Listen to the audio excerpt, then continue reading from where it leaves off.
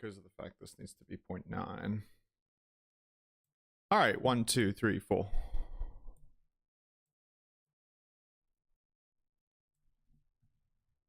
One. Sounded good? That looks good. That looks good. That looks good.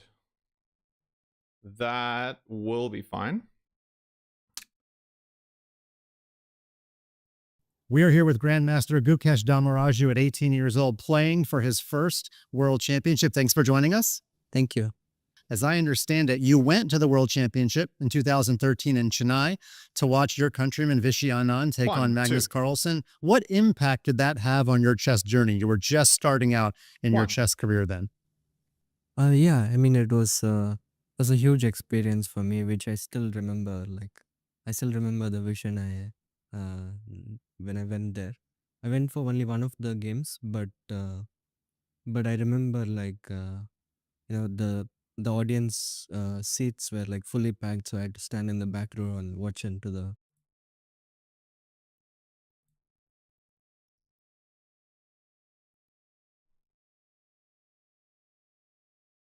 Well, Chess.com is here with the champ, Grandmaster Ding Liren, back to defend your title. Thanks for joining me. Oh, thank you. First thing I want to know, it's like the only breaking news that we have. We have seen Richard.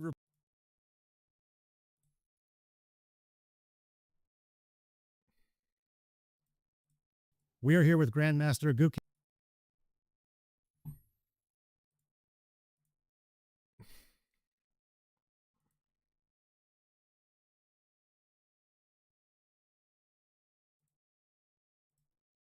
Damaraju at 18 years old, playing for his first World Championship. Thanks for joining us. Thank you.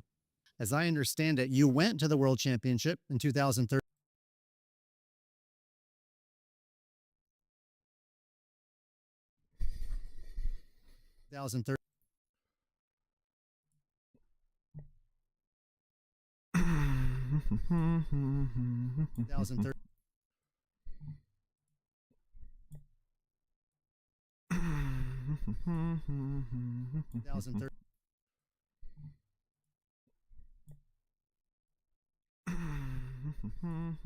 Oh yeah, this is gonna.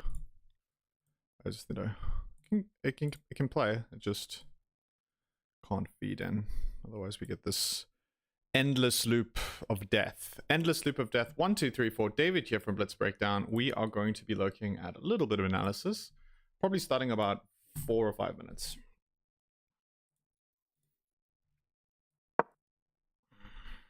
And here what we're going to do is we're going to put in Gukesh.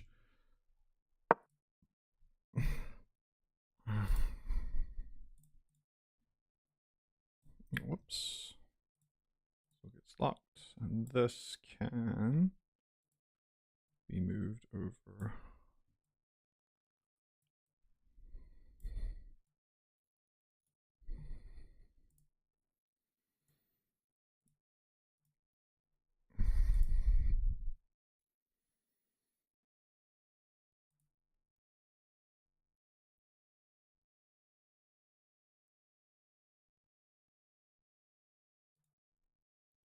There we go.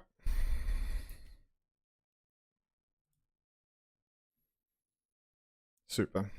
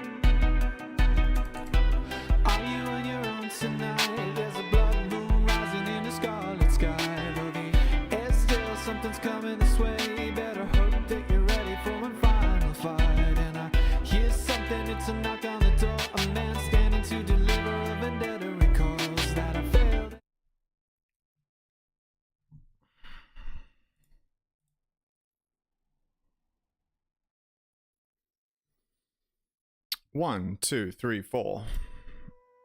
1. We are here with Grandmaster Gukesh D.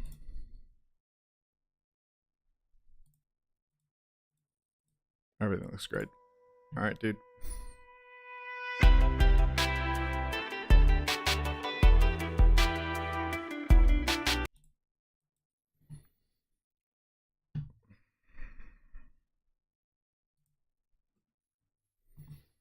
All right. Here we go.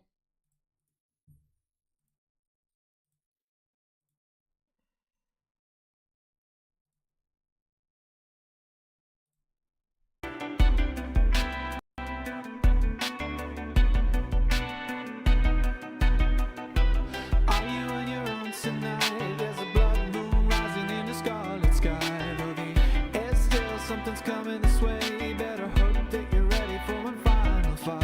And I hear something, it's a knock on the door. A man standing to deliver a vendetta recalls that I failed, and it's clear that my reckoning's nigh. And though I try, he won't leave me this time. Now I know that I've become something less than what I know. I know I won't be let alone tonight.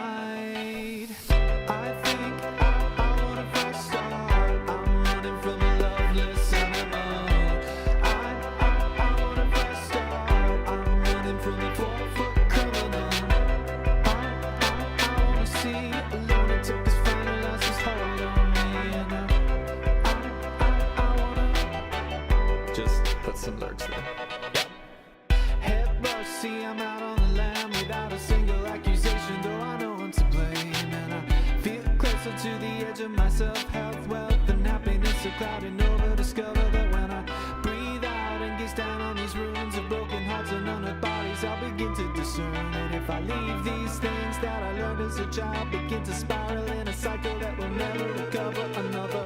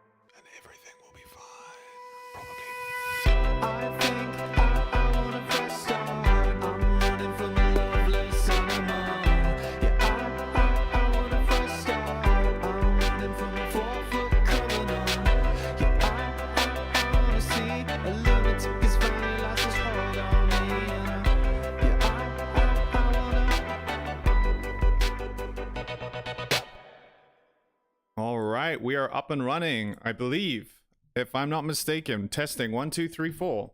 It is day one of the World Chess Championship. A very exciting day. I've got my coffee. I'm a huge fan, like all of you guys watching, and I'm really excited to see exactly what's going to happen in today, the first day of the World Chess Championship, played between Gukesh and Liren. It's going to be really exciting, and to start off the stream, still going to be a while before we see the first move. I think it is just 10 o'clock South Africa time, and the game starts at 11. So 1 hour from now, we will see hopefully the first moves on the board. And I thought to start off the stream, we could do a couple of things. Look at Gukesh's possible starting ideas with the white pieces, because of course he's playing with the white pieces in the first game. And also we've got a couple of interviews lined up that we could take a look at. And of course, I'm going to be interacting with you guys in the chats. Make sure to leave a comment, hit the like button, do all that good stuff to support the stream. Thanks for commenting. Our first comment of this year's World Chess Championship. Thanks, Naresh. Appreciate it. Okay, so Let's jump into things. Really, really interesting. So I've spent a little bit of time looking at exactly what we can expect from Gukesh. Asked ChatGPT to give me some idea of what to look for with the white pieces and what kind of openings Gukesh plays with the white pieces. And also what we can see, which is really cool, is if we open the database of Gukesh's games with the white pieces, we start to get a little bit of an idea of exactly what we can expect. So what I've decided to do is just put up the games that we have in the database that Gukesh has played. And with the white pieces, you can see it's quite a big sample size here. We have D4 being the most popular. I don't have that on the board now. D4, 1D4, knight to F3. So that's the first option, knight to F3. Much more versatile, sort of taking a look and seeing what black is going to come up with. He's actually played that quite a lot, 189 times. Then we also have 1E4, which is definitely expected at some point. Maybe not today, but it could be. C4. He's even played C4, which is interesting. Only 50 games, and twice he's played 1B3, which is quite an not a standard opening when you're playing at a high level in classical. But he's gone for it a couple of times. I doubt very much that we would see that out of the opening, but it's possible. So let's take a look at some of these options. Now, I think in all reality that we could expect a lot. I could be wrong. 1D4. And the reason for that, I've been looking through some of some of Gukesh's games with the white pieces. And he's had actually a reasonable amount of success recently with D4. He beat Fabi not that long ago with D4. And I've actually got that game up here that we can take a look at just to kickstart the stream today. 1D4. And well, first let's just talk about the expected openings, and then we'll take a look at the analysis for that game. So he likes 1E4. We could very well see Roy Lopez, one of the oldest openings, and actually quite a fun opening to watch grandmasters play because everyone knows this opening. It's so familiar to all of us. It's like really recognizable. Another opening in his repertoire is playing bishop to C4. The Italian game, which is also something that all of us are familiar with. But I have some opinions on this that I'll mention later about why I think he probably won't want to play this opening. So let's take a look at the analysis of this game that was played, I think it was 2023 against Caruana. Huge win for Gukesh, beating Caruana in this game with the white pieces. So he starts off with 1D4. And here we get the Catalan. And this, in my opinion, is something that we could probably expect to see him playing G3 with the intention of fianchettoing the bishop. And this is a really also well-worn opening. A lot of people have played this. And in this particular game, it worked out really, really well. I'm not going to do like a full analysis of this game, but I do just want to jump to the critical moments, which I think will illustrate why he would want to potentially go for this opening. So throughout the middle game, things are kind of more or less equal.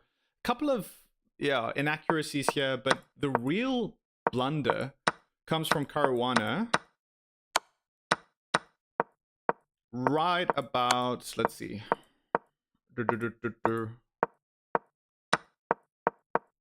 Yeah. Okay, so he plays queen to G6. And queen to G6 is a really interesting move. It's attacking the bishop and keeping an eye on this pawn at the same time. It would be very tempting just to immediately play bishop to F5, pinning the queen to the king, but of course you can't do that because the knight will take on F5.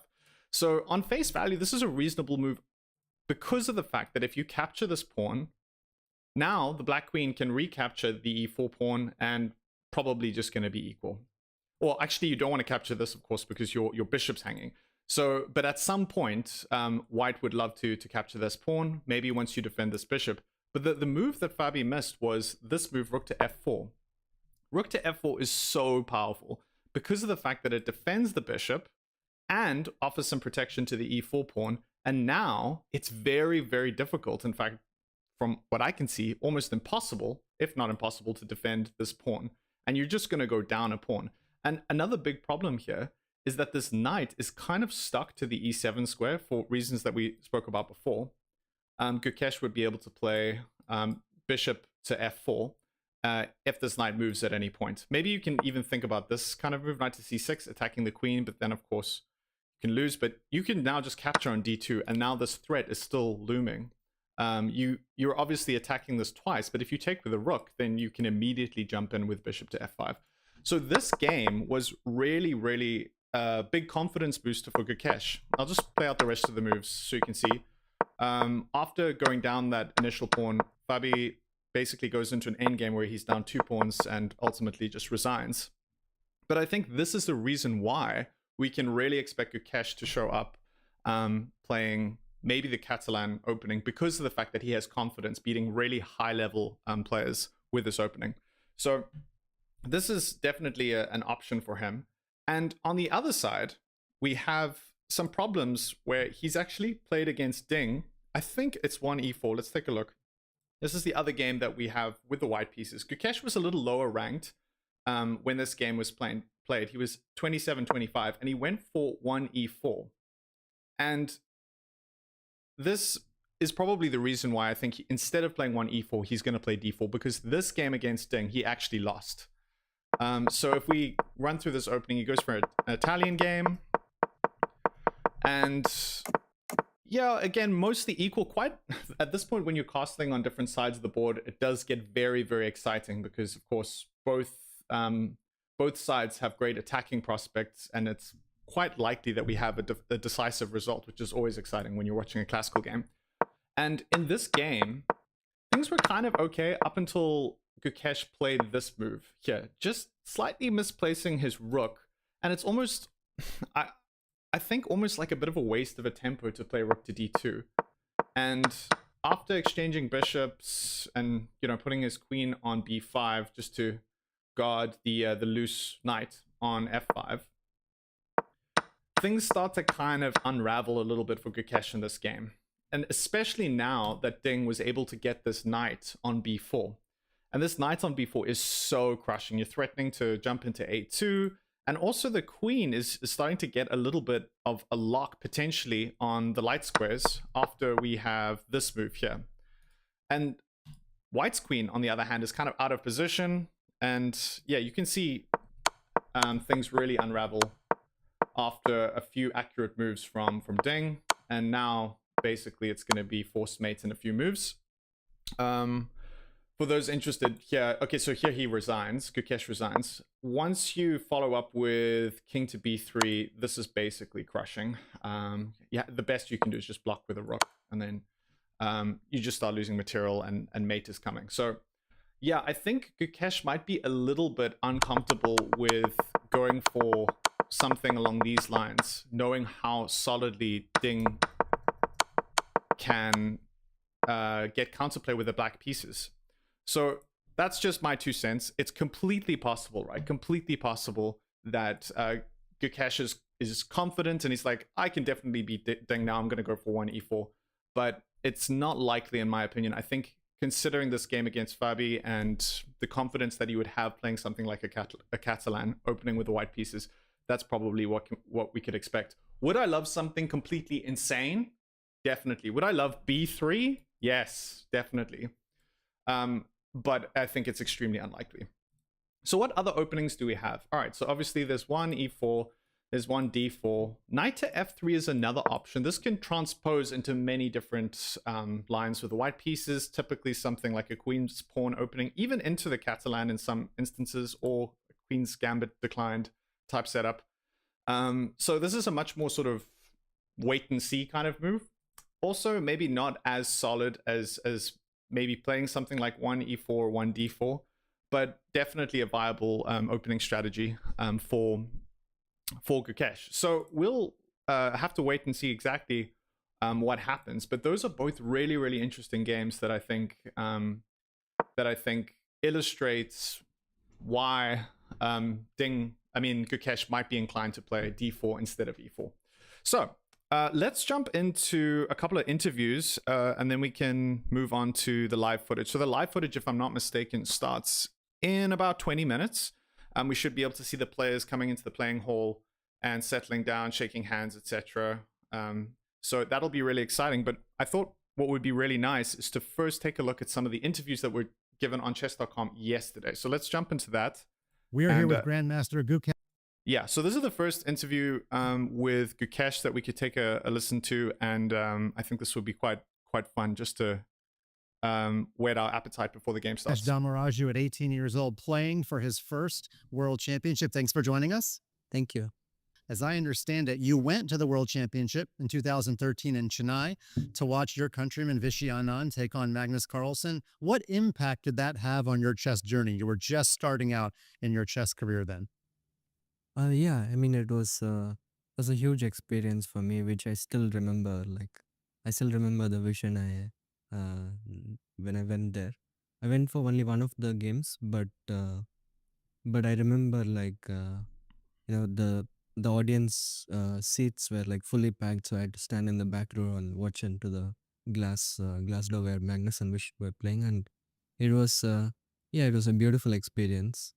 And it certainly played a role since that time. I mean, I really wanted to be, you know, to be at the level of the players that I was watching back then. So, yeah, I'm really glad that it went there. And it only took you 11 years to get there yourself. Pretty amazing. This gets talked about a lot, but at the chessboard, you look completely unflappable. Like, I just like to just pause for a moment there. I think that's completely insane if you think of it. 11 years ago, so Gukesh now is 18. I think he's just turned 19. So, I mean, you think about 11 years ago, he was just a little boy. Watching Magnus play Vishy must have been a huge experience, and obviously something that had a big impact on motivating him to be able to get to the point that he is now and playing at such a high level. So I think that is just like a real amazing story to hear, like how that motivated him. And he obviously had his eyes from a very young age fixed on the prize. And many people, they wait a long time before they can get an opportunity like this. And here he is in this incredible position to be able to win the World Championship at the youngest ever. And he's the youngest ever to challenge for the World Championship as well. So really a huge story here. There's no stress. But you know your body. If we hooked up a heart rate monitor to you, would it have some spikes during critical moments and time pressure? Yeah, for sure. I mean, everybody has, I think. And in general, I don't get too nervous, but I certainly get nervous in time scrambles or very crucial moments. But I'm able to handle them well, and in general, I'm not too expressive on the board. So, yeah, I'm just trying to be as natural as possible when I'm playing. You're going to play in a glass cube, and there's going to be probably 20 photographers on one side of your board. Would you ever prepare for a world championship by setting up that scene somewhere at your house, kind of like if you're practicing for clay court tennis, you'd practice on clay, right? I don't think it's the most realistic thing to set up a massive glass box and fake press outside, but okay, I get it. Preparation's good. But yeah, that is going to be really interesting to see. I feel like it's going to be like a bit of a fish tank where the players are inside and then everyone's sort of staring in from the outside. Should be interesting. Did you prepare at all for just the amount of attention that's going to be on your board? Yeah, I mean, I mentally prepared myself that there will be a lot of attention. And, but in general, I handle these things quite well. When it comes to chess, I try. I mean, I'm quite good at switching off everything else. So in that sense, I'm pretty confident. I don't know how it will be because I've never played a world championship, but even if I experience something unexpected, I think I'm pretty confident that I will be able to remain focused. When you come to the board early before the first move, your eyes are almost always closed. This is one of your trademarks. What are you thinking in those moments? It depends. I'm just being aware of myself. Like if I'm facing some kind of thoughts, I'm just trying to work on it. I'm just getting myself to focus. It's mostly about just following a routine because routines generally help get into your mental space, and for me it's just part of my routine. I think this is such an interesting thing that he said. I remember watching an interview with him in his house, and they were he was giving a bit of a tour of his room, and he had all of these books that weren't so many chess books. I was quite surprised at how few chess books were on his shelf, but it was mostly extremely successful sportsmen and women and their autobiographies. Rafael Nadal, a lot of tennis players, Roger Federer, and what was really interesting is what he's talking about now is the mindset in terms of having a winning mindset. And I think by consuming this kind of reading, where you're just continually reading about success and the routines, as he was describing now, that are involved in being incredibly successful, that's where it starts, right? Is having a successful routine that you can fall back on. And even where things are shaky and maybe you're not feeling great, you know that you've done the preparation in order to, just to perform to your best ability. And speaking of routines, I believe that Sagar Shah noticed this. Levon Aronian likes to adjust his shirt sleeves, but you like to adjust your collar a lot. What is that about? It's more of a habit actually. Like when Sagar told me about this, I didn't know that I mean, she showed me some footage and I didn't know that I do that so much. So it's mostly just a habit. Ding Liren said in the last World Championship, he started working with a psychologist after things went badly. But you're working with Patty Upton in preparation for this match. What has Patty Upton taught you and what are you working on together?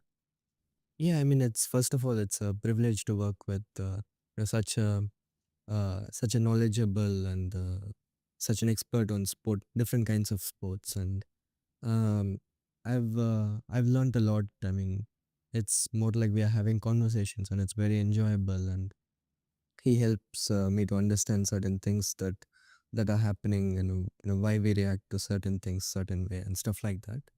And I think, yeah, chess players, especially since the mental side is so important for us, it's good to take care of ourselves. Absolutely. Do you anticipate you might be talking with him during the match? Yeah, I mean, it depends. Like we've been talking for the last few months, and I mean, we'll be in touch online. We'll see. Speaking of other famous people, Prime Minister Narendra Modi tweeted after you won the candidates, I believe, and I think you may have even met Prime Minister Modi in person. Do you think that he'll be watching this match? Yeah, first of all, it was great to see all the support from Honorable Prime Minister. Oh, no ways. Paddy Upton, okay, I think that's one of his coaches, I've just been told, is South African, which is where I'm from. So represent. Awesome.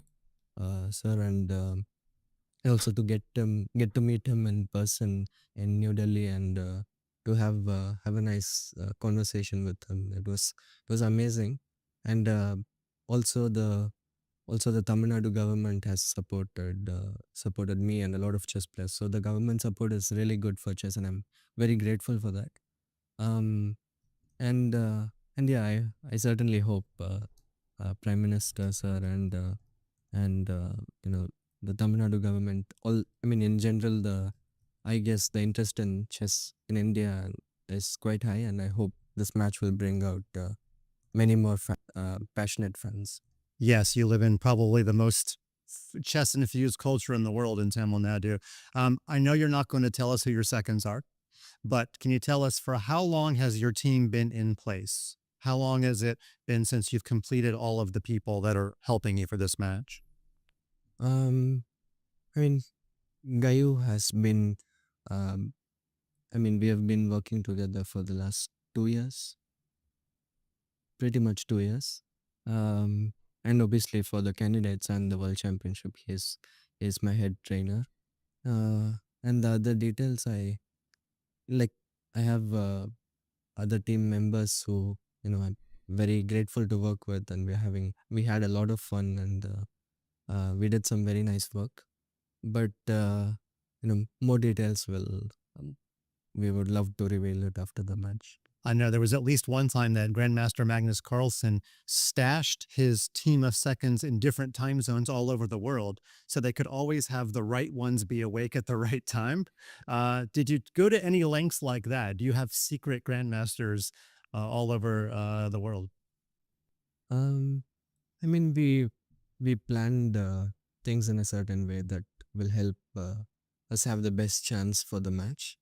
And the specific details will will probably reveal later. Fair enough. I had to try. Uh, when it comes to Grandmaster Gajewski, you two play tennis together, but who wins?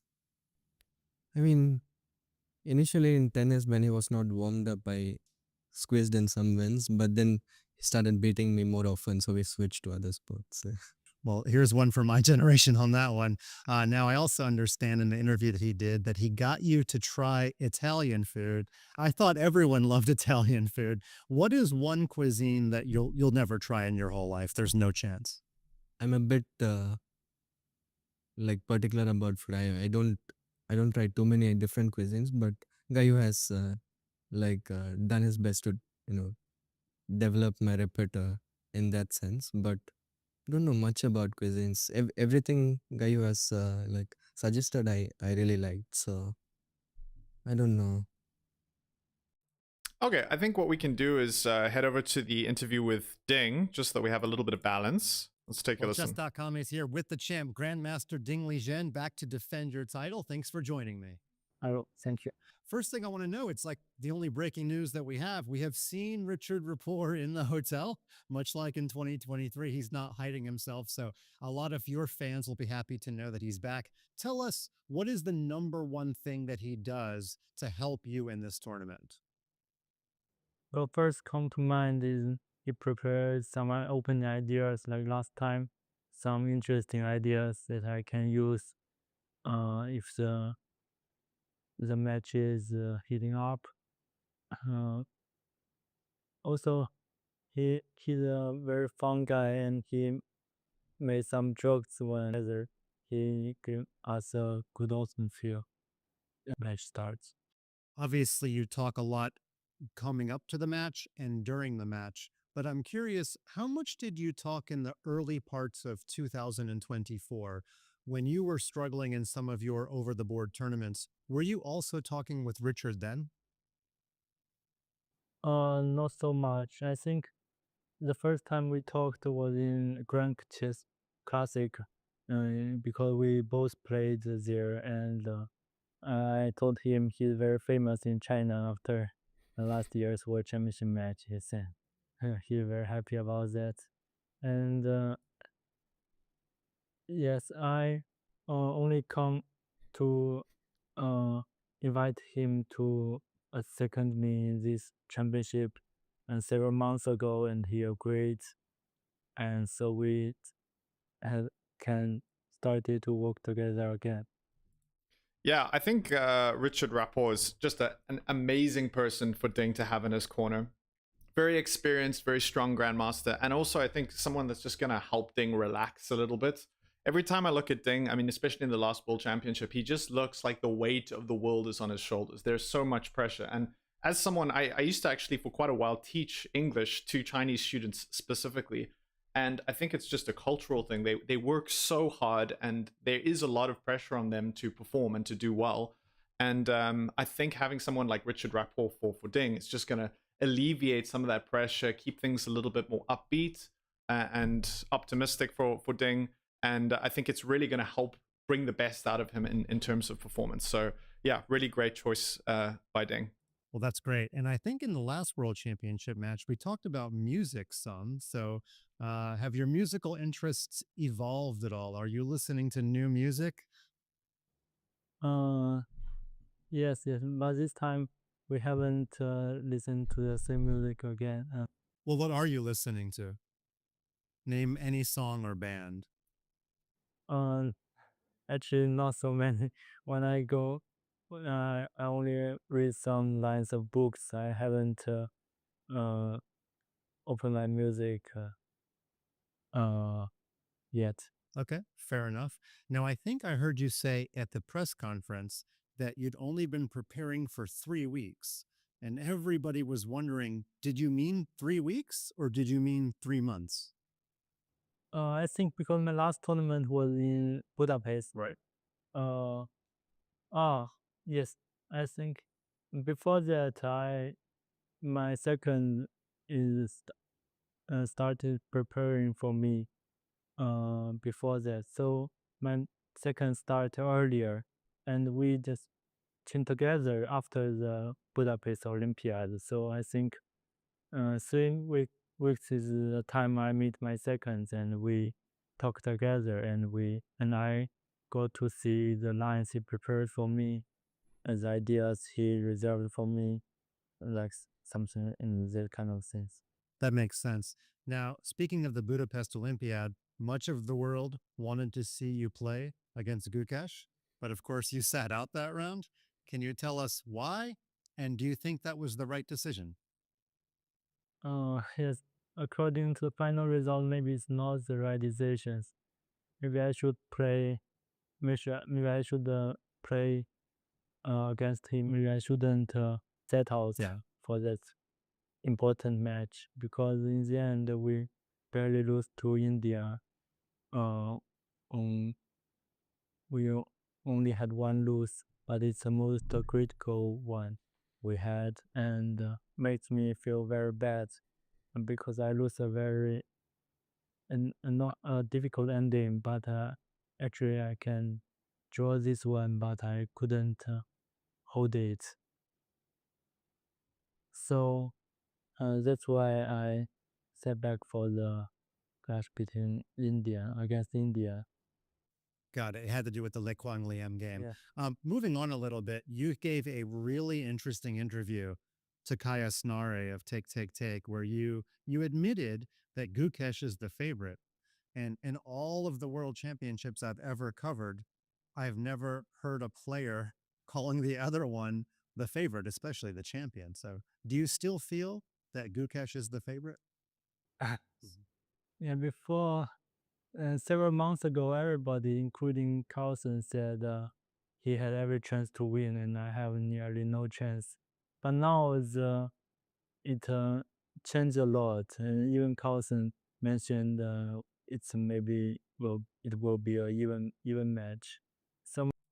Yeah, I think this is something that a lot of people, the bookmakers, have spoken a lot about in terms of who's most likely to win. Now, I haven't actually checked what the odds are. Let's take a look at what the markets are saying. But I honestly think that it is more balanced than the markets are suggesting. So right now, there's only a 23% chance that Ding is going to win according to Poly Markets, and that's pretty good representation of what the bookmakers' odds are.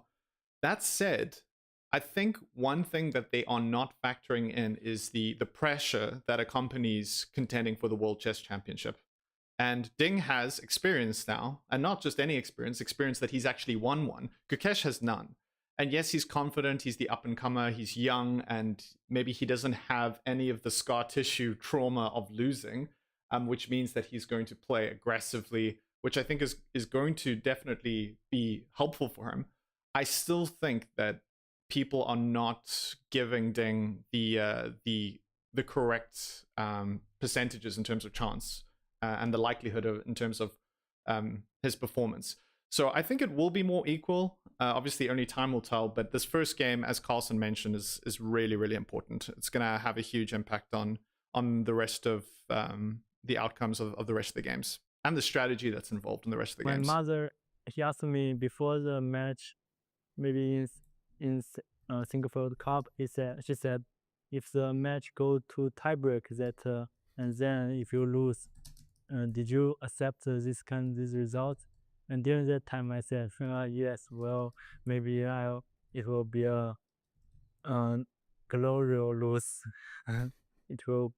I will accept the result if it's that. But now, when the match approaching, when we are in the venue, I don't think I will give up either. Well, that's great to hear. You're no longer happy with losing a close match. Now winning is the only result you'll be happy with. You are the most open and honest world championship player I have ever covered, which works for you. But I'm wondering, is there anybody on your team who has ever said, hey, Liren, maybe you shouldn't be so open with the media? Yes. But our leader said, maybe you should speak Chinese, or maybe you should say something more common. and maybe you should say answer the question in Chinese, so there will be a translator for you to give some more proper answers. But I think to just a waste of time. If I can answer question in English, although not so good, but still it will save some time. So that's interesting. At the last World Championship and this one, you insist on speaking English. Is it only because it's more efficient? It's just faster? I thought maybe there was some other reason that you preferred English. Maybe it's a way to improve my English. Okay. Well, you can be my chess teacher and I will help you with your English. Okay. I actually really admire that because it's intimidating speaking in a language that is not the one that you were brought up with. And it's super intimidating speaking to media and then having to like articulate your thoughts, especially if it's something, as complicated as chess. So yeah, I really admire that, and I think his English can only improve. So yeah, credit to him. It's the least I can Also, do. I have the chance to speak Chinese, especially here. A lot of people they can speak Chinese, even in Singapore. Yeah, let me ask you about that. Do you feel like there's any benefit to the fact that as you walk around Singapore, you can speak your native language? Is that going to maybe help you in the chess match? I don't know, because it's sort of like a Wenzhou match, where I played in my hometown against the world strong grandmasters, and my result so far is I guess 2 win and 3 lose, and not a very good results yet. So maybe it's no home advantage in chess.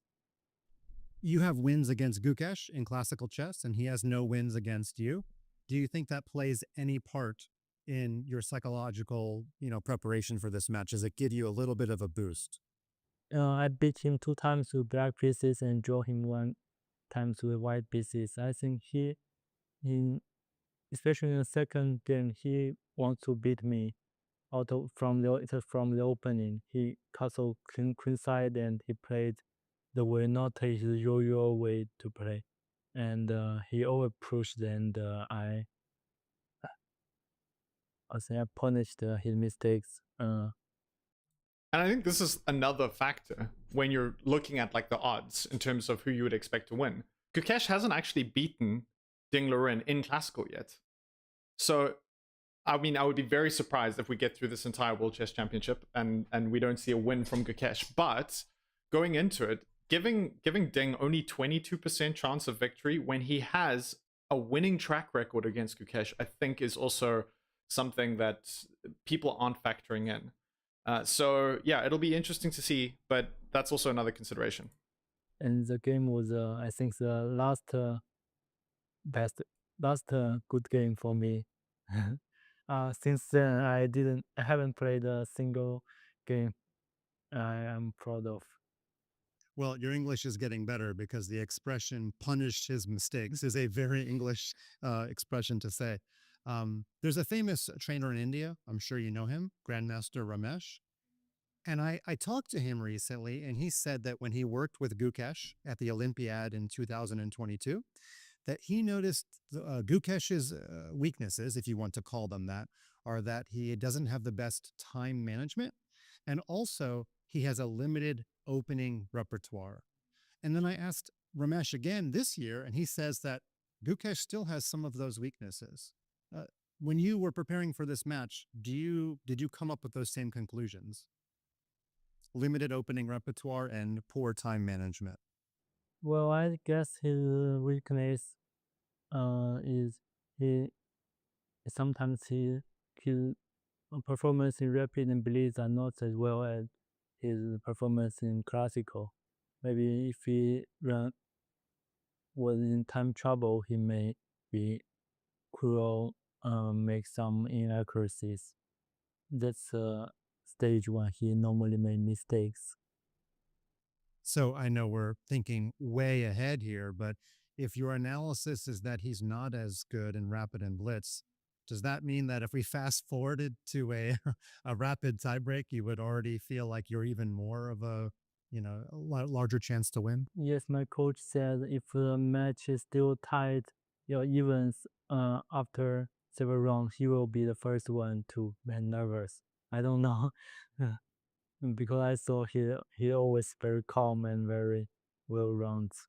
And Yeah, and I think when I talked with you in 2023, you were speaking to somebody in the medical field. I don't know if it was a psychologist or whoever it was to help you. But in preparation for this match, did you do psychological preparation of any kind? well, not really. Not really. I only do physical uh practice. A lot of physical practice because I love to do. Not so one may it also may help me during the game, but mainly because it's a hobby I have. I think I'd like to just comment on that is that when people talk about playing chess, they think, oh, like that must be pretty relaxed. You just sit down and you play and you're not really doing anything physical. But I think those of us who have actually sat down and played a game over the board that's lasted more than an hour or two, you know how absolutely exhausting it can be to spend so much time calculating. It's physically demanding on your body and as well as your mind. And then on top of that, there's the other aspect of the psychology of chess and making sure that mentally you're incredibly strong to be able to withstand hard losses, so that you can come back and still have that self-belief. And a lot of people just don't realize just how demanding chess is on every part of your body. So I think that's quite an interesting question from the interviewer. Yeah, you said at the press conference that you like to play table tennis and badminton, but Gukesh plays tennis and squash. So we need to find a racket sport that both of you can play. Maybe pickleball? Have you ever played? Yes, pickleball. Yes, a combination of many ball games. Have you played pickleball before? Yes, a little bit.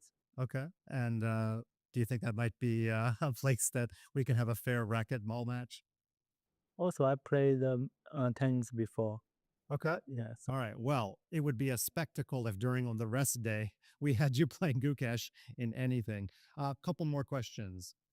This year, the prize fund is a little bit different, and they're giving away $200,000 for every win. Will this affect the chess games at all? Will this affect any of your decision making? Yeah, that means if you win more, you will take more. Yes, that means you need to fight for every single point. Yes. Do you think it will produce more fighting chess? I know in 2023, the chess world had a lot of wins, a lot more than we usually have. But do you think that this change in the prize fund will cause players to go for more wins? And So there's small chance the loser will not qualify for the next candidates automatically. Yeah, that means it encourages players to fight harder and harder to fight for the best results. yeah, that's interesting.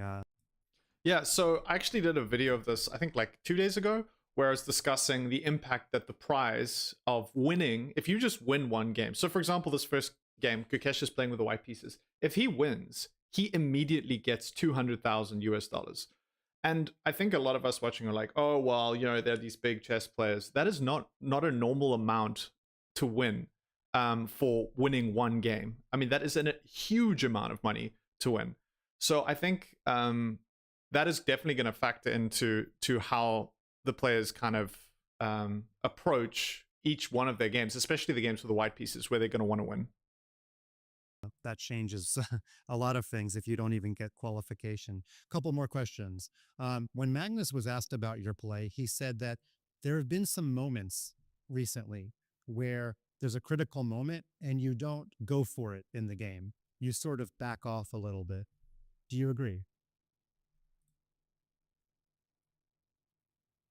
There's a chance for you to be aggressive, but you don't push your position.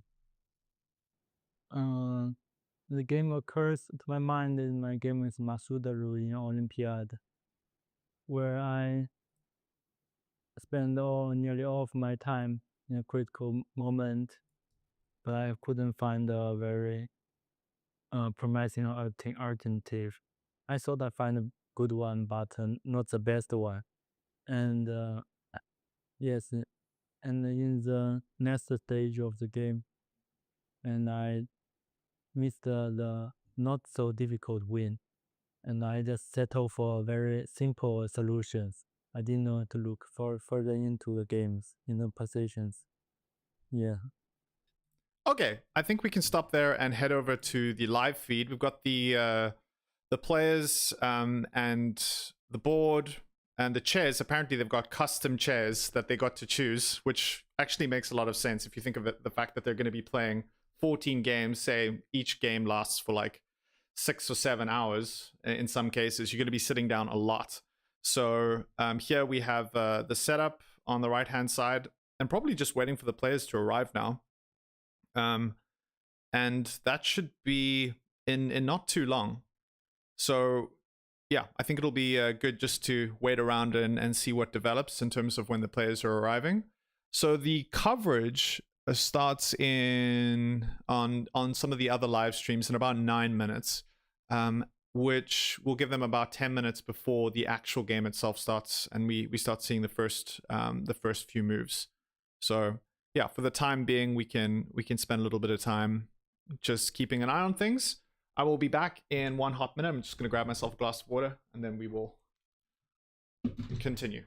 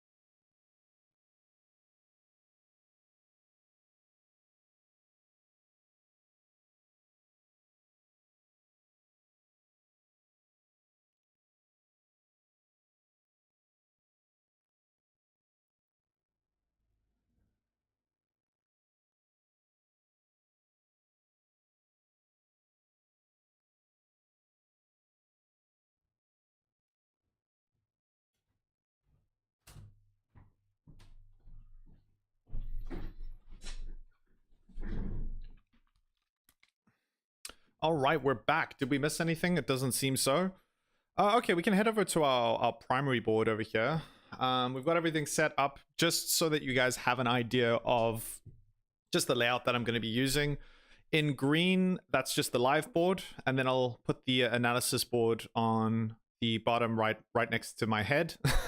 And then occasionally, if I find something that's really life-changing in terms of like a cool line, then I'll head over here and bring the analysis board up front and center. But yeah, most of the time we'll just stick with this configuration. Let me know if this is kind of easy on the eye. If there is some kind of technical thing that you would like to make a suggestion, please comments, go for it. I am just like a one-man band here. I don't have the resources of like Chess24 or like any of the big things. I'm just kind of doing my own thing here.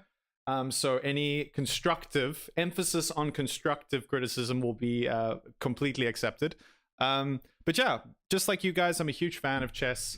I'm not like a super strong chess player, not a grandmaster or anything like that, but man, I'm passionate about chess, and yeah, I've been playing for a while. If you'd like to check out my chess.com profile, you can go and look me up on chess.com, blitz_breakdown_chess, and you can add me as a friend, and maybe even give me a request for a match. I might consider playing against you. So yeah, anyway, for the time being, we're waiting on things to kick off here. Let's head back to to the actual venue. Still nothing happening yet, but I'm sure the players should be arriving shortly.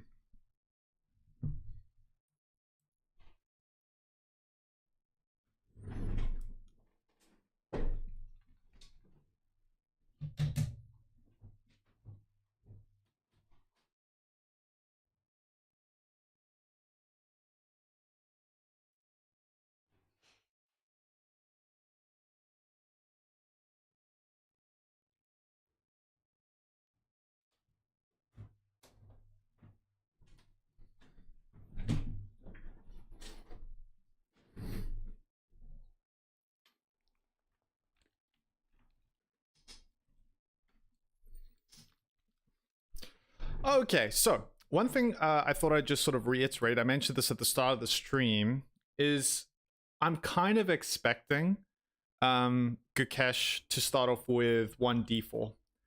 And the reason for that, as I mentioned earlier, and also Ding mentioned this in the interview that we watched earlier, was that with the white pieces, Gukesh has lost pretty badly when he played 1e4 against Ding. They played the Italian, which is this kind of setup. And yeah, it did not go well for Gukesh. In fact, if they had played it out, he would have gotten checkmated. And Ding was pretty ruthless in that game. So I'm expecting that we're not going to see this, but I could be wrong. If he does play e4, I'm not thinking that he's going to go for an Italian. He might play a Roy Lopez if we get this kind of symmetrical thing. It is also possible that Ding plays the Sicilian defense and we see, something along these lines. That's also a possibility. But yeah, I think either we're going to see something like d4, but if we do see e4, it'll probably not be another Italian. But who knows? There could be like a bit of a double bluff thing going on, because Ding might be thinking, well, Gukesh is not going to want to play the Italian against me because I beat him the last time he played the Italian. So Gukesh might be thinking that's the perfect opening to play because Ding might not have prepared for the Italian. So you can see how like the mind games start happening and how they can really escalate into like leveling each other.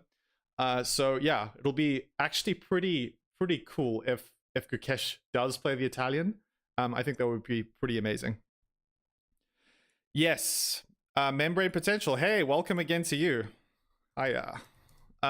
That's a good point. Sicilian is pretty high risk for the first game. Yeah, it could be, but again, considering the fact that there is prize money, big prize money at stake to win, and Ding has won twice with the black pieces, he might seriously consider going for it and saying, well, I'm the underdog here. I might as well try and win and start earning some cash early on. And he might we might well see e4, c5. So definitely possible, but yeah, I mean, obviously at the highest levels, there's nothing wrong with the Sicilian. Sicilian is a fantastic opening and completely playable from Black's perspective. So we'll see. Let's go Ding. Marky Oteda says, nice to have you in the chat. Guys, let me know where you're from in the world. I'd love to see a little bit of the demographics. I was looking at the time zones that are involved. Because for me, I'm in South Africa in Cape Town, so it's like just about to go 11 o'clock here. And I was curious, like, what time zones are going to be not sleeping. And I saw in the US, if you're from LA, from California, it starts at like 1 in the morning. So that's pretty brutal if you're a chess fan and you're stuck waiting for 1 o'clock in the morning, unless you're a night owl. But then basically for the rest of us that are east of the US, we're in business. So yeah, Europe, Asia, Australia, we all get to watch within like a reasonable time. So do let me know where you are in the world. I'd love to know. If you are from America and it's nearly 5 o'clock in New York, do let me know. I'll be exceptionally impressed that you're up so early. So we're still waiting on the players to come out and shake hands. Hopefully we see one of these handshakes. Wait, this was sort of around the time when I think there was COVID and people were figuring out whether we were going to do the fist bump or the handshake. I would love to see one of these. This would really rock my world. That's a good option for handshake. Another good option is the opponent showing up late handshake.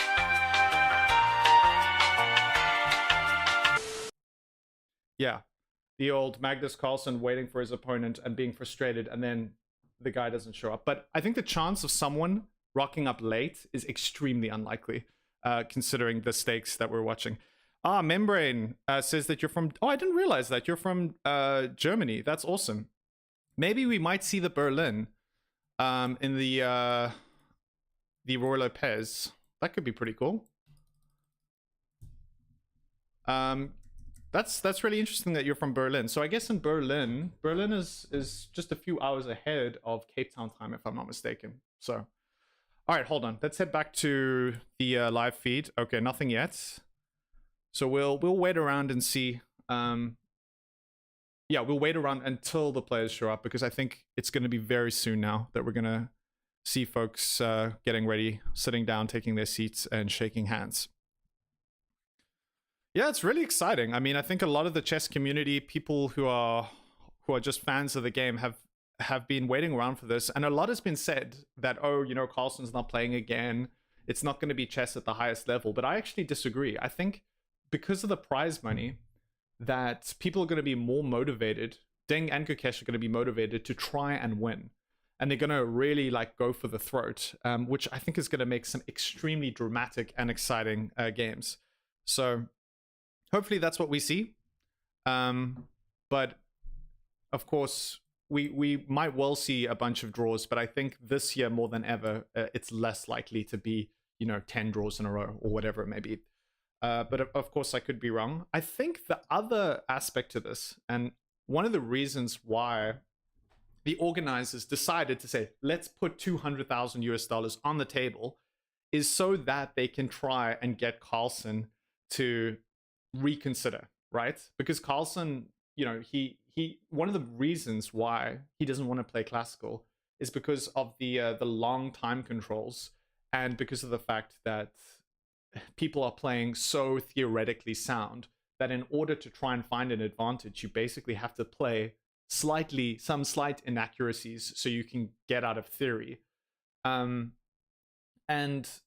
what really incentivizes those kind of changes is to play for a win. When you have to play for a win, then you have to come up with some new ideas and novelties. And when there's big money at stake, then you're even more incentivized to do that. And Carlsen might say, well, sure, depending on how this World Championship goes, if he's, you know, we're seeing decisive results every second or third day, it's completely possible that Carlsen might say, maybe I should rejoin the candidates and, you know, throw my name back in the ring. We'll see. But yeah, anyway, it's going to be really exciting. Let's head back to the big screen and see if we can wait around for guys to show up. It is 7 more minutes until the players are set to kick things off. The schedule on chess.com says that it starts at 11 o'clock, which wherever you are in the world is on the hour. So it's something 53 now, wherever you... Oh, unless you're in India, because I think India, they actually have a half-hour time zone. But for the rest of us, it's basically on the hour and 7 minutes. So the schedule says 7 minutes from now, we should see the players make the first move, unless there are any delays. And that can happen, of course. But I think with an event this big, it's not super likely.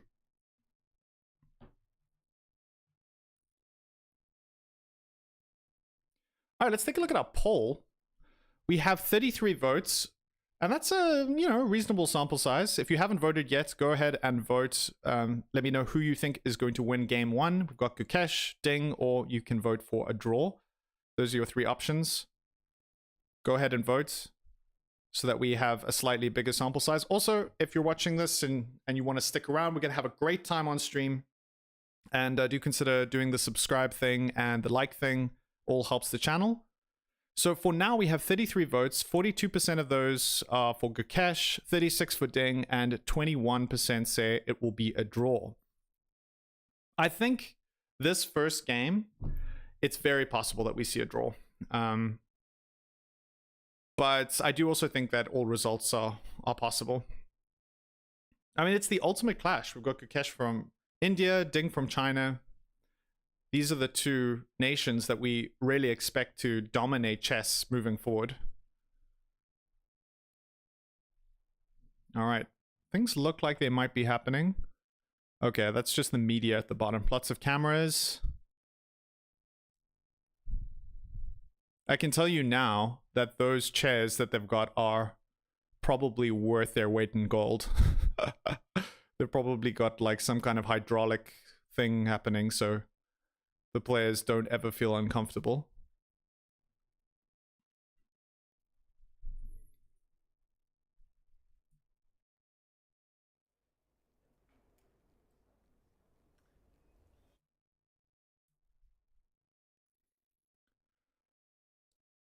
Marky Otita says, give me some tips, bro, to dominate my chess tournament, sir. My game will be on the December the 18th.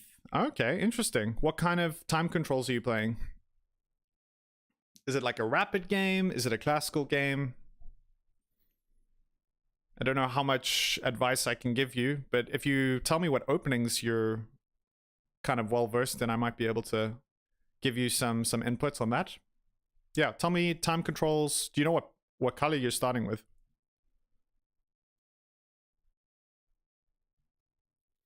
All right. We must be approaching game time now. It looks like it's possible the players might just be off camera right now from the way that guy is or maybe not. Oh, they could be.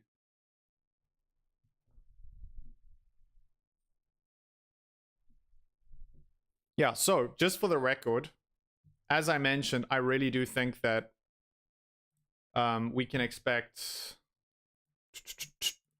1 d4. Just so I'm on the record, I could be wrong, but if I'm right, then it'll be pretty cool. I mean, I've got probably about a 50% chance of being right. I think he'll probably play d4 or e4 as his first move. All right, there we go. So Gukesh is here, about to take a seat. All right, this is history being made. Gukesh, the youngest ever, winner of the candidates, youngest ever to challenge for the World Chess Championship. And if he wins this, he will be the youngest ever World Chess Champion. Another reason why I think Carlsen might be very strongly incentivized to rejoin the World Chess Championship in the next cycle. I think if Ding wins, then less likely that we see Carlsen. If Gukesh wins, Carlsen might have a little bit more to prove.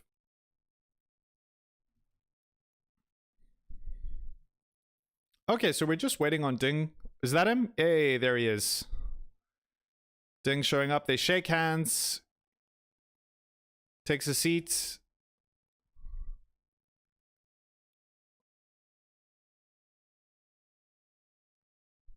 And we are about to kick things off. This should be very exciting indeed.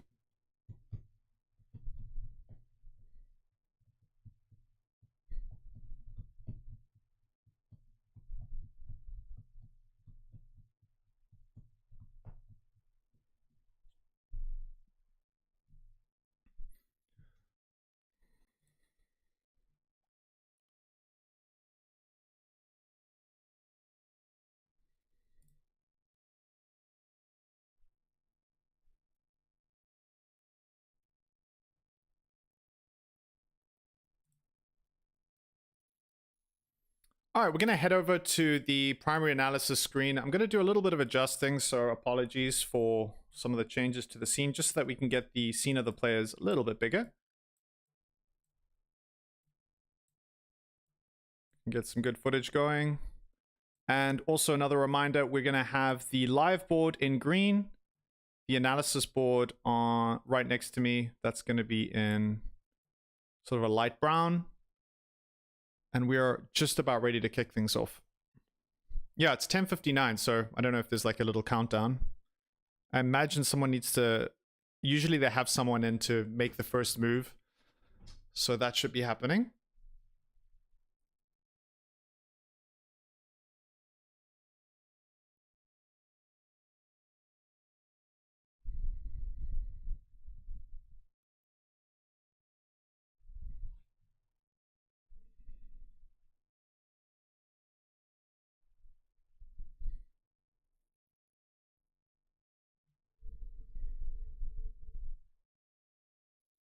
All right, so we've got 36 votes in. 47% think Gukesh is going to take the first game.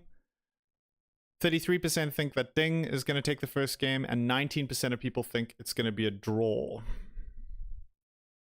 We'll leave that running sort of indefinitely. Later on, I have a couple of fun little games that I thought we could play. I've got some outlines of players, and you have to guess just from the outline of the player who it is, which I think would be quite fun.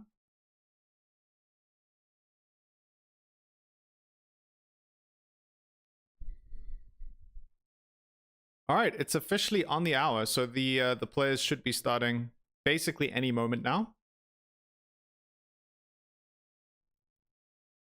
All right, and we have the first move on the board, do we? Let's see.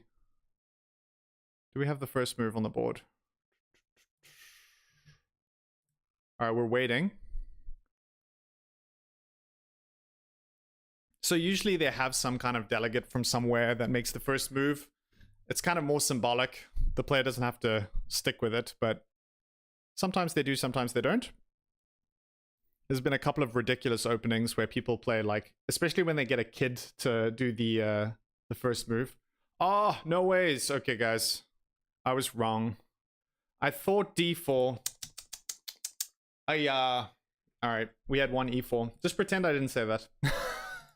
Okay, one e4. Knight to f3. And now, oh!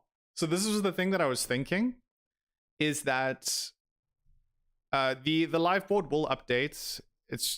It might take a little bit of time. Hold on. Wait a second. Why is this? Oh, there we go. Okay, now it's updating. Super. Yeah, so we have a really interesting opening. We've got the French defense. And this is just the normal variation of the French defense. French defense characterized by this e6 move. And white just trying to take control of the center, making sure that... yeah, that that black doesn't just have sort of full reign over the center. Usually out of the opening, that's the main thing. If you're a beginner and you're sort of learning chess, these are the basic principles. You want to take control of the center early on. If you give up control of the center, that of course is not usually a good sign. Okay, so we have the Steinitz variation of the French defense. And now white has these two advanced pawns. And okay, let's just update that. We have f4. And now you can see this sort of like a pawn wall that black has to kind of figure out. Usually at some point you expect c5. C5 is, oh, well, if we look at the database, c5 is the most common next move. Oh, we have that on the board. And the knight moves back to e2. So in this position, white, historically, if we look at all of the games that have been played, white typically plays knight to c6 here. And if we look at who usually wins when we see this opening, 44% of high-level matches end with white winning, 27% win in a draw, end in a draw, and then 29% end up with black winning. So this is a really great multi-outcome opening that we're seeing here, which is quite exciting, actually. Hey, Kanishka's here. Awesome. Yeah, Ding definitely coming out fighting. It's going to be a very interesting next couple of moves. So, yeah, usually out of the opening, both the players... don't need to spend too much time thinking, especially if they've done deep preparation. And that's typically why we see most of the time being spent later on in the game. People often be like, well, they've got 2 hours on the clock. Why do they just blaze through the first 6 moves so quickly? Well, it's because they don't need to think. They've already made their decisions. And, they're not likely, unless you go play something extremely obscure, which you're not going to do in a World Chess Championship, you're not massively likely to blunder out of the opening or have really any decisions at all. Of course, it's different depending on what lines you go for.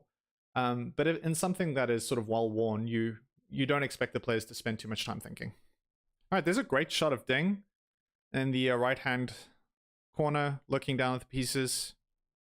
Ding wants that $200,000, definitely. That's money, man. I actually have like a cool money gif. I want to see if I can put it in. That would be quite cool. Hold on. Let's do that.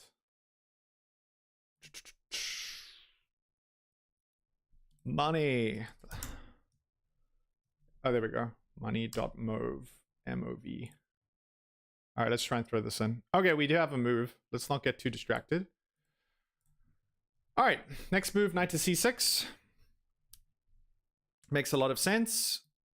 The knight gets an opportunity to develop, and yeah, just targeting the d4 square.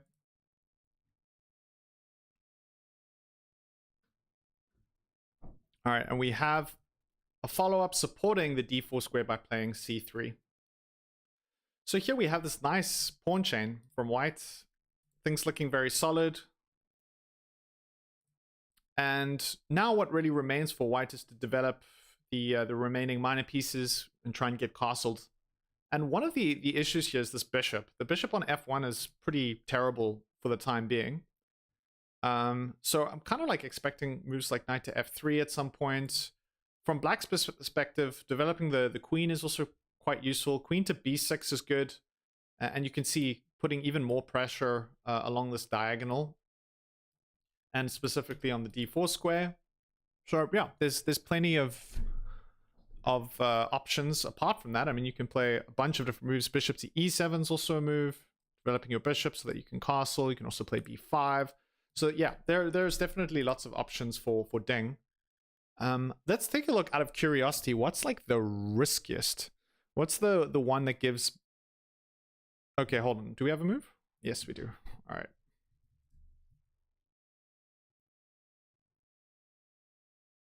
Oh no, we don't have a move. Sorry. So the move that offers the greatest opportunity to win with the black pieces, queen to a5, but very few games have been played with queen to a5. The majority of games play queen to b6. Shouldn't black play f6? Okay, f6. Yeah, okay, so here, why shouldn't you play f6? f6 is a pretty dodgy move. I mean, I could be wrong, but actually it is playable. All right, 43 games have played f6, but only 16% of those games end in a win for black. f6 is interesting, but the problem is the weakness that you create along this diagonal, and also potentially these pawns that would offer a lot of protection in front of the king. So say, for example, later on, black decides to play bishop to e7 and castle. Now this f6 move just, I don't know, it could go quite badly later on in terms of these pawns. Obviously, I mean, the engine seems to think it's not even that bad, so it's certainly playable. But I don't think it's something that sort of jumps out at me.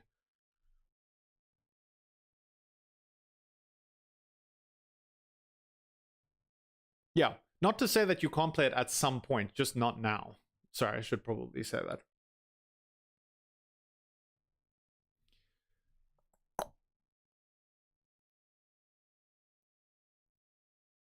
All right, 40 votes in, 45% for Gukesh, 30% for Deng, and 25% say draw. Awesome.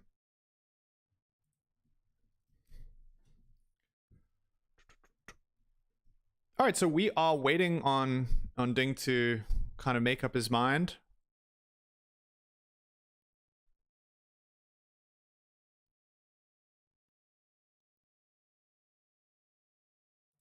Yeah, so from black's perspective here, queen to b6 seems okay. I kind of would be very interested if he goes for queen to a5.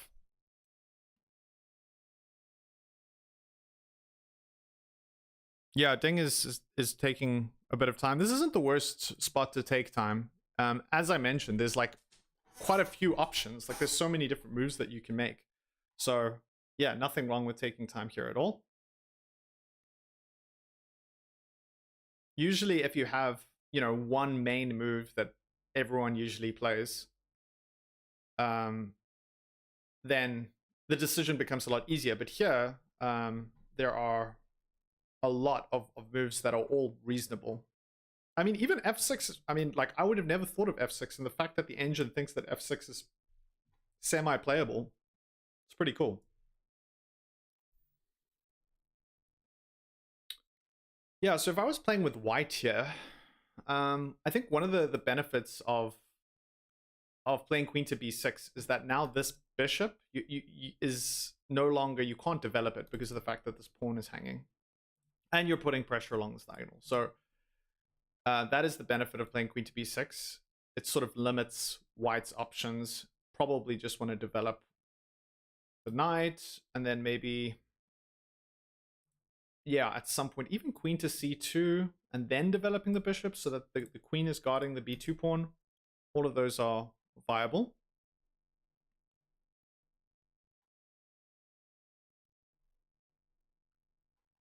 Okay, wants to break the center, but probably development is more urgent now. Yeah, if you play f, are you talking about f6? Yeah.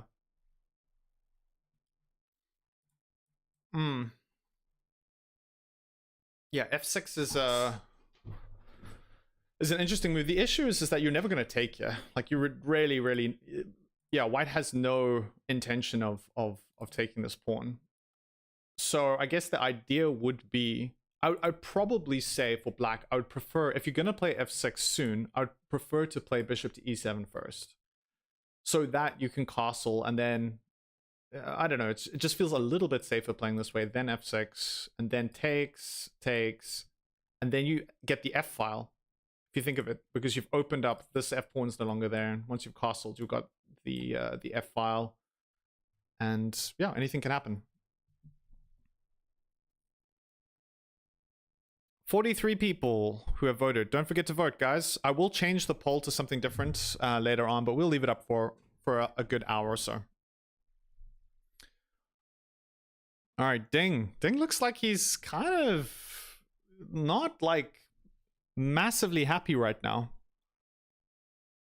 I think maybe he wasn't expecting this particular opening. Almost seems like he's already out of preparation, which is a little bit alarming. And I think Gukesh might even now start sensing some kind of weakness and some opportunity. It's not like this is unknown in terms of theory. You know, a lot of players have played this, but I think the fact that Ding is thinking as long as he is does give an indication that maybe he hasn't spent as much time considering this position as Gukesh.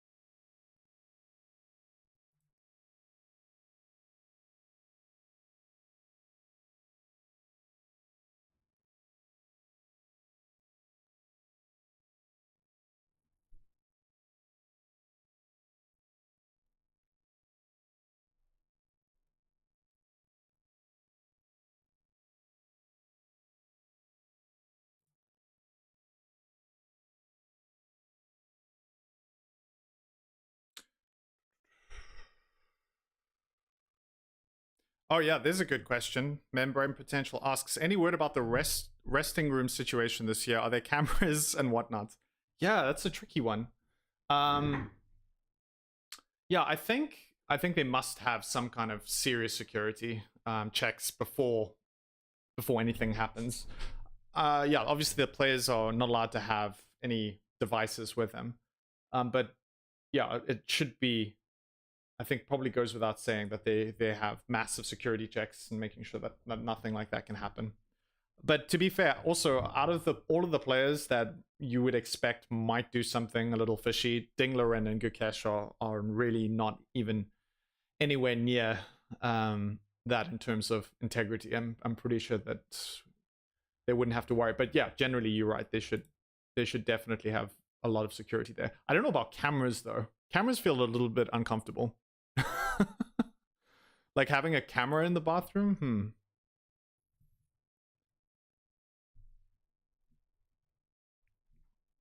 I think last time the players already had left the board at this point. Oh yeah, that's true. I was actually going through some of the footage from last year's World Chess Championship, and there were a bunch of times where the camera was on the board. It was like almost like an aerial shot looking down, and then there was no one there. They were just in the rest area. But there are definitely cameras in the rest area. But I think, were you talking about the rest area? Oh, the resting room. Oh, yes. Oh, I see what you're saying. I was thinking the restroom, which is like the bathroom. But yeah, they should have cameras in the resting room. Yeah, sorry, I misunderstood what you meant there. Yeah, got it. That was funny. Well, we're still waiting. Ding really seems pained by this next decision. So I guess he's probably deciding between... I mean, queen to b6 must be a big consideration for him. But it just feels like if he wanted to play queen to b6, he would have just like immediately played it. He wouldn't have thought about it so much. But it might mean that he's almost thinking about something else. Because queen to b6 is such a natural move.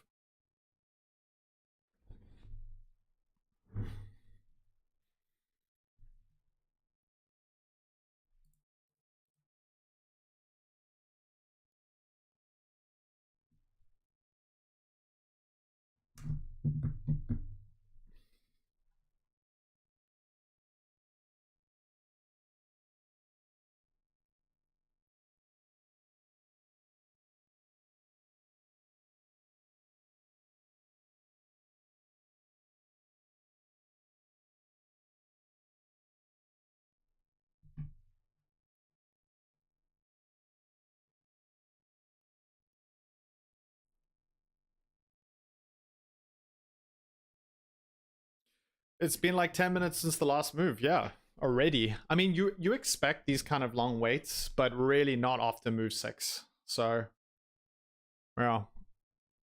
Can you show some lines after queen to b6? There's something, is there something he could be worried about? All right, let's spend a little bit of time doing some analysis. Why not? Okay, queen to b6, 243 games, expecting knight to f3, and then f6 now. Okay. So usually, all right, well, I was actually mistaken. I didn't realize that f3 is the normal move. This is the Tarish French defense. I'm not familiar with this line. I would have not known that f6 is a move so soon. I would have expected that you'd play something like bishop to e7. Okay, that's the next best line. Preparing maybe castles, or now, after this, playing f6. But I guess maybe the engine obviously and players realize that you can play f6 immediately. Interesting. Okay, so after a move like f6, a3 is possible. And I think a3 is kind of an important move because of the fact that this knight is on c6. And say if you exchange, having this knight potentially jump in, again, not immediately, at some point to b4. Once this pawn takes over here, if you want to take with this pawn, then it's a consideration. But I would say there's nothing like massively immediately risky about this position. It's more in terms of like what it's going to yield in terms of attacking prospects, in terms of risk for Deng with the black pieces. King to e7 is the best move for Deng. Yeah, let's do it. Oh man, we call it the delayed bong cloud. Oh, I love me a bong cloud. If he played queen to e7, I'd literally, I mean, I can't think of what I would do. I'd have a complete meltdown. It would be unbelievable. Queen to e7. Let's do some calculation around king to e7. I think this is a great move. Okay. Still waiting. I mean, this is crazy. Gukesh has spent 48 seconds, and Ding has now spent 18 minutes. 18 minutes he's been sitting around waiting I mean, this is wild. Let's hope that he plays king to e7. That would be pretty epic. Maybe he's just remembering or fighting the nerves. Yeah, I don't know. I think like Ding always comes across as sort of slightly more nerve-wracked than he actually is. Ganesh Ding is screwed. I'm not sure about that. I think, yeah, I think he is just taking a little bit too long. You know what it reminds me of? It reminds me of this game. I don't know if you guys have seen it. The one, I actually did a video on it. It's one of the videos that kind of kickstarted my channel. Was the game of Anand playing, it was some like some Israeli grandmaster. Oh, Belarusian Israeli grandmaster. And it's a blitz game. And after move 4, they played the Petrov. So it was this setup where you have this kind of symmetrical setup. And I think it was after like move 4. I can't remember the exact line.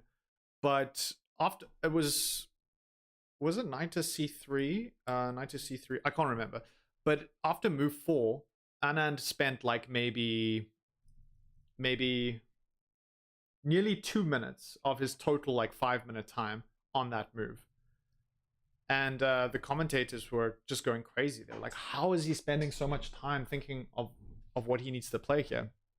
And of course, being Anand, he came back and won the game despite having just a massive time deficit. And it was a blitz game, so it wasn't like a classical game. He spent like nearly 2 minutes in a 5-minute game. It was ridiculous. Yeah. So, I mean, this isn't really comparable because you have so much extra time. But now, like, we are heading into like 20 minutes. There's a lot of chess to be played, and yeah, I don't know. I just don't quite get it. I think what would be really, really cool of Gukesh is to kind of instantly reply. So spend like 10 seconds and then reply, just to put Ding under as much pressure as possible. Oh, there's a cool shot of the two players overhead. You can see that beautiful chessboard. Really nice. I think if Ding plays queen to b6, that would be disappointing for me. I think he needs to find something or play something different considering how much time he spent. I mean, what? I'm kind of curious. What could he be thinking of? If not queen to b6, bishop to e7. Maybe it's b5 that he's thinking about.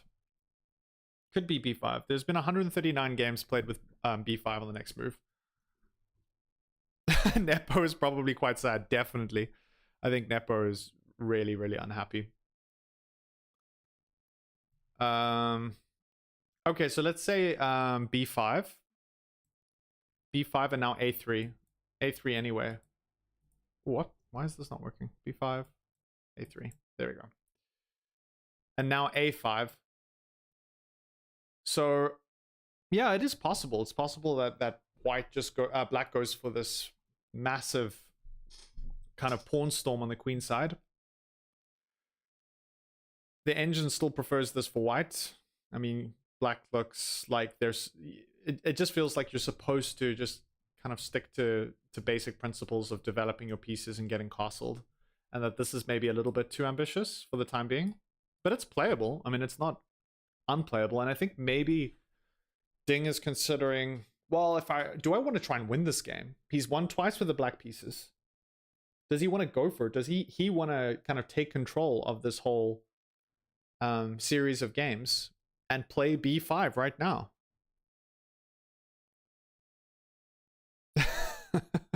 Yeah. I think Nepo, we should remember that Nepo lost twice. And when you lose a World Chess Championship, you're not really expecting to find yourself playing in the next chess championship. So it kind of worked out quite well, especially in terms of prize money. For him, but yeah, I think he would love to be playing Gukesh instead of Ding. b5, let's just spend a little bit of time looking. a3. Actually, what I'm going to do is just use the analysis instead of the book. Bishop to e7 now. Now knight to f3. It just feels like I would, from Ding's perspective, I would probably just still prefer, if you're not going to play queen to b6, bishop to e2 is fine, e7 is fine, castle, and then go with this idea if you want to do a pawn storm on the queen side. It's just a little bit more sort of solid. And then you can also see, you can see exactly what Gukesh is going to do.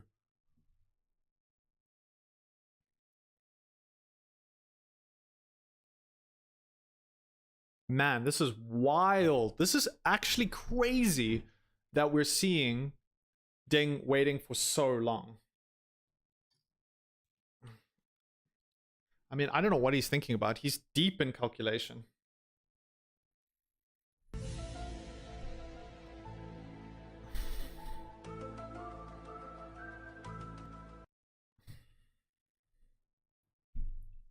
I mean, I don't know exactly what he's thinking about, but whatever it is, it's going to be... Is Gukesh still awake? I think actually that's probably true. Gukesh has probably just fallen asleep. He's just like, okay, I'm done. It's completely possible that Gukesh is actually... And you know what the thing is? He has this habit of like napping, or not napping, but like closing his eyes before the game. He gets like super zen, which is probably really good for preparing mentally. But now, I mean, I don't know what's going on now in Gukesh's mind. He's probably thinking, why is Ding just spent nearly half an hour? I mean, it's closing in on that. It's been 25 minutes. Maybe not since the last move, but I imagine Ding played the first 6 moves very quickly. It's literally been like 25 minutes. Nearly 25 minutes. I mean, wild. Completely wild.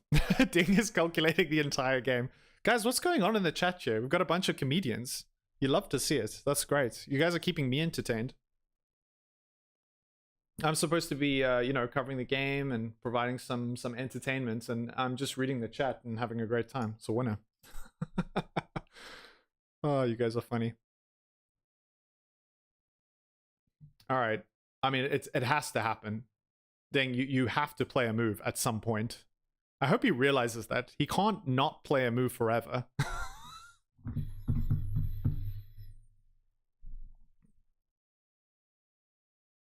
Sheesh. I mean, I initially was like, well, I don't really need to spend too much time calculating here because Ding's going to play pretty quickly, but like, this is just wild. It really is a little bit ridiculous.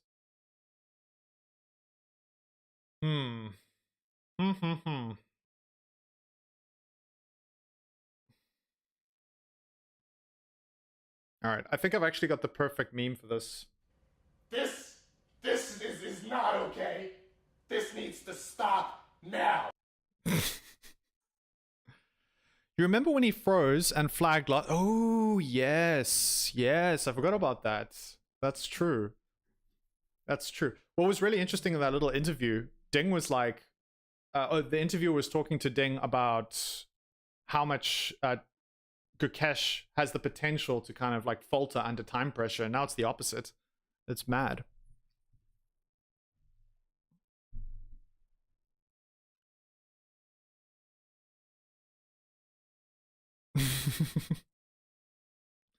Oh, wow. Wow. I mean, yeah, this is starting to get a bit ridiculous now. You get 2 hours at the start of a game, and the problem here is that there's a whole game that's left to be played, and if anything slightly complicated happens, this is going to really be bad news for Ding. He's kind of putting himself into a little bit of a hole here.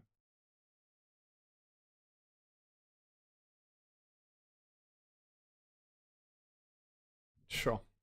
And I mean, you do get, I think, if I remember, the time controls. Is it an extra hour after 40 moves? Let's see if we can find out.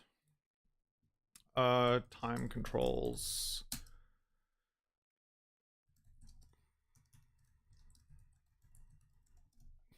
I am...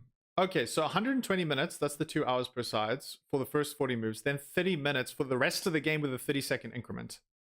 So they only get an extra 30 minutes, which is nuts.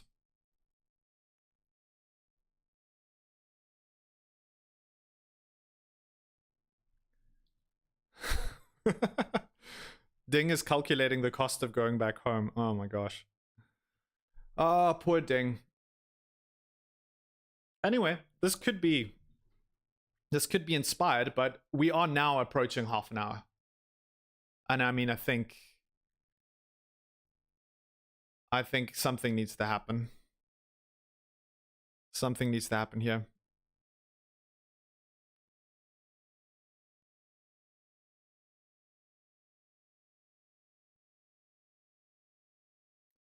Move 7.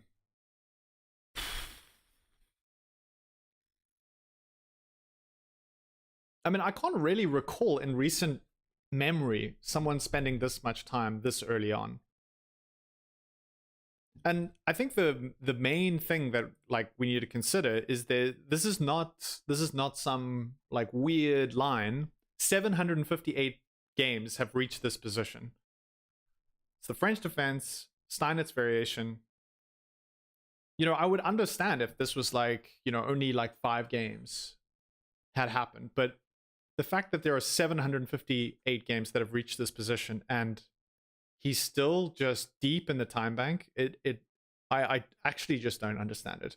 I mean, these guys are so much stronger in terms of rating and understanding of the game than me, so that's fine, but still, it just seems completely unnecessary. Maybe he's going to take on d4. Is this so bad? No, takes on d4 is a move. You can definitely capture. C takes. But yeah, white is slightly favored here. So takes.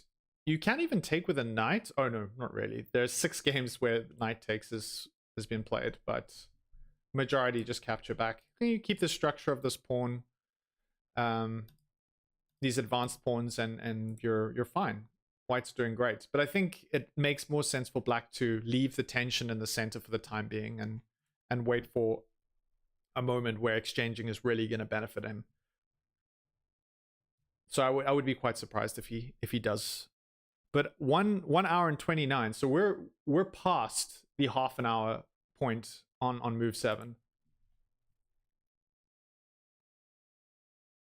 And then after the only pawn break left is f6. Oh yeah. So if you take, and then if you want to try and break down this pawn structure, yeah, f6 needs to happen maybe at some point. Yeah, that's always the problem. Is once you play c5, I mean, usually you just leave that there. You allow that tension just to sort of sit, and then you wait for the opportune time to capture that pawn. All right, do we have a move? Yes. We have a5. Okay, we have a5. All right, so as I mentioned, he couldn't have been thinking of anything conventional like bishop to e7 or queen to b6. a5. Wow, a5, guys. This is really interesting. This is really, really interesting. Okay, so 19 games played. Out of those 19, every single one of those games, except for one, knight to f3 is the next move. Oh, did he? And he followed up with knight to f3. So this is why. It's because there's no need. What? He plays so quickly. Oh my goodness. I didn't realize he played it. That's wild. Okay. a5. And now, I think from Gukesh, that's a masterclass. And I think he was probably, during that time, because that's always the problem when you spend such a long time, is that not only are you putting yourself in this time deficit, Gukesh is able to also calculate kind of whatever you're thinking. Gukesh is probably thinking, oh, he's not calculating queen to b6. He's not calculating e2. He must be calculating something like b5 or a5. That makes sense. And now, because of the fact that he's thinking so long, Gukesh can say, okay, what is he going to do if he plays b5? Sorry, what am I going to do if he plays b5? What am I going to do if he plays a5? If he plays a5, I'll very quickly play knight to f3. That's probably what he was thinking. And now the ball is back in Ding Liren's court. Okay, so let's do a little bit of analysis from this position. Now you can still play bishop to e7. You can even play a4. a4 is very interesting. Very advanced pawn. And a4 is interesting because it prevents queen to b3. If you ever wanted to play queen to b3, I don't know if you would, but a4 is certainly a move that will prevent that. Gukesh is still in prep. He well could be. I mean, there's no reason for him not to. The one thing I will say is a move ago, before Ding played a5, 758 master games in the database. After he plays a5, suddenly only 19. This is immediately a real novelty. This is not something that I think Ding would have, Gukesh would have necessarily expected, but he might be prepared for. Unfortunately, after a5, there really is sort of a handful of natural moves, and knight to f3 is one of them.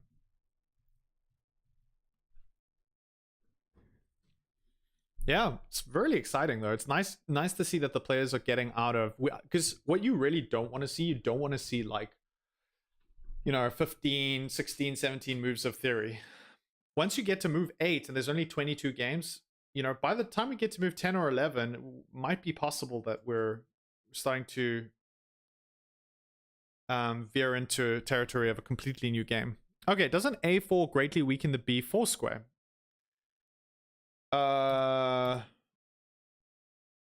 Yes.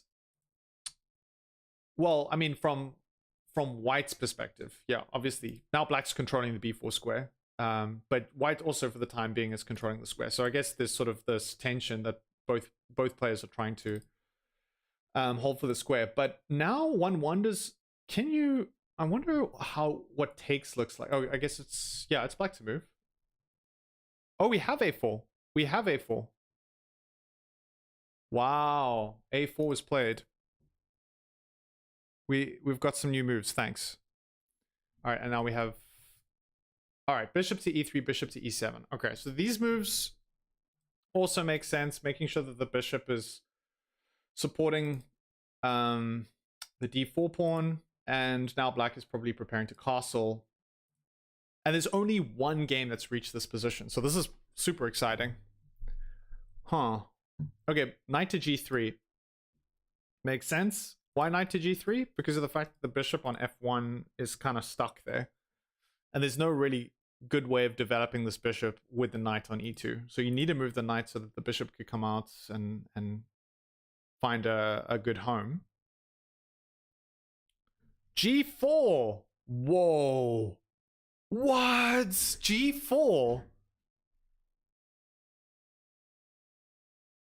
Oh my goodness, that is so shocking. That is absolutely wild. Boy, that escalated quickly. Oh my goodness. I mean, that really got out of hand fast. No games in the database with g4. This is incredible. So this is one of the things that Carlsen was talking about when he was talking about classical, is that in order to create opportunities, you have to play suboptimally. So looking at the engine, you're like, why would Gukesh play this? Does he not know that this is slightly better for black? No, he definitely knows that. He's aware of it, but he wants that 200k. That's what's happening. Good grief. That's incredible. Yeah, 2-result game. This is just nuts.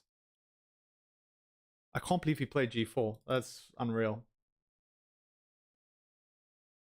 Whoa. g4 is just... I mean, I don't know what to say about g4. So, I mean, the first thing that you notice is that black has a lot of sort of potential control of the dark squares. And with this advanced pawn, you're also not necessarily super comfortable castling queenside. And yeah, these pawns in front of the king are really important for king safety, but clearly Gukesh is not interested in king safety. He wants to win. He's playing to win. And I think now, really, the agenda has been set. The thumbnail. Thank you. I'm getting a lot of comments on the thumbnail. People are loving the thumbnail. I spent well, actually, I didn't really do too much. AI helped me out with that one, so I can't take too much credit. Yeah, 2-result game. Absolutely.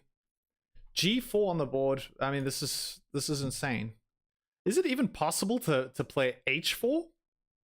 Try and follow this up with h4?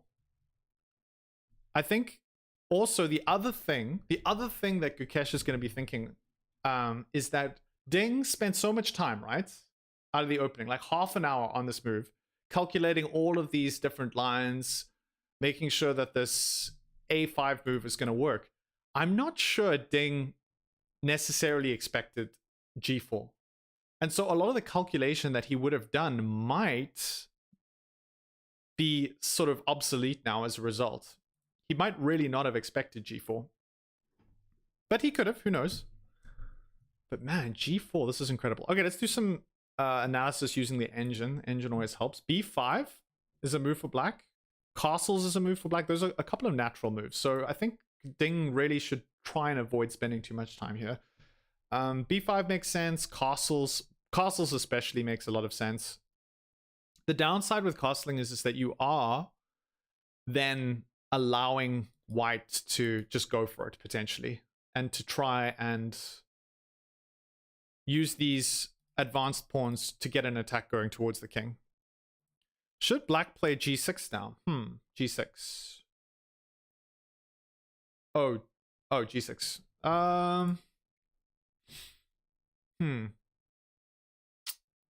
No, I think it's better just to castle. Yeah, I'm not sure exactly what G6 would achieve. Probably not necessarily that great of a move. The reason being is that you've still got this bishop over here and you're creating a weakness on the dark squares. And even though you do have control over the dark squares, it's possible that maybe you think of something like this and then this bishop could potentially later on down the line end up on H6. Huh. So yeah, we'll see. But yeah, the best moves in terms of the engine, F6, B5. Okay, so F6 now. F6 makes more sense than G6, but I would probably castle first. Maybe not, actually. I don't know. I'd feel a little bit uncomfortable castling from black's perspective. Like, just turn the board around. Like, look at the board now. If you're playing from black's perspective, and there's the potential of, like, H4, all of these kind of moves, and the knight now on D7 is also looking a little bit dodgy, suspect. You probably would, like, under normal circumstances, say, for example, white didn't play G4, reroute the knight from F8 to G6, and then also this bishop is going to be supporting any kind of potential pawn breaks over here. At least you can take, and just discourage a move like F5. But with a knight on D7, and now it almost feels like, who knows, Gukesh could just be sort of putting the hammer down early.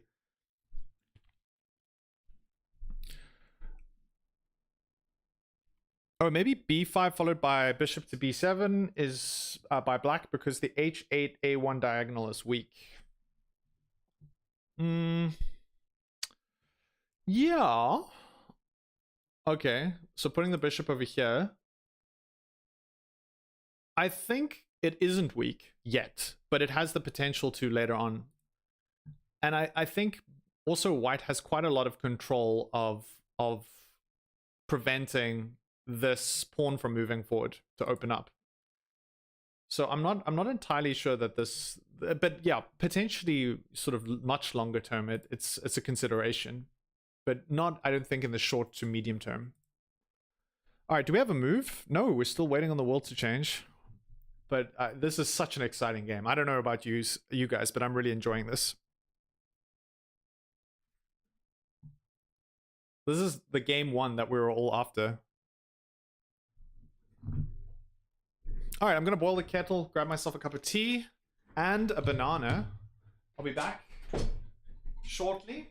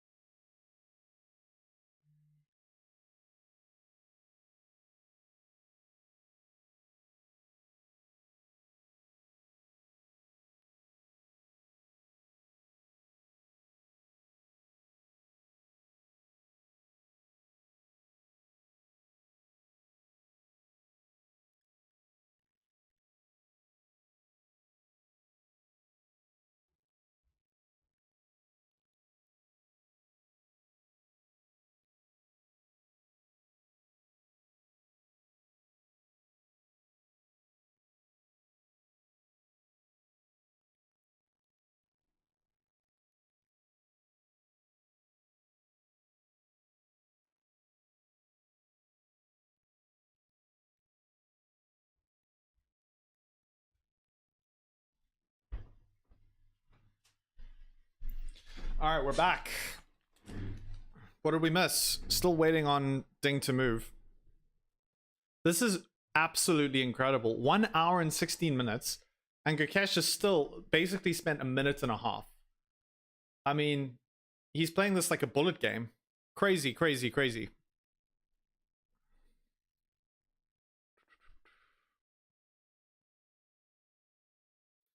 Okay, b5. Oh, all right, we already looked at this.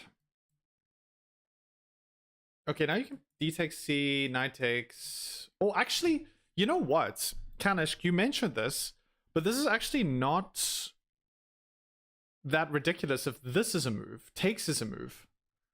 And now bishop to b7 is looking a lot more attractive, you're right, because of the fact that there's nothing in the way. I mean, you can quite comfortably put a knight here and prevent this pawn break.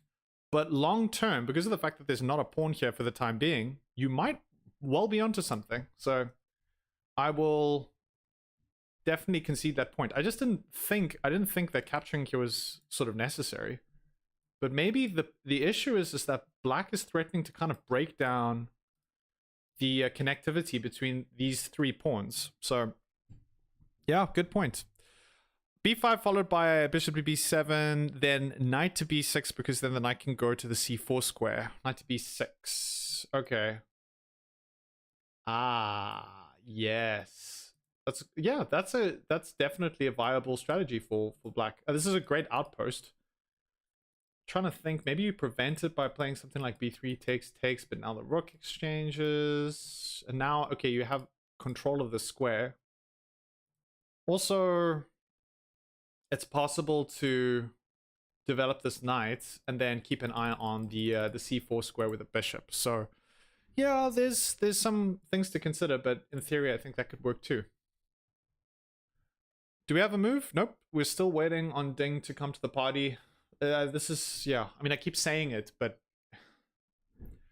you get 2 hours to get to move 40. We're on move 10. You have to play 30 moves in an hour and 14 minutes.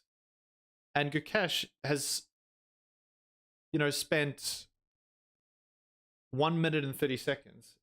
Bizarre.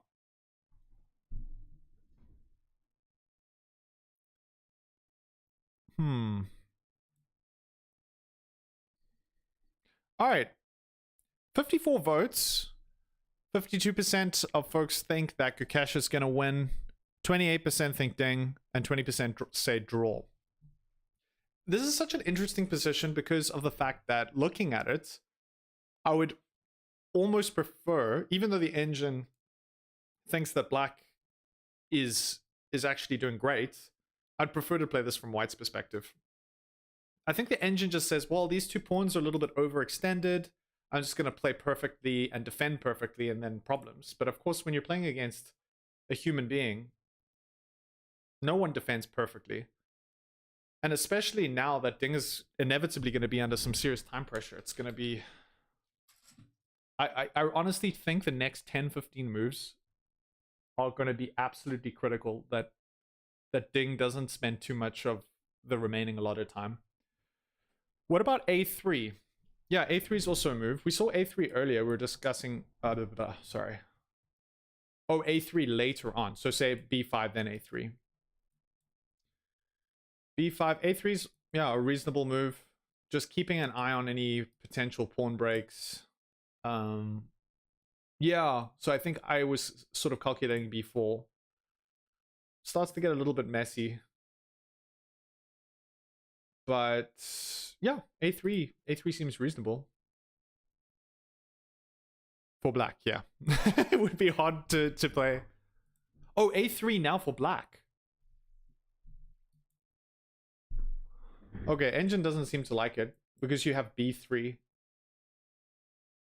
Yeah, Yeah, and this pawn, it's not really doing anything. This isn't an important square to control. And this pawn's basically out of the game. I think, yeah, you need to leave the pawn on a4 for the time being. So that it can keep an eye on this b3 square so the queen can't go there. As soon as you play this... Okay, well, I guess you can close that off. I wonder... Yeah, you just play b3. Yeah. I don't really see how this would actually benefit black in any way. Guys, I'll be back in a sec.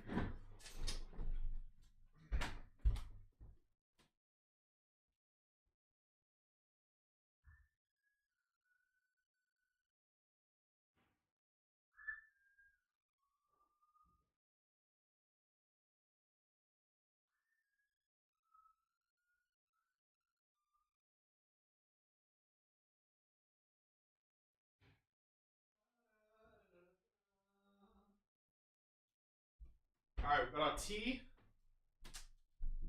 Got some rooibos going. Happy days.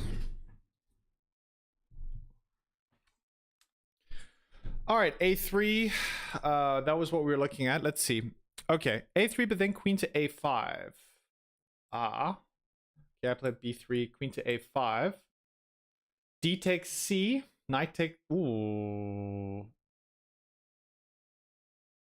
No, I was going to say knight takes c5, but now b4?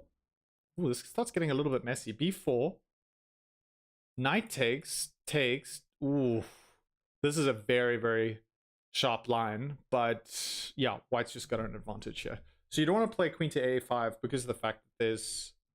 You can capture this pawn and you actually have to castle. Now you can't recapture because of the fork on b4.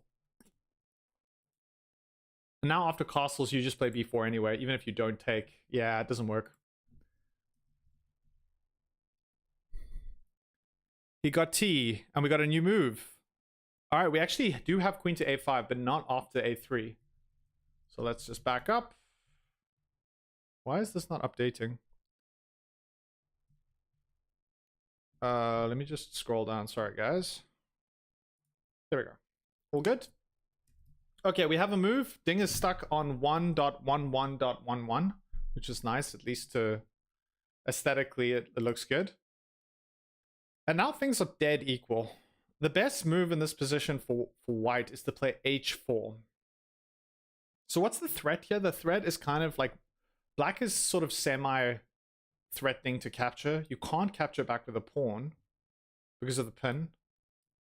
So, but it's not the end of the world because you can capture back with a knight. So for example, oh, I guess you can play h4 first. And now f6. Or castles. I would feel so uncomfortable castling here. All right, we give 40% chance for white and 40% draw chance. I'm curious to see. There's no new game. So at what point did we completely? Yeah, it was after. Oh yeah, of course it was after g4. G4 was the insane novelty. h4. And now this is the first time that Gukesh is actually needs to spend some time thinking about what he's gonna do.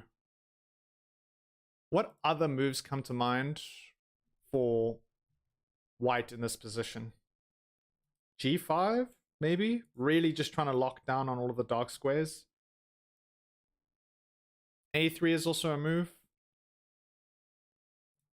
g5 we already looked at. Queen to c2. Okay, queen to c2.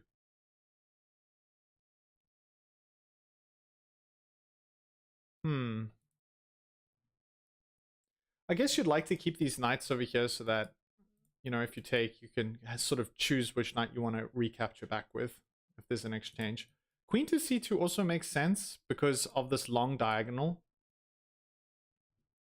And the queen, yeah, would just benefit, of course, from having more control of more squares. In a closed position like this, it's always going to be beneficial if you have control of a lot of squares.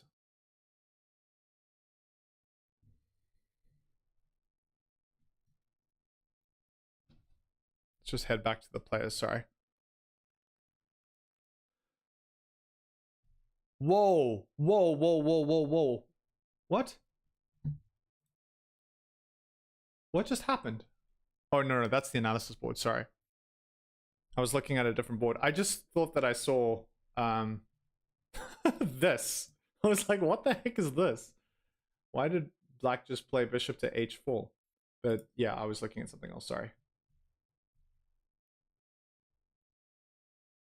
Okay, so Gukesh to move. And also here, it's I think Gukesh is going to have to spend a lot of his time on this next move. Especially considering he has like a 40-minute sort of time buffer.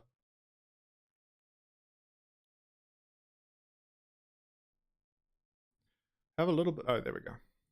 We're back. Knight to c1 and then knight to e3. Knight to c1 and then knight to e3. Let's see. Or like reroute it. And then e3. Oh, do you mean d3? I think, yeah, it's probably preferable just to leave these knights on e2 and f3. e2 and f3. Just making sure that there's a lot of support of the d4 pawn. Oh, d3. Okay, you meant d3. I think that the concern that I would have playing this is that what happens if black just decides to kind of close up shop? So if you play like this and now immediately you just... Okay, or you can even play... Oh, there's a number of moves here. Because I was thinking if you play this, now the knight and the bishop are kind of cut out of the equation here, but the engine seems to think that there's something better.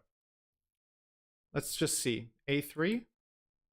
Ah, A3, of course. A3. A3 is threatening. And yeah, it does also illustrate why the knight is kind of quite important on E2, where it was, is that it is protecting this pawn. And now A3, we were speaking about A3 earlier and how A3 doesn't really do anything because of the fact that you can play B3. But once the queen is on A5 and getting the order right, the queen's on A5 already. Now B3 is a risk, especially if the knight is no longer protecting this pawn. This pawn becomes a serious weak link in the chain. So just to illustrate that, if you decide to play this, train wreck. And yeah, you'll probably be pretty unhappy. Okay. So yeah, knight to c1, a little bit dodgy.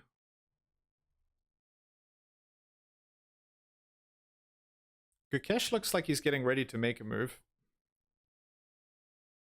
Guys, I'm going to do my best not to slurp this tea very loudly, so I apologize if it does get a bit noisy in here. Fortunately for you guys, it's still extremely hot. Okay, so what other options exist here? G5. Also, not a move that necessarily jumps out to me, but now that I look at it, it kind of makes sense. You're creating a hole here. This looks like a spot that the knight would somehow like to reroute to, but it's just a very long journey for either of these knights to get you. You have to create a lot of space. Just trying to think of one way that you might get there. Yeah, it's kind of difficult because the only squares that you would be able to get to this... Oh, I guess you could move the bishop and then reroute the knight this way. That would be a good outpost for the knight. But you can also just prevent that by playing knight to h4, so that if the knight, for example, does try to find its way there, you can just exchange.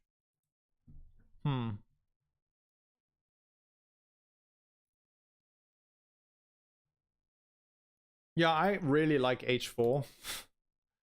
Because like, how insane is it just to immediately play f5 now? No, I think there's too much tension here to play f5. I think you kind of need to be a little bit conservative. Yeah, f5 engine's really not love with, because you can take knight e takes, knight d takes. Oh wait, hold on, sorry, not that way. Oh, of course, then this pawn's hanging. What am I talking about? Yeah.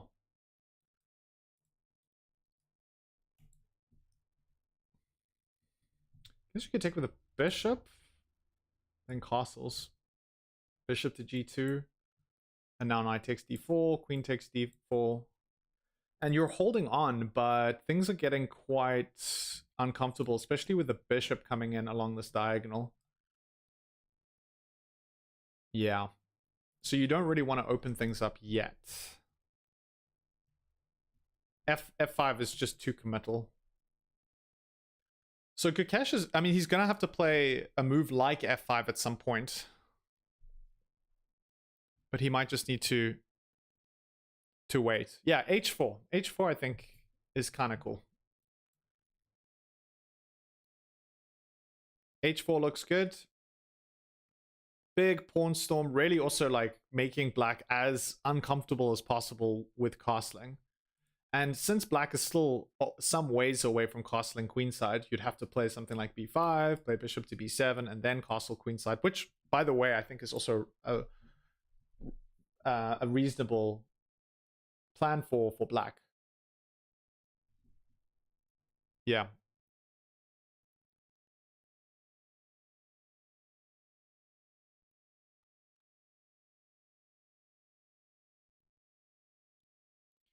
Okay, so this is also the first time that we've really seen Gukesh spend more than like 10 seconds on a move.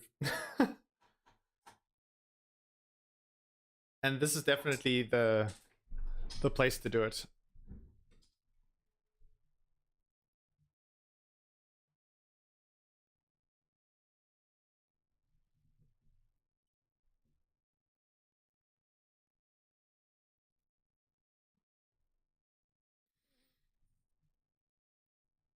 I think there'll be quite a lot of really fun lines to calculate in the next couple of moves. Things do start getting a little bit crazy. But yeah, F5 is not possible now. This pawn is just too weak. I wonder if there's a way, maybe that's why the engine likes queen to c2. Queen to c2 is almost like it's preparing f5. And then there's some idea after, no. I don't think you can, I think you still have to do more work before you can make f5 happen. Just because of the fact that this pawn is so vulnerable. Huh. I almost feel like queen to c2 and then not castling and playing a Bong Cloud-esque move, king to f2.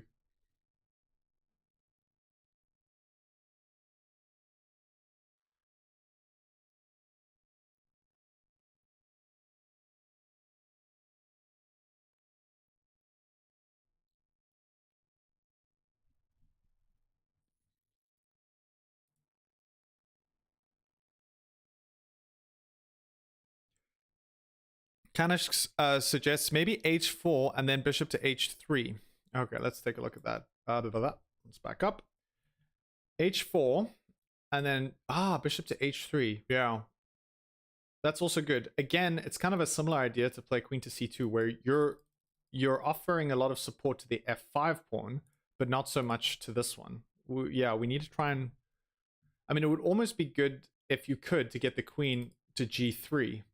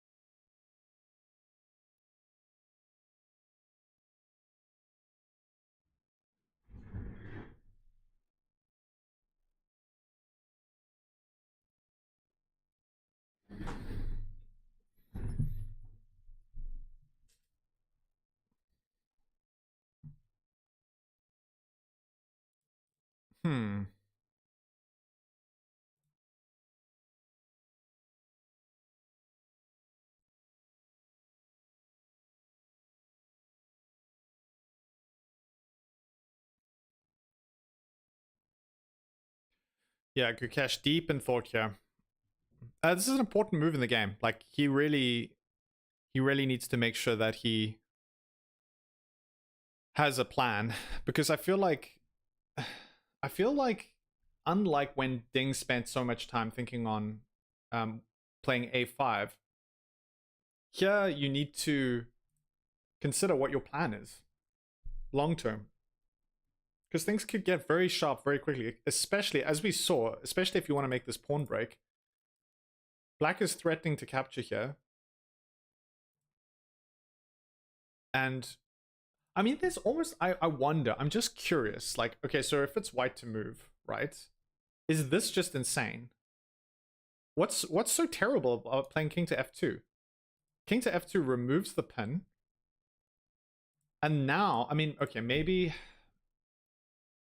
queen to c2 first, but king to f2 actually looks like kind of a hilarious way of just resolving all of the issues that you have. Because your king's kind of vulnerable here with the queen on a5. That's actually, having looked at the position, it's not an engine move. It's not any of the engine moves in the top 3. But looking at it, I actually like it. Even though it gives a bit of an advantage. Because now f6. Okay, f6, bishop to h3. Now, I think it was Kanish, you suggested bishop to h3. But after playing h4. So now you can actually play bishop to h3 immediately. And then kind of set up maybe some kind of preparation for f5. Maybe f takes e. F takes e. Do we have a move? Nope, not yet. Yeah. And now it's... Oh, okay, I see. I see why the engine's not in love with king to f2 now. It's because you kind of are going to be forced to open up the f file, and after you castle now, I don't know if you're gonna what you're supposed to do here. Even something like king to g3 and then rook, yeah, gets a little bit dicey. And then this pawn storm is kind of not really happening.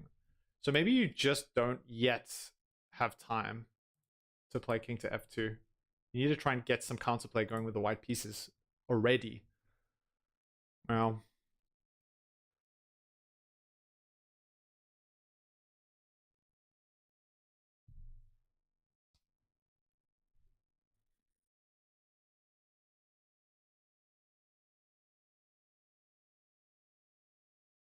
all right, we got to 400 views. Yes, that's good. That's a good milestone. If you are watching and you haven't yet done so please do hit the upvote button. It helps the stream. And the subscribe button also helps getting me on my journey to trying to get to 10,000 subscribers, which would be a nice round number too. All right, do we have a move? No, not yet. All right, so we've looked at a couple of moves. Let's see if we can find something that we haven't really looked at all that much. A3, f6. Okay, so f6 seems to be sort of a common response from black in basically most of the lines that we've looked at. Queen to c2. Queen to c2 castles instead of f6. Okay. And then h4, castles, or f6. f6 is also possible here. Maybe it's better to play h4 and then just wait and see what black's going to do. Okay, we've got a couple of suggestions.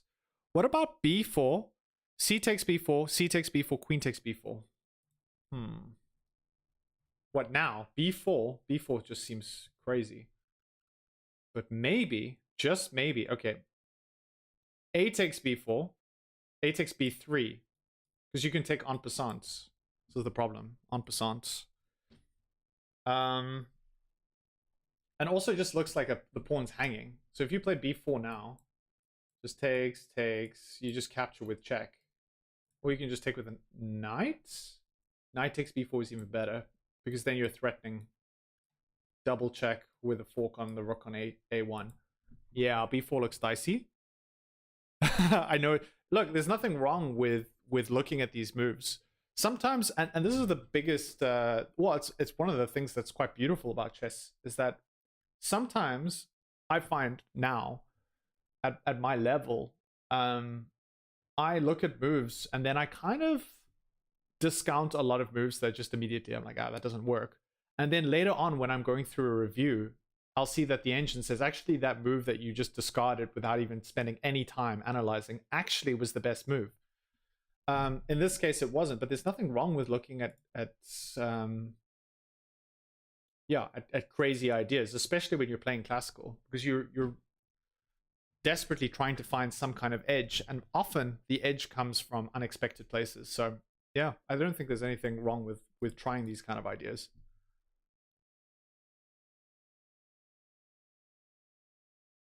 Oh, then rook to b1, you said. Let's just try that again. Yeah, the problem is rook to b1 is just, it's actually mate in 1. No, not there. Sorry. Yeah, you can't go here or here. Double check.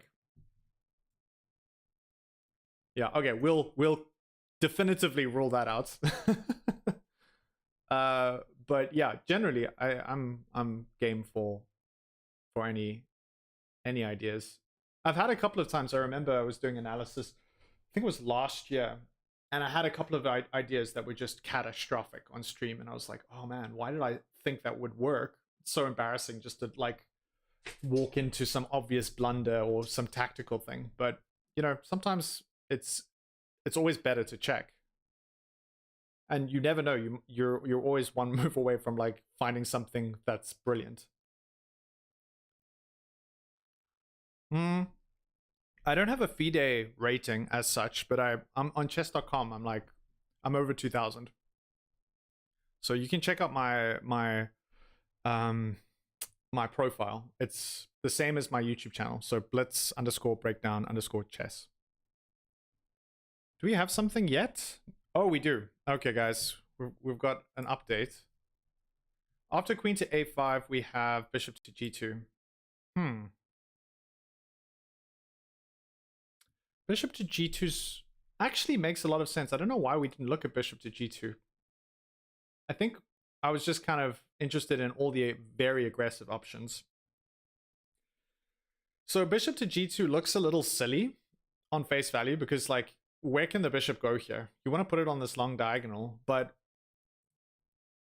as we spoke about earlier, it is possible that in the not so distant future, things are going to open up in the center and all this tension is going to be released, at which point this bishop is probably going to be fighting for the long diagonal, potentially with the other bishop, if black chooses to play something like b5 and then bishop to b7.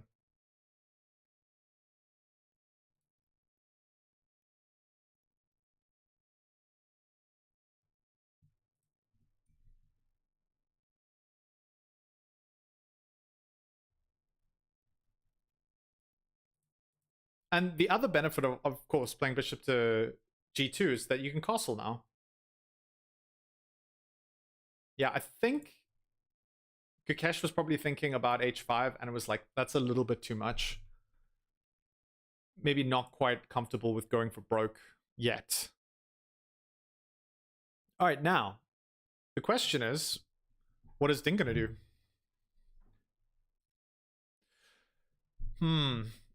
So we were talking about b5, but actually, okay, b5's a move. Yeah, b5's a move, but the first engine move was knight to b6. Knight to b6, I guess with the intention of bringing the knight into c4, which I can't remember who mentioned that. Maybe it was Kaneshk who mentioned this rerouting the knight and putting the knight over here. What's really interesting is my suggestion was while saying, okay, if you do play a knight to b6, then you can just play b3. But now I don't know if it works. In fact, I'm pretty sure takes. Yeah, you can't capture back. This is like a disaster, because takes, and now you're just losing the rook. So that's certainly not going to work.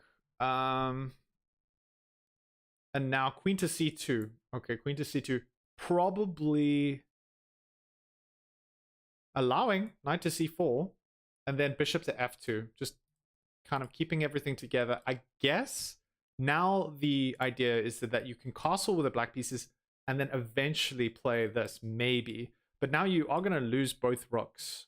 So let's just say you castle. White castles. Bishop to d7. And now if you play this looks very, very interesting. Takes. I guess queen can take on a1, getting both rooks. And now you capture... Oh, you're in check, of course. What am I talking about? So you play bishop to f1 to block. And now the knight has an opportunity to escape. If the knight didn't have an opportunity to escape, then it would be problematic. But this would be a very, very dynamic position because black has the 2 rooks and the a file, and white still has an advantage though. So yeah, I don't think Ding's going to be too interested in this line, but it's just worth noting.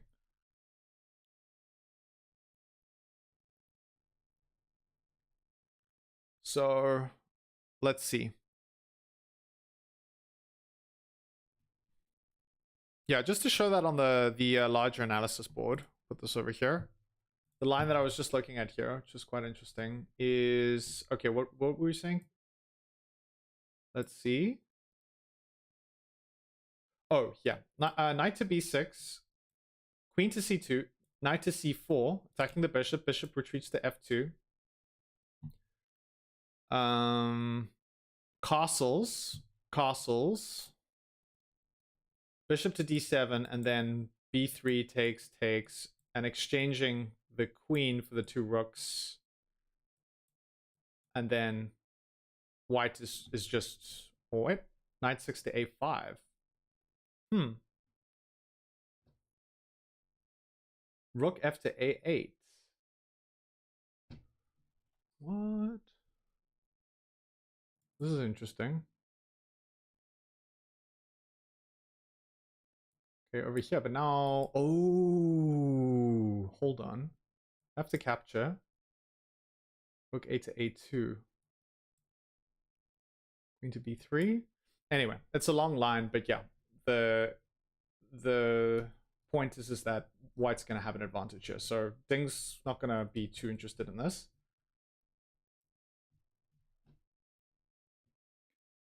But you lose the c5 pawn in that line. Yeah, you do. And also,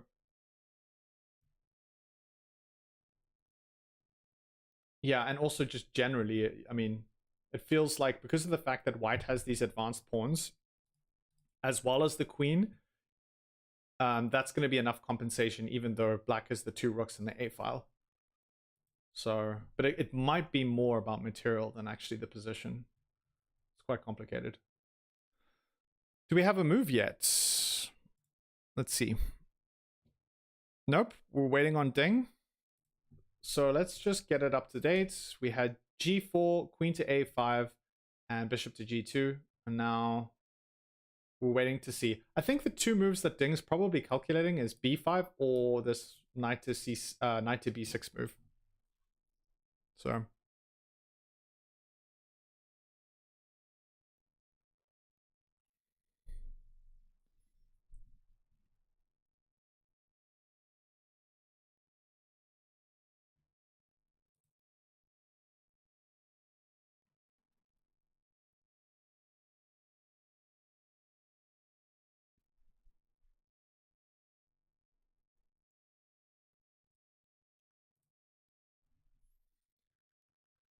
the one thing that Gukesh has got to be happy about is that he's still maintaining a pretty decent time advantage. So that's quite useful.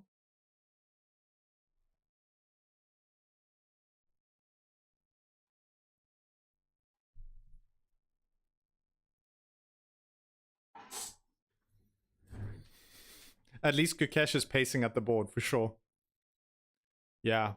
I think he's hungry. He's like, maybe he smells blood. Even though things are pretty equal for now. But yeah, it definitely looks like a position where things could change very quickly for both players. I've got a feeling that this isn't going to end up in a draw. I really don't think so. I think that we're going to see a winner.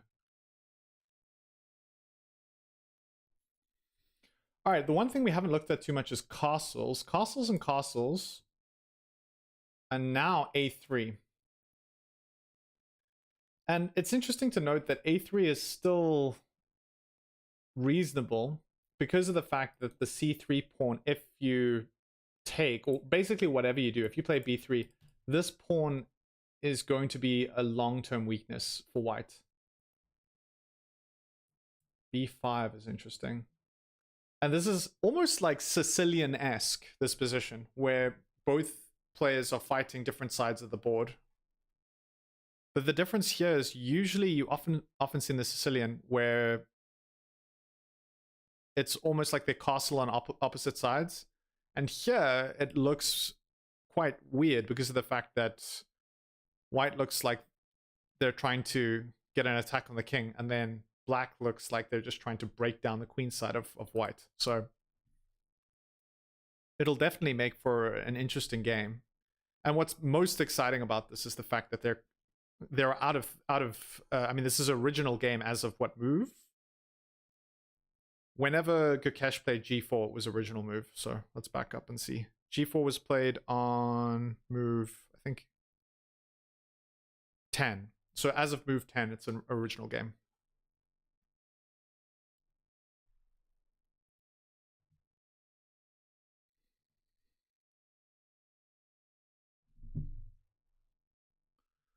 D takes C5. B4. Wow. Huh. This is where things start getting messy.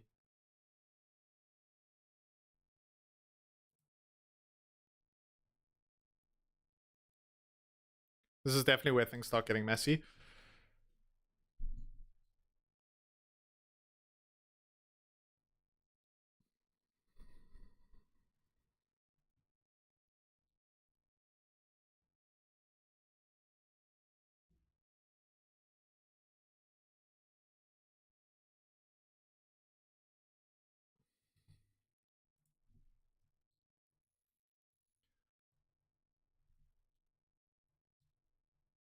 All right, so B5 is a move, castles is a move, knight to B6 is a move, and we've kind of looked at all of those.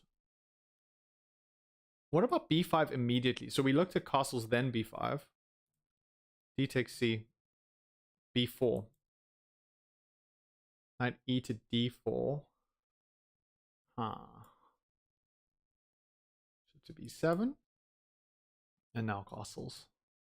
I always find these like incredibly counterintuitive, and something that I've noticed, especially at the highest level, where there's this sort of delayed capturing of a pawn, where they recognize the fact that like, okay, C5 is going to get picked up eventually. I don't need to take it immediately. Yeah.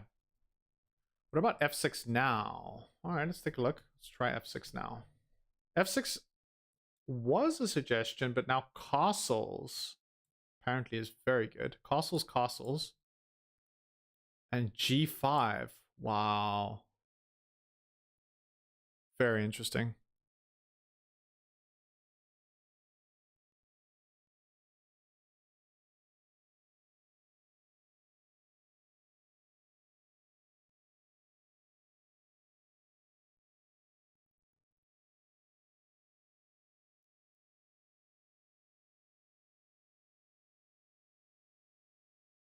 F5. And now H4. I just feel like even... Okay, so... Yeah, the engine gives a slight advantage to white, but it feels to me like it's going to be very difficult to realize that, because the position is starting to become very closed, especially once you play F5. So I think, I mean, if Ding isn't really interested in taking any risks, although considering the amount of time that he spent in the opening and the fact that he played A5,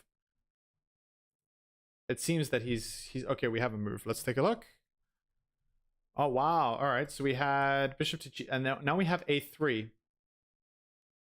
Okay, the engine's trying to figure out what A3 wasn't really something that we were looking at. We were looking at A3 if you play knight to C1, because A3 suddenly becomes very useful. But now A3. All right, B3. B3 is not that serious because of the fact that the knight is still guarding this pawn. But now I guess there are some threats of capturing. B5 now. So cool.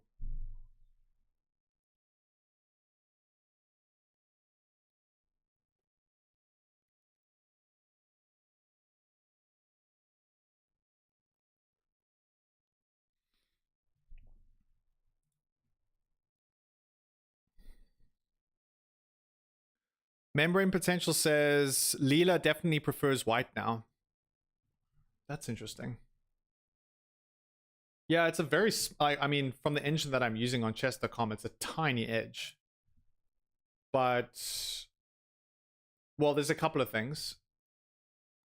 You have to play b3. That's the only move for white. And... Now Ding has to find b5. If he plays anything other than b5, things start getting a little bit messy. So if he takes... Now you can follow up with b4. And the threats of this queen putting pressure along this diagonal, that's kind of no longer an issue. But I just don't see... It's not a very difficult move to find. I think after you play b3, b5 is quite natural. Just continuing to try and break down the queen side. Oh, he did take. Oh, whoa, what? What? He did take. That's a surprise. That is a surprise. Now, the question is, can Gukesh find b4? Okay. All right. Here we go. Come on, Gukesh. Let's see if you can find this move. b4.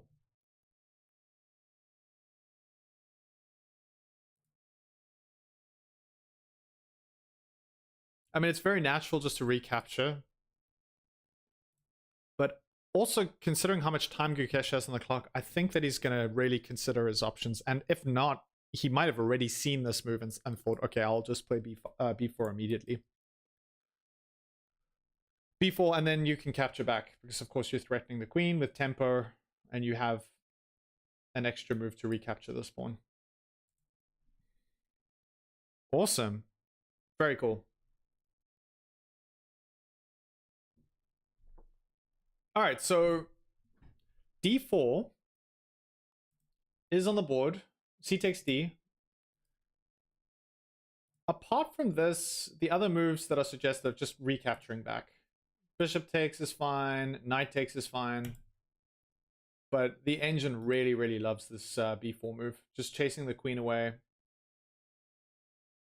And then capturing back. And if you think of it, like when you just look at b4, look at all the squares that b4 now controls. b4 is controlling this square, which the knight would love to come to. The bishop might come to at some point. The only downside of b4 is that it does create a little bit of a hole. Knight to b6 and knight to c4, which we kind of discussed at length before, now becomes much more of... it's much more of a consideration. Because of the fact that once the pawn's on b4, of course, you can no longer chase this knight away. Queen to c7. Knight takes. Okay, which knight? Knight e takes. Knight to b6. Okay, so you still get knight to b6. And this is the whole point, is now knight to b6, knight to c4. That is black's counterplay. Knight to b5.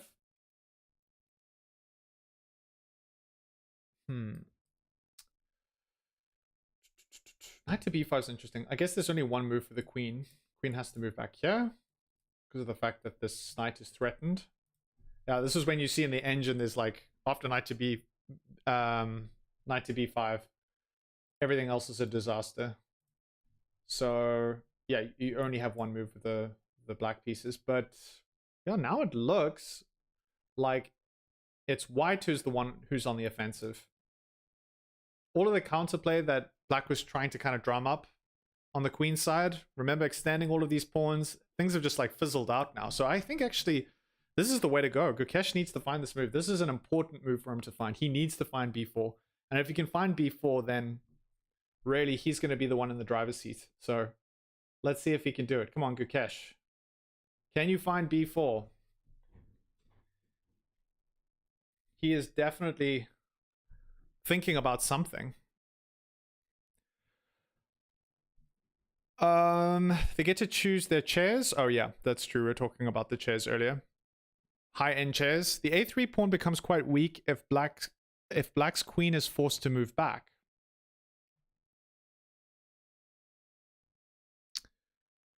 The a3 pawn. Sorry, I thought you said b3. I was like, what? a3 pawn, yeah. Well, I mean, if it moves back, the rook's still holding it together. So, but I think heading into an endgame, could be more vulnerable at some point. Definitely could be. I really, now that I've done a little bit of calculating with the help of the engine, this b4 move just looks like it's got to be the way to go. Come on, Gukesh. Gukesh needs to spend a little bit of time here seeing if he can piece this one together and realize how strong b4 is. The only reason why you'd be careful about playing b4 is because you, as we always mentioned with pawn moves, you can't take them back. Once you make a pawn move, that's it, right? b4, it's played. You can't go back to b3. You can no longer protect the c4 square, and it is going to allow this knight to come in, and you're going to get a really strong outpost for black. That is the concession when you play b4. But the reward for playing b4 is that you completely shut down any plans that black has in terms of kind of pawn storms, and you yourself also have a lot of control, especially this square over here, where the knight might love to jump in at some point. You can think of how nice it would be for black if they could play a move like knight to c5 and then even putting the knights out on e4. So black gets an outpost on c4, but not so much on e4, depending on how things play out. Ooh, we found it. We've got it on the board. Yes, we've got it on the board. Brilliant. Well done, Gukesh. I guess he gets a brilliant. We'll give him a brilliant. Brilliant! Yeah, sorry, it's a bit loud. I'll drop the volume for that in the future. Okay, let's get that up on the analysis board. Takes, all right, b4, winner. And we have a couple more moves. Okay, the queen returns. We have knight takes. And now knight to b6. Knight to b6, and then we're probably going to... well, not necessarily. Maybe knight to b6. I think the one thing that Ding might say, well, knight to b6 is a little bit scary because the fact that he can follow up with knight to b5, but then he'll immediately know, well, it's fine. Things are comfortable. You just move the queen back, and the queen will be able to protect the knight on b6 for the time being. But it just feels and looks a little bit uncomfortable.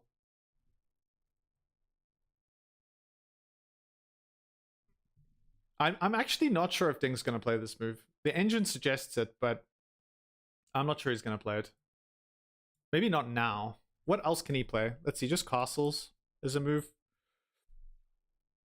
Knight takes here is also a move. Excuse me. Knight takes d4. Queen takes d4. And I think if you gave this position to anyone, whether they're like a beginner, they would, or an advanced player, they would always choose white. Huh.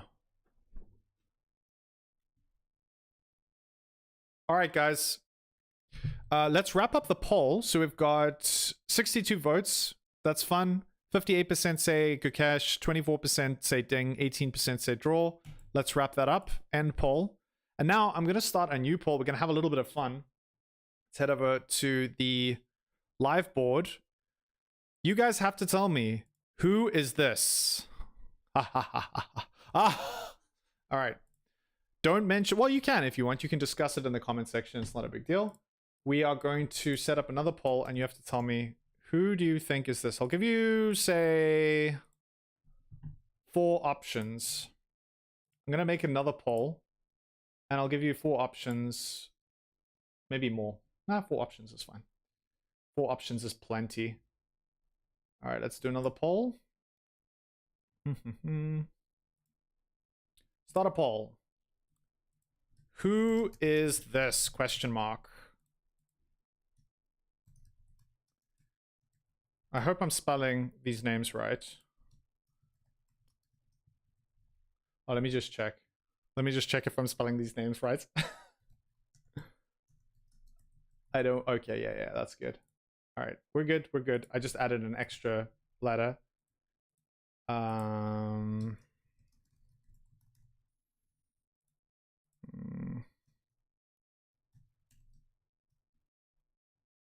Let's add one more. Can I only add 4?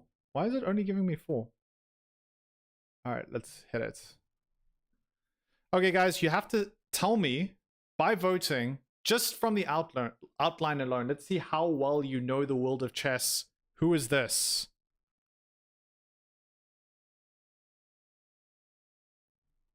Man, you guys...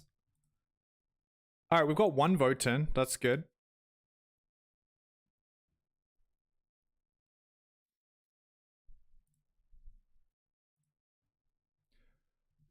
All right, we'll leave that up for the time being. Meanwhile, back to the game. We do have... Do we? Yes, we do have knight to b6 on the board. Okay.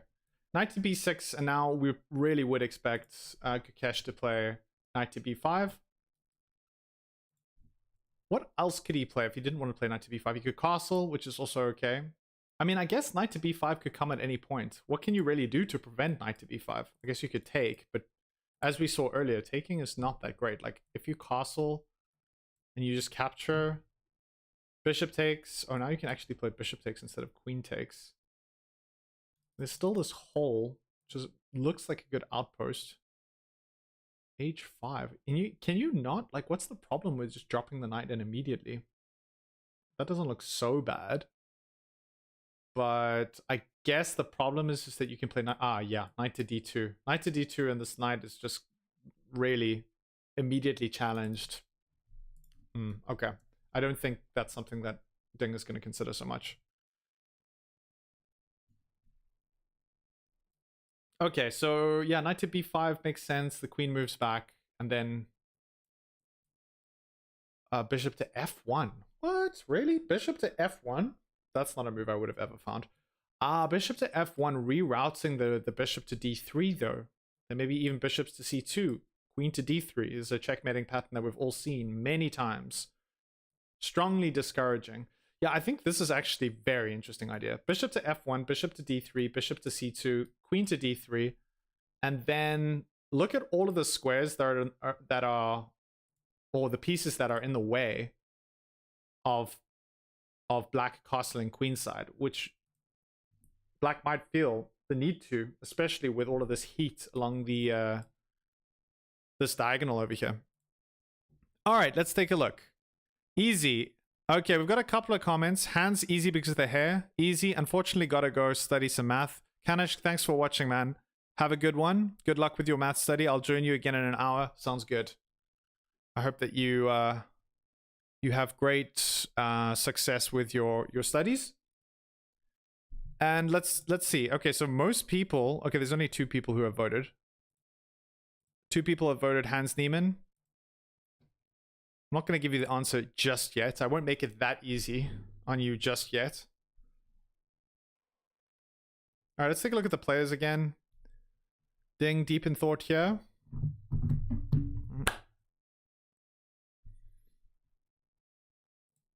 In the time bank. So he's got 50 minutes. All right. I mean, I keep commenting on the time, but now actually it's starting to matter. So he needs to play 24 moves, not just 24 like, oh, okay, you know, I don't need to think sort of mindless endgame moves. 24 very, very resource intensive moves that he needs to play, and he's got 15 minutes to do it. The fact that Gukesh has a 40-minute advantage with so much chess left to play, I think is going to be a real factor in this game and how this game pans out.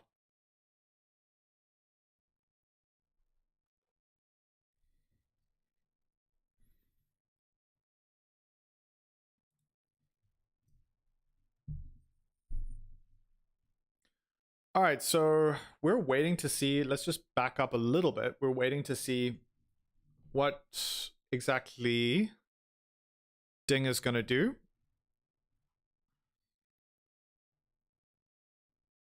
Oh, we haven't. For some reason, I thought that Ding hadn't played knight to b6 or had played knight to b6. He actually hasn't yet.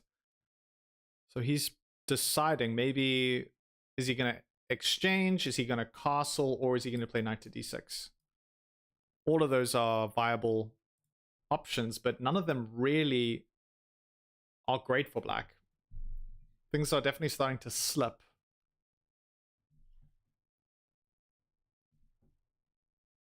Yeah, it has to be said, with this move b4, Gukesh just really put the pressure back on Deng.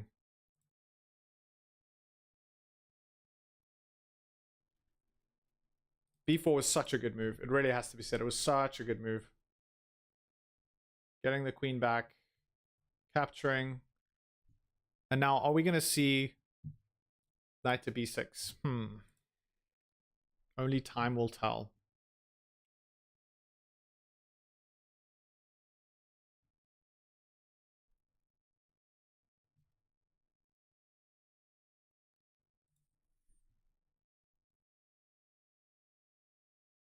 Let's say, for example, he castles. Castles is now even more scary than it was before. Just because of the fact that these pawns feel like they could be running up the board. But actually the best move is to castle with the white pieces. So probably you have to do quite a lot of calculating to make sure that you can get away with any overextending with these pawns. And obviously f5 is still completely out of the equation because this pawn is so weak. That is the one benefit of having all of these, all of this pressure on the square. Is it just so strongly discourages Gukesh from really just going sort of all in. Because he can basically, well, at least for the time being, as long as these pieces are on the board, never play f5. f5 is just not viable. Unless there's some kind of weird tactic that I'm not aware of. But he can, however, maybe play h4. h4 is fine. Of course, the bishop can't take because the knight's on f3. Yeah. So there's definitely a lot of questions that need to be answered here. But I mean, as I mentioned before, if you just gave this position to anyone of any level, they'd say, yeah, I'll take white. And if you didn't show them the analysis and they didn't see the engine, they just saw the position, they were like, yeah, you know, white looks like they're making good progress. So long as they don't do anything too committal too soon, got real prospects of winning. Or at least some kind of meaningful attack. All right. So that's castles. We already kind of calculated this move, knight to b6. Let's get it up on the analysis board. Knight to b6 for Deng. Immediately follow up with knight to b5, attacking the queen. The queen only has one square to go to. Not there. Here. Any other square loses the knight. So... And then, oh, the thing we were talking about here, bishop to f1, bishop to d3, bishop to c2, queen to d3, and just setting up this very kind of obvious attack, but it doesn't really matter if that it's obvious so long as it works. And having this control over the light squares is pretty awesome if you're playing with the white pieces, and super discouraging black from casting. So actually, I think I'm not entirely sure if I'd be super thrilled with this move, even though it's the engine's top move. The engine knows how to defend against all of these follow-ups, but humans, you know, they can make mistakes. I'm just kind of curious how exactly you defend against this. Let's see. So bishop to f1. I really like bishop to f1. It's the engine's thinking about some other moves, but whatever. Ooh, what about... Oh no, I was gonna say maybe you can play even bishop to h5, but that's not good. Takes, queen, check, and then you just block. Yeah. Okay, so castles, and now bishop to d3. That's definitely the move I would play. d4. Ooh, d4. Okay, I didn't think of that at all. What the heck? How can you even get away with d4? This looks like... Knight to d5. Oh, knight to d5. Knight to d5. Queen to f3. Everything else is not so good. Queen to f3 and then bishop to d7. Let me just play queen to e4 now. All right, g6. Now you can play g6. I'm not sure who suggested g6 earlier, but The only issue is that this knight is a very strong outpost. And also it feels like this knight on b5, it's sort of back defending the c3 pawn. If this knight ever moves, or if it gets threatened, for example, I mean, just say you get this knight out of the way and you're attacking this knight's new exchange, now you can suddenly capture. So just a little bit precarious, I guess. All right, let's head back to the main board. Oh, let's head back here. Those of you just joining, who's this? Which player do you see? See how well you know the world of chess.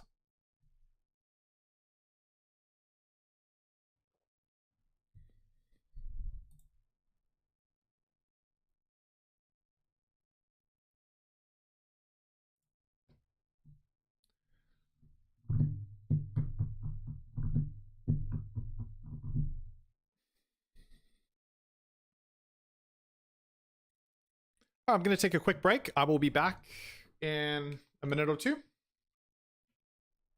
Let's head back to the main screen in the meantime.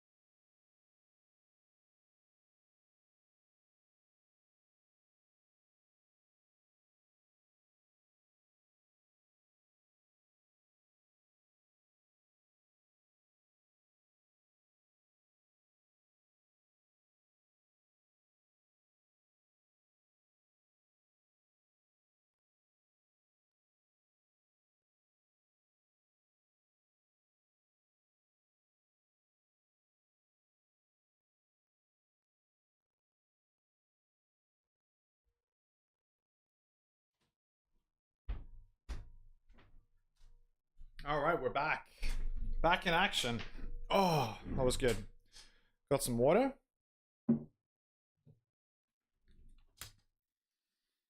Oh, that was good timing. How about that for good timing? As I get back, we have a move on the board. Knight to b6. Knight to b6. That was kind of what we were expecting. And to follow up with knight to b6, we... Oh, wait, hold on. Let's back up. Let's not get ahead of ourselves here. Knight to b6, we're really expecting now. Knight to b5. Attacking the old queen. Only one move. Queen to d8. This is awesome. We've got 438 views on the live stream so far. Love it.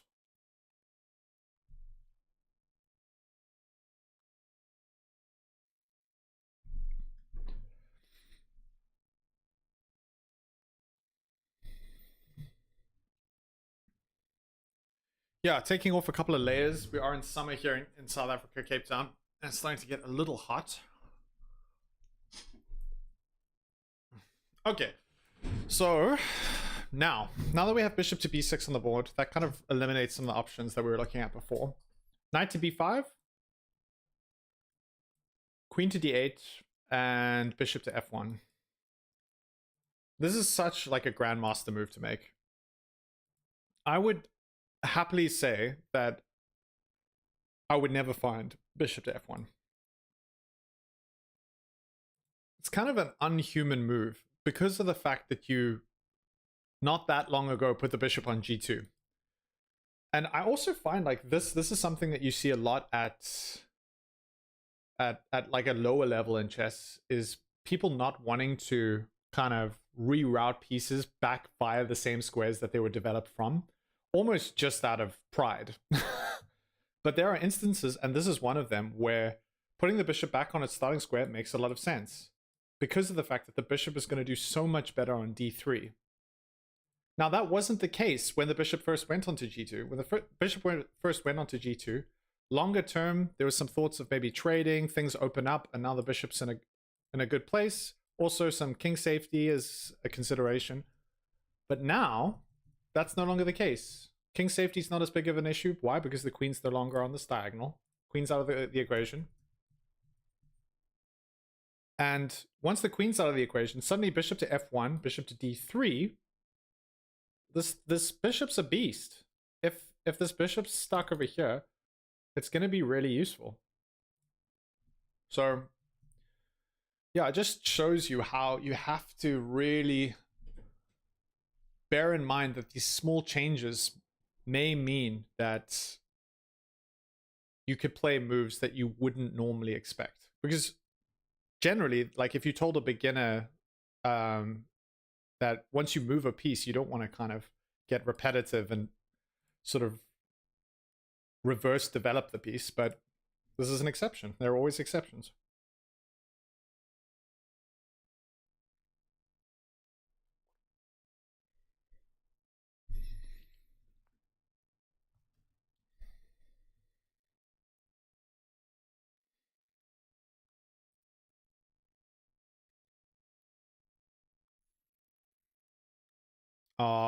Anna, if you're watching this, thank you. Appreciate your message. You're a literal sweetheart.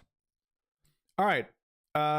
Okay, so now that we've got 9 folks watching, I need your help. You have to tell me, who is this? Please vote. So far we have... Oh, we've got 4 votes. 4 votes, guys. Who are you looking at here? How well do you know the world of chess? Just from the outline, would you be able to tell me who this player is? Good luck. And may the odds be ever in your favor. All right, we've got 1 more vote. We've got 60% Gukesh, 40% Hans Niemann. Interesting. Very interesting. It is a little tricky because the outline, I think the shoulders in particular, they're kind of like Gukesh-esque. But the hair is more Hans Niemann, but it could be Gukesh as well because he does have kind of like a similar shape head. All right, we're just having a little bit of fun here. Plenty of time to get back to the seriousness of the game. Speaking of the seriousness of the game, we have Gukesh to move here, and we've had these moves on the board. Have we? No, we haven't. Okay, so we're still waiting to see if Gukesh is going to play knight to b5. Knight to b5 is a very natural move, attacking the queen. The queen has to move back to d8 because if it moves anywhere else, for example, you say, oh, I'll just put the queen over here, you're going to lose your knight and you're going to resign in tears, which would not be good. So you just put the queen over here, it's still defending the knights, happy days. And now the thing that we were calculating is bishop to f1, bishop to d3, trying to kind of take control of this long diagonal.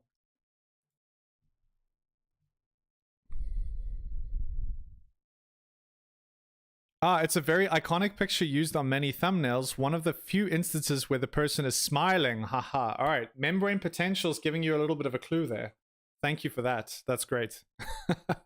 Appreciate that. Yeah, I took a bunch of these pictures and I thought they would be quite fun just to throw in there so we can, I don't know, add a little bit of interest to the live stream. Gukesh just looks, that's the one thing I'll say about him. Whenever I see him on camera, he just looks so dialed in. And for someone his age, I think it's remarkable. I mean, I know what I was like when I was 18. I don't think I had ever gotten to the point of being as focused on something at that age. And yeah, it's really impressive to see someone who's just so dedicated. He's just like locked in. All right, so instead of knight to b5, let's look at something completely different. Queen to e2. What about queen to e2? We put the queen on e2. Knight to c4, right? This knight wants to come into c4. And then bishop to f2. Because we don't want to lose the dark square bishop. This dark square bishop's really useful. You might be saying, well, doesn't the knight have like this outpost over here? Yeah, it does. I mean, you can put the knight on b2. But I'm not entirely sure if that's going to really accomplish anything. I think the knight is better placed here. It's nice and central. It's taking a look at all of these squares.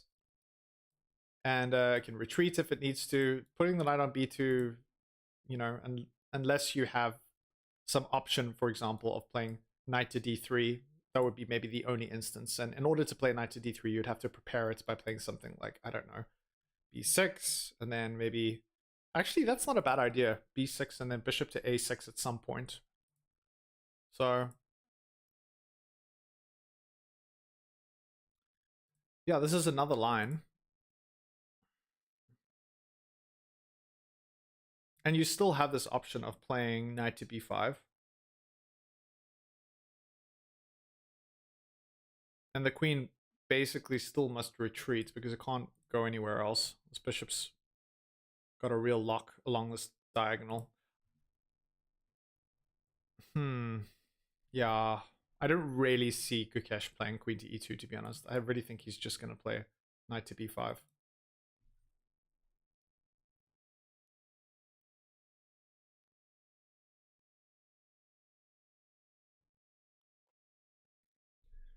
But he's doing the right thing now. An hour and 23 minutes on the clock, and he can afford to spend quite a bit of time and still have a sizable advantage on the clock. So he should do that.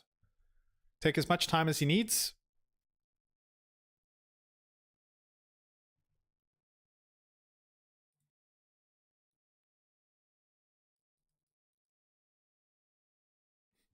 Another option is just castling. Knight to c4 still. And then I guess you just play bishop to f2 anyway. The one thing that does happen is this pawn is still pretty much a long-term weakness.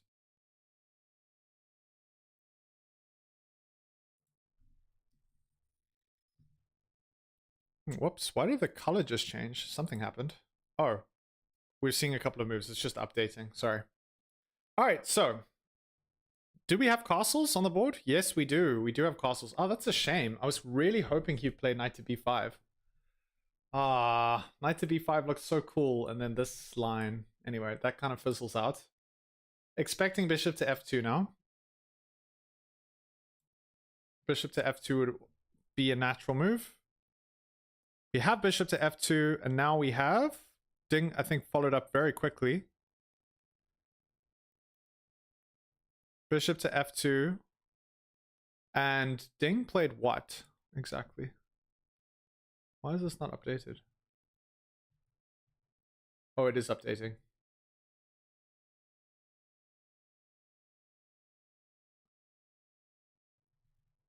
Alright, so we have bishop to f2 on the board. Ding hasn't played yet, apparently. Although, I thought I saw him move. I did, but maybe I'm mistaken. Okay, so here, Ding has I guess a choice, a selection of moves. Bishop to d7's one. could play knight takes d4, just exchanging knights, and then after bishop takes, you really don't want to take with this pawn because of the fact that then the b4 pawn will hang. You can just capture, and you're down a pawn for absolutely no reason. So you can capture, I guess, with the knight or the bishop. Don't think it matters too much which one. Now bishop to d7. Yeah, and things still don't look bad for whites, but if you compare this position with the other position we were looking at where we play knight to b5, it just looks a little bit more attractive. But clearly Gukesh didn't think so. Let's just back up. Okay, we have takes.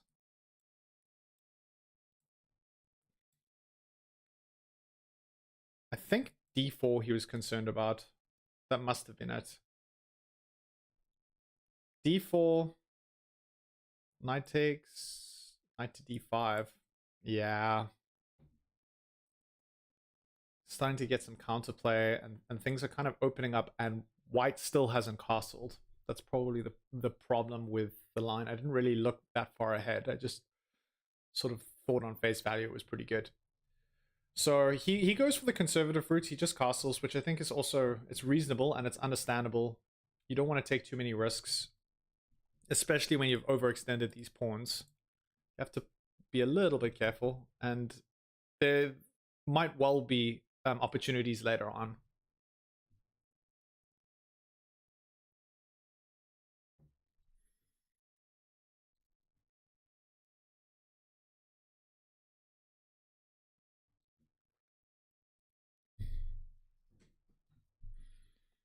All right, we have a move. Do we have a move? No. Okay, so ding to play. Knight takes d4, bishop to d7, or castles are all options. He might well castle. And then queen to e2.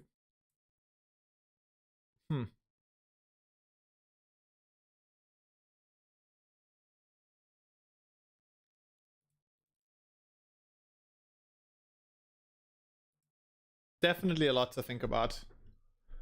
The one good thing that Ding's doing is that he's taking, well, he's just moving a little bit quicker, which I think is really important. Especially considering it's, you know, move 17. He's got 36 minutes to play 23 moves. That's slightly under 2 minutes a move. It's like 1.5 minutes a move.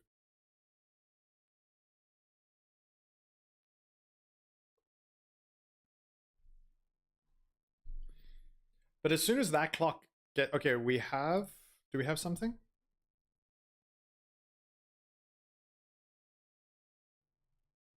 Yes, we do. No, we don't. Yes, we do. All right, so we have bishop to d7. Bishop to d7 is the move that's been played by Ding. This is kind of interesting because it creates a little bit of thing in the back of his mind. Maybe he castles queenside. I still think, well, maybe not. All right, rook to e1 is a move. Maybe the idea between rook to e1 is that even though this pawn's being attacked 3 times, right? So this knight, okay, we've got a couple of moves that are coming off very quickly. So let's just keep an eye out on what's happening.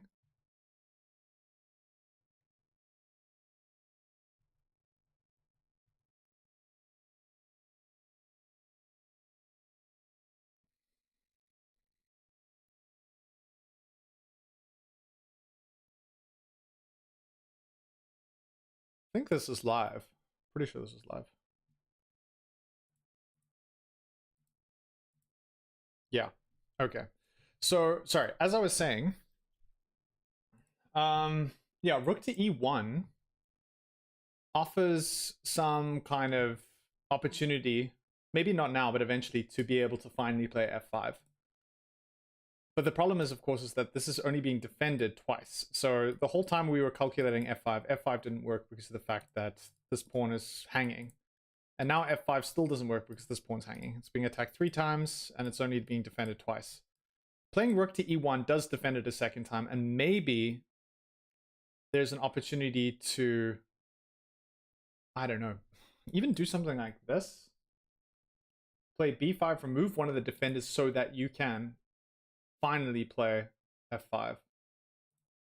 All right, what do we see? So castles, kingside castles, rook to c1. So, okay, yeah, nothing definitive yet. I'm kind of curious. Oh, I suppose if you just push this pawn, then you can just capture, and then you're gonna lose this pawn. That's dumb. Oh, no? Let's see. Takes, knight takes, queen to a5. Oh, queen to a5. I missed queen to a5. Queen to a5 attacking the c3 pawn, and then a double attack on the b5 pawn. Can you not just play queen to b3? Oh, but now the knight jumps in and all sorts of crazy things are happening.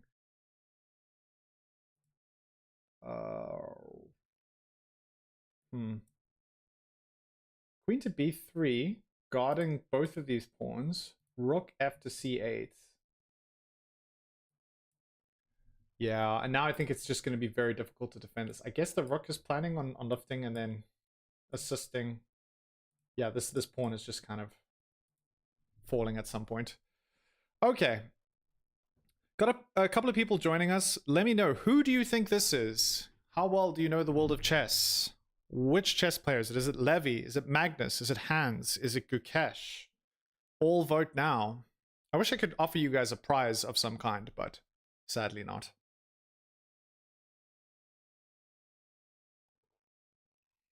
I guess the prize of being right, that should be enough.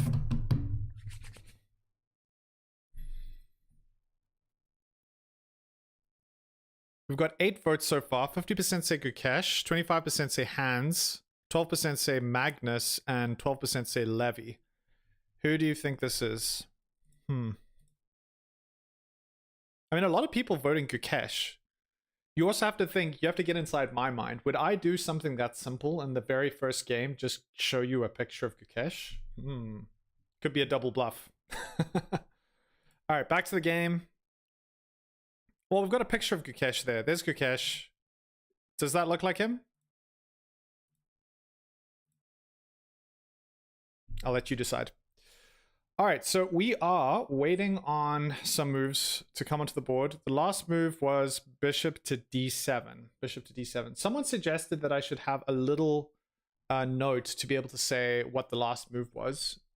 I would like to do that, but it turned out to be much more complicated than I initially thought. So for the time being, I'll just try and do my best to keep you guys updated. So we had bishop to d7 on the board.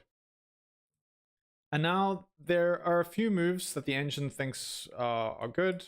Developing the queen, rook to e1. Rook to e1 was the one we were calculating, just trying to provide some more support for e5, and then maybe later on down the line, obviously not immediately because this pawn would hang, being able to push f5. But yeah, from the calculation that we did, we would have to just do quite a bit of preparation before we play f5. It feels like the entire game we've been wanting to play f5, but it's just not been viable, and unfortunately is still the case now. Oh, the last move indicator is there now? Really? Where? Oh, that's good. Okay, so we've got 10 votes so far. That's pretty respectable. I will give you guys the answer in a little bit, but there is the outline. Oh, the yellow square, I see. Oh, okay. I was actually thinking about member and potential. I was thinking about like an actual notation thing. So like last move, bishop to d7. But of course, this is way better. It's much more visual. You can just see immediately. I don't know why I didn't notice that before. Yeah, well spotted. Okay, folks, got a little bit of a poll going. You have to let me know, who is this person? How well do you know the world of chess? If you're in a very dark room with this chess player, who would you guess?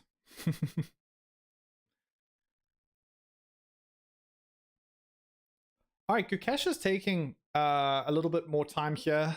I think he's definitely slowed down his pace after the opening, which was just, you know, he was like a speed demon. He's definitely taking a little bit more time now. And one wonders if Ding is going to regret the half an hour he spent on move 7 as we head into the middle game. I mean, 17 moves played. There's 23 more moves to get to move 40, where they'll get an additional hour plus a 30-second increment. The question is, will that be enough for Ding? We'll find out.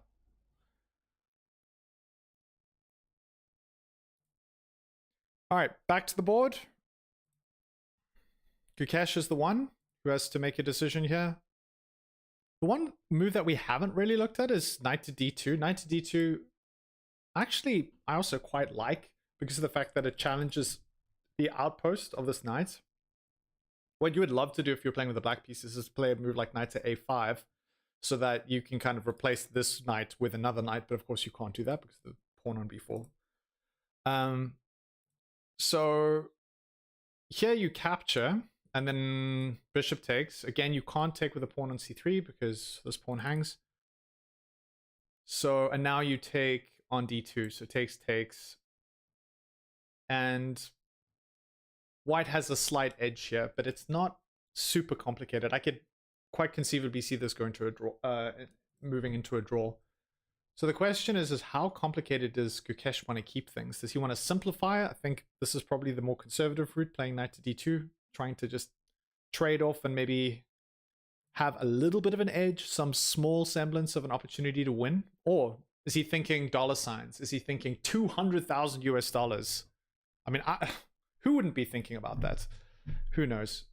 I think both of these players are really sensible, and I don't think their judgment's going to be too clouded by the money, but I think they would be lying if they said it wasn't a factor.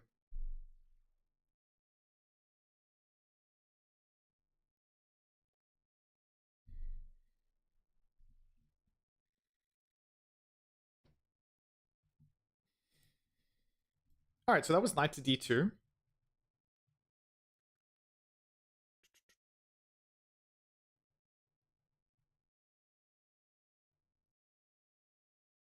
We looked at rook to e1. King to h1 is even a move. Gosh, this is like very, very odd. King to h1, why? King to h1. Yeah, I don't understand that. I mean, it's not like the highest ranked move by the engine, but it did pop up briefly. Doesn't really make sense to me.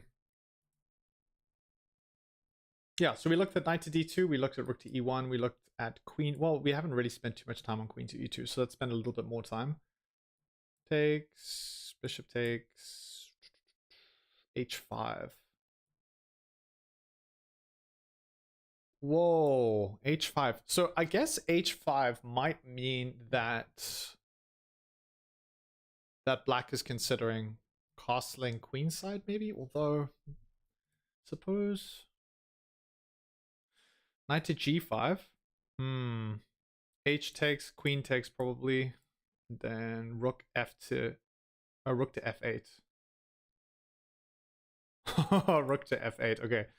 Well, that obviously rules out castling.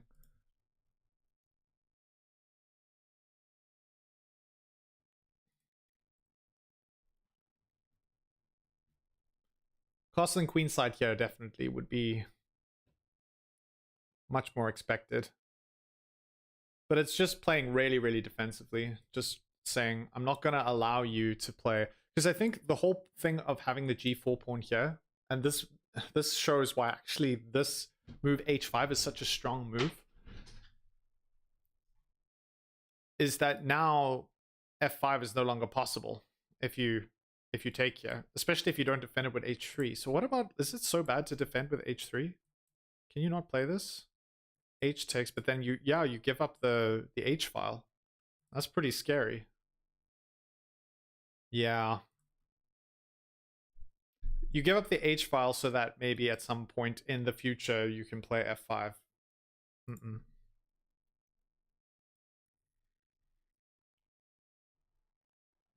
I think the attacking prospects for white are maybe less than I originally thought. Seems like there are a lot of very reasonable ways for Ding to defend, and for these advanced pawns just to kind of not really amount to much.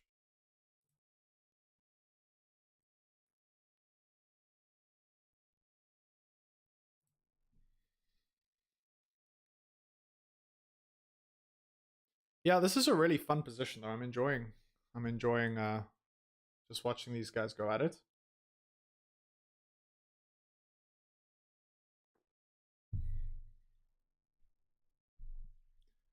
So we're up to 459 views. That's awesome.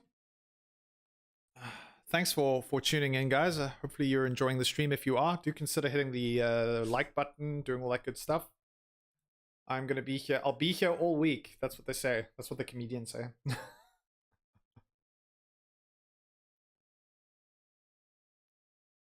All right, let's back up.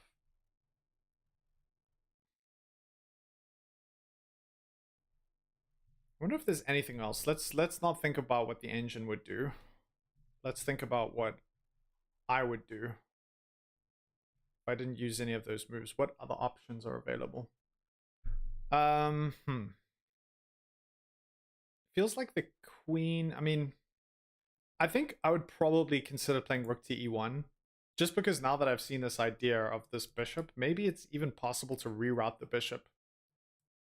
So let's try this. Castles. How terrible is it to play this? Bishop to f1 here. Is this like a complete disaster? Nope. But knight takes, bishop takes, f5 or f6. Yeah. So it sees my idea of bishop to d7, and it's like, well, I can potentially just close up shop after takes. Or maybe not, because now I actually can push this pawn. No, but it's still being defended by the... Let's try. Oh, wait. Hold on. Yeah, okay, let's try it. Oh, but actually that... I just saw now knight to b2, which... Yeah, that wouldn't work. Bishop takes c4.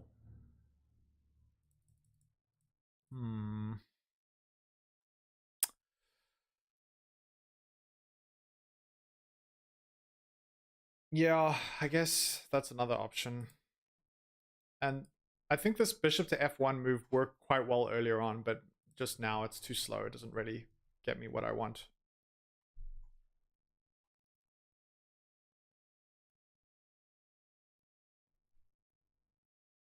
All right, we have a move. Do we? No. I keep looking at my own analysis board and thinking that that's the live board.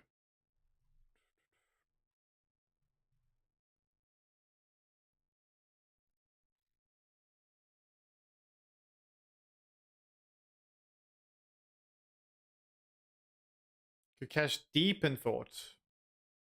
Seriously thinking.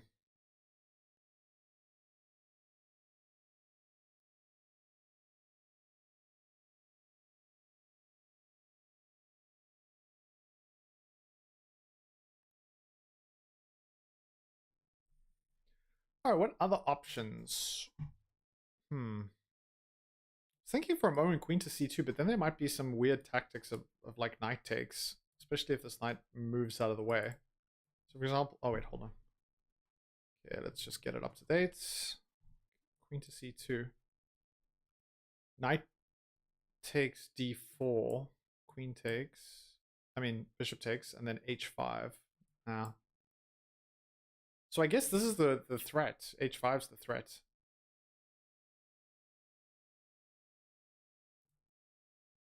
h5 just threatens to kind of dull any kind of attack you've got going on. And as we discussed, you don't want to play h3 because after takes, black has the h-file. So, yeah.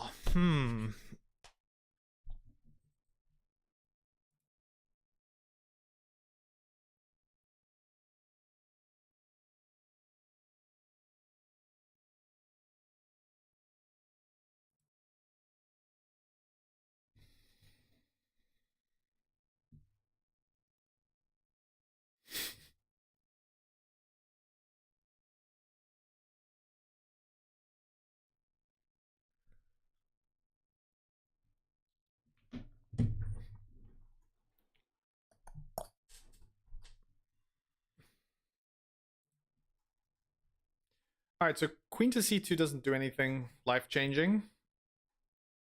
Yeah,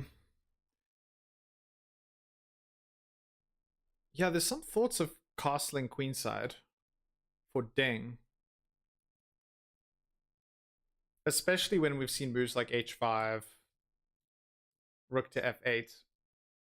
Kind of removes any chance that that's going to happen. And castling queenside is really interesting because it'll mean that there'll be more of an opportunity for a decisive result.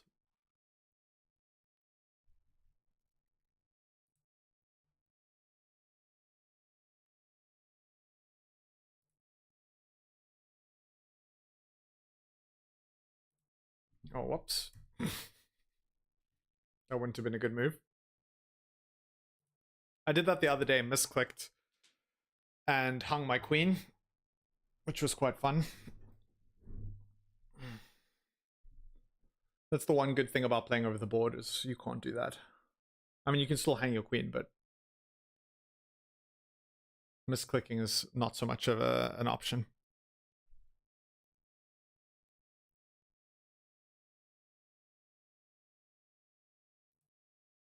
Okay, so the gap between the two players in terms of time is definitely shrinking.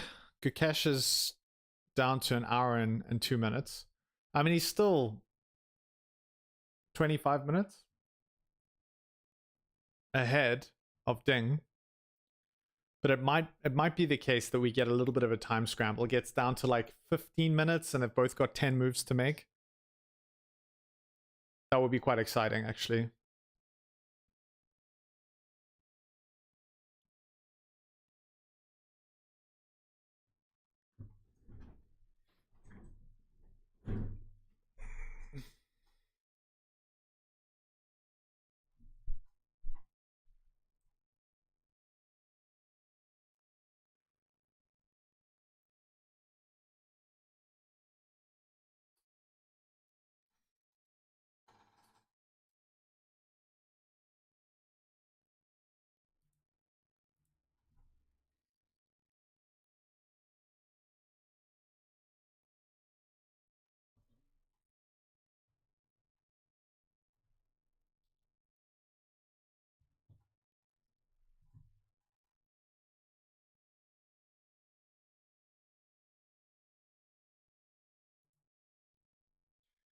I'd love to see maybe some more lines. Analysis. Let's choose. Oh, I can only choose 3. Alright, we'll just have to use our brains, I guess. I wonder how insane would it be just to play h4 here? Is this like completely bonkers? h4, knight takes. Okay, still knight takes. Then g6. Yeah, g6 just kind of keeps things protected. Make sure that white has to think twice before making any pawn breaks. And most importantly, keeping an eye on f5, which is still not realistically that big of an issue. Okay, so that's not so great.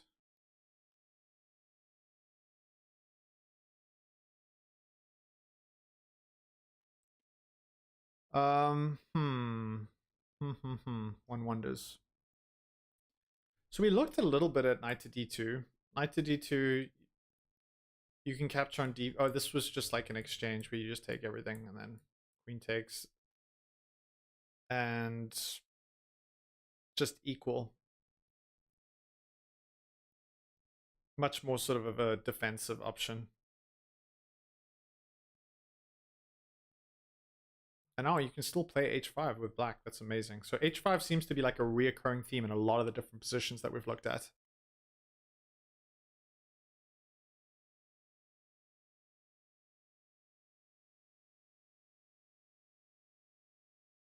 Yeah. h5 is very, very interesting. And one expects that if at any point in any of the positions that we've looked at h5 happens and rook to f8 happens, then really the only option for black is the castle queenside. And if we get that, could become, I mean, it could become quite a sharp position depending on how that happens. If you are just joining, we have a little bit of a poll where you have to figure out who this person is. See how well you have a grasp of the chess world. You can vote in the little poll on the right-hand side. I think it's on the right-hand side. It's a fun one. Is it Levi, Magnus, Hans, or Gukesh? So far, we've got 17% say Levi, 8% say Magnus Carlsen, 17% say Hans Niemann, and 58% say Gukesh, exclamation point. Who do you think? All right, well, it's been quite some time since Gukesh has played a move. He's really been in the time bank for a while. Let's head back to the players. Nice little overhead shot there on that beautiful chessboard. Would love to have one of those. And we've spent quite a long time sort of calculating the various lines that might be under consideration by Gukesh. So let's just get it up to the position as it stands right now. Ding just played bishop to d7. Knight to d2 is a move, but a lot more sort of conservative. Looks like you're going to be exchanging a bunch of pieces and things might fizzle out. Rook to e1 is also a move. Possibly preparing f5, but we discovered that if you do play a rook to e1 after castles... Oh, not castles. This is interesting. Maybe this has changed. Oh, let's take first. Knight takes or bishop takes. Let's take with the knight. And now, okay, in this line you don't play h5. That's interesting. This line you can just castle.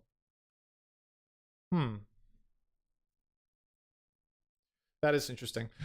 Okay, rook to c1 afterwards. And then, yeah, maybe the hope of being able to play f5 is kind of still alive here. f5 doesn't work right now because of the fact that this pawn is being attacked 2 times and it's only being defended once. So if you played f5 right now, you don't actually take yet. You play rook f to c8. That's interesting. Would have expected captures, but yeah, it doesn't really seem. Pressure on c3. So there's sort of this latent threat of capturing on c3, which is interesting.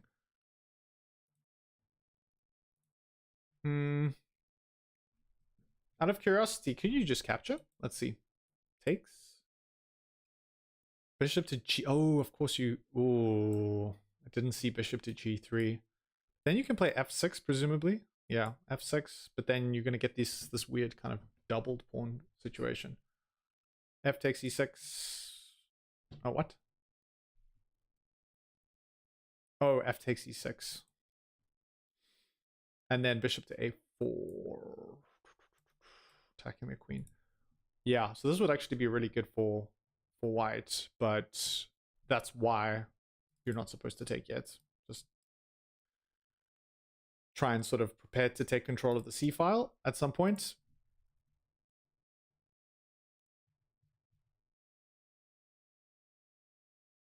All right, so actually maybe rook to e1 is the way to go for Gukesh. This seems to offer some more opportunity for Ding to slip up. Everything else is kind of easy to calculate and pretty non-threatening. So if Gukesh wants to go for a win, rook to e1 might be the way to do it, instead of playing knight to d2. Then there's also queen to e2. Castles is a thing here, or you can also capture. It seems a lot of the lines include capturing on d4. Bishop takes d4. And h5 in this line.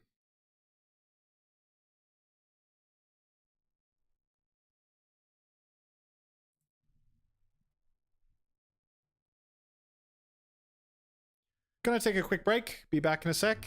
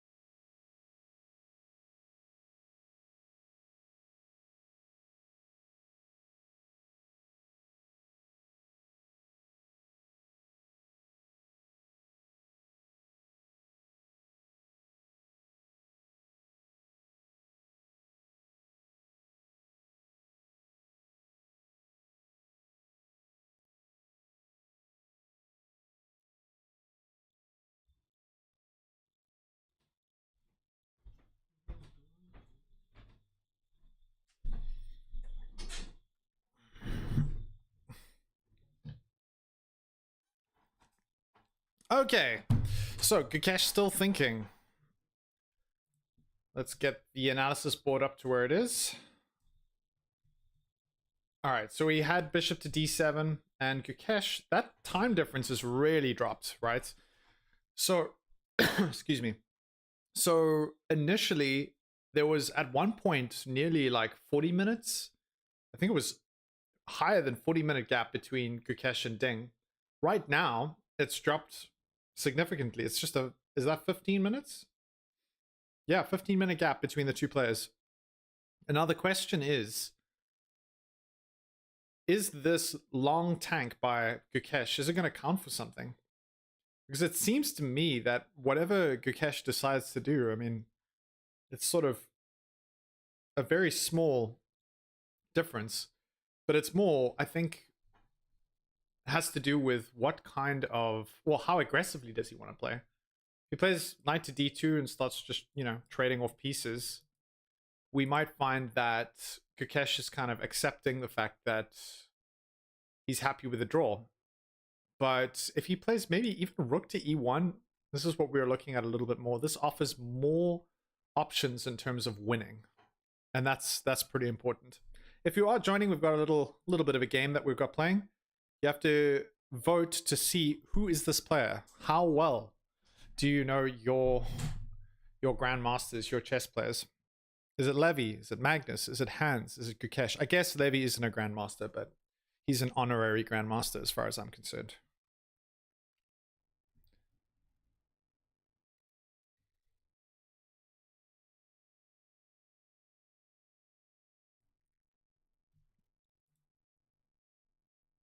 So yeah, Gukesh down now to 50 minutes. I do think this is a good point to spend some time, but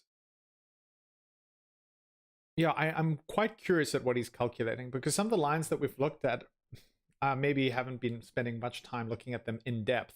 But the one thing that Carlsen has mentioned before about Gukesh is that he can calculate deeper and further than just about any other player who is at that top level today. So it might well be that he is really, really calculating very, very deep to see if he can find some small detail that he can capitalize on. And if he finds that, who knows? He might well have a good opportunity to win this. Right now, White has a slight edge. You can see it's plus 0.3, but nothing huge as of yet.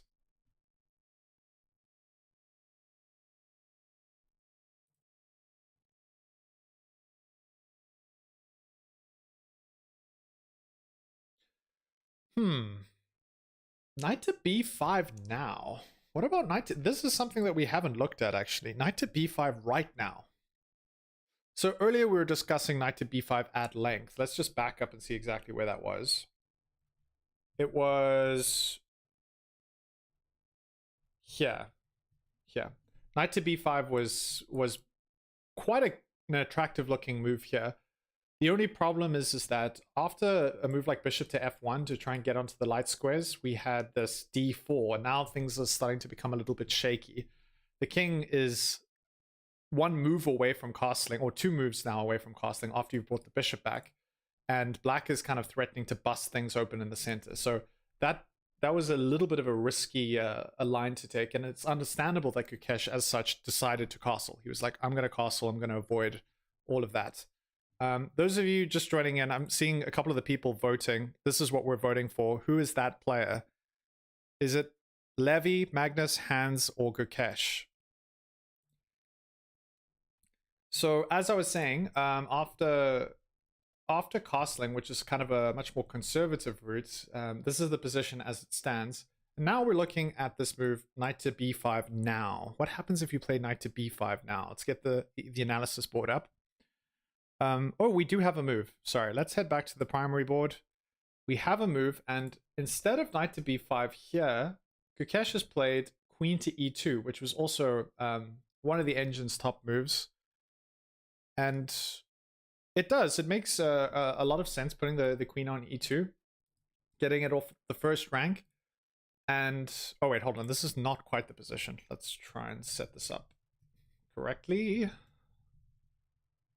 I'm doing some crazy things here. Okay, so this is the live board now. All right, Ding has just captured the knight, and we're expecting that, obviously, we're expecting to capture back, but with what? Bishop takes or knight takes, both are viable, but the best move is actually bishop takes. And now h5.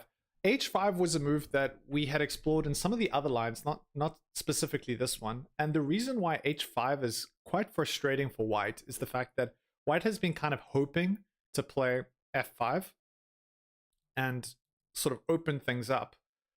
But now you can't really play f5 because obviously you just capture and then your knight's under threat, and this pawn is effectively hanging. So it's certainly not possible now. And then the idea was, like, I was thinking, okay, well, you can play h3, right? h3 to defend the pawn, and then takes. Now still f5, maybe at some point it's on the cards. But the problem with that is after takes, the rook has the h file, and there's these kind of holes on the dark squares. Things are a little bit less certain, and there are some real attacking prospects for black in terms of infiltrating via this h file. Maybe not immediately, but at some point. So considering that Gukesh castled, it would make a lot of sense for him to avoid any kind of risky lines that involve something like this. And if you can't play h3, well then, you know, what are you going to do? Say you play something like g5, right? Well, now if you play g5, f5 of course is no longer a consideration. So yeah, it becomes a little bit tricky. You have to kind of change gears and say, okay, well, I'm not going to play f5 anymore. I'm going to play g5, and I'm going to be a little bit more patient and wait for another opportunity to try and find some attacking options. So right now we're waiting to see what is going to happen. Is Gukesh going to capture with the knight or with the bishop? If it weren't for the engine telling me that bishop takes is better, I would have probably just taken with the knight. I think the one thing about taking with the bishop that makes sense is that the bishop sort of back defends the c pawn, but it's always nice having this knight central, and I can always guard the c pawn, you know, with a rook or find another way of defending it. It's not that big of a deal. Bishop takes is the engine's preferred move. So yeah, we'll see if we get that on the board. But right now, as it stands, we have the last move from Ding was knight takes d4. And the cool thing is that the clocks are much more even now. After the crazy tank that Ding took at the start of the game, we are a lot more equal on that front. But both players are probably going to start running into some time problems, especially if they're playing as slowly as they are now.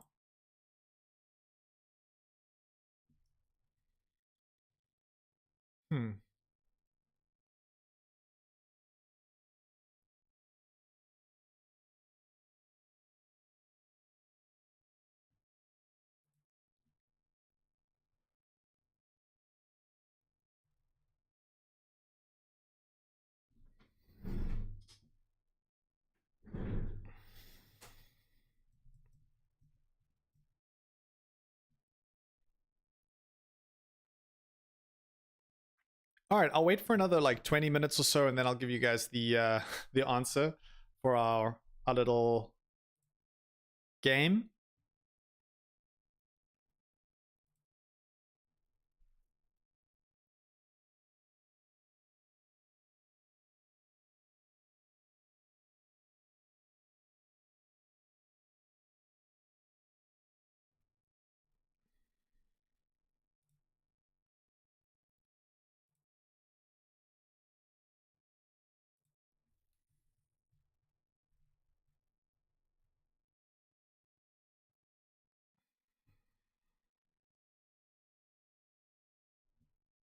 All right, so we had queen to e2 and then captures. That's the board as it stands. Let's make sure that we're up to date. Over here. Yeah.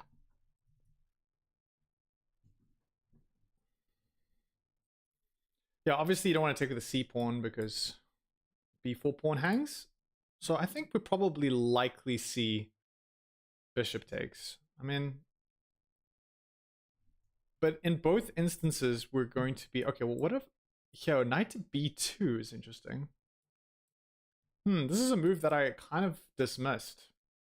Thought knight to b2 doesn't really... I mean, what does it actually achieve? But now, because of the fact that the queen is attacking c3, having the knight out of the way does...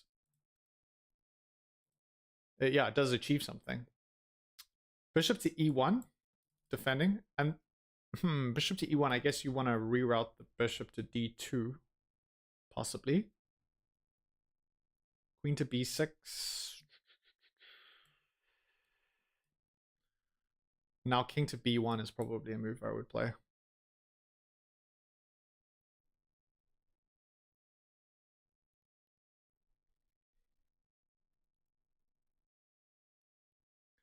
All right, that was quite interesting. Gukesh walked away from the board, so I just assumed that he had moved, but he actually hadn't. He was heading off to think, which was interesting. But now it seems that we do have a move. All right, we have knight takes.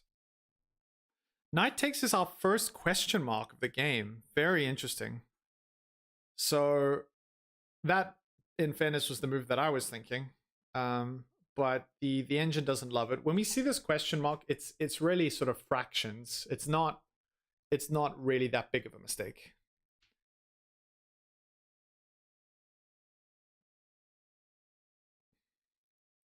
It's the difference between sort of equality and plus 0.3 or plus 0.2. All right, so now on the live board, we have what we saw before. The knight is on b2, and there's this discovery attack on the c3 pawn. And now queen to f3 is one way to defend that. We were also looking at bishop to e1.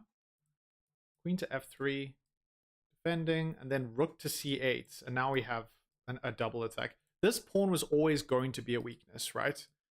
As soon as we had this kind of setup with a3 and then this pawn moving forward to kick the black queen back, this was always going to be a problem long term, is the fact, okay, the c3 pawn is going to be weak. But for the time being, it's not that big of an issue. We can defend it plenty. Oh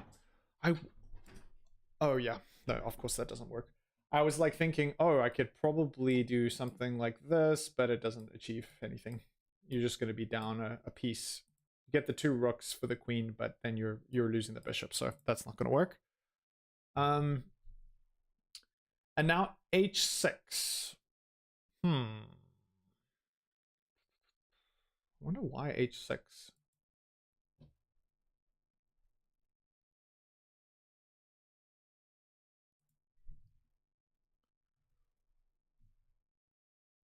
g6 or knight to c4 also moves. Just moving the knight back. King to h1.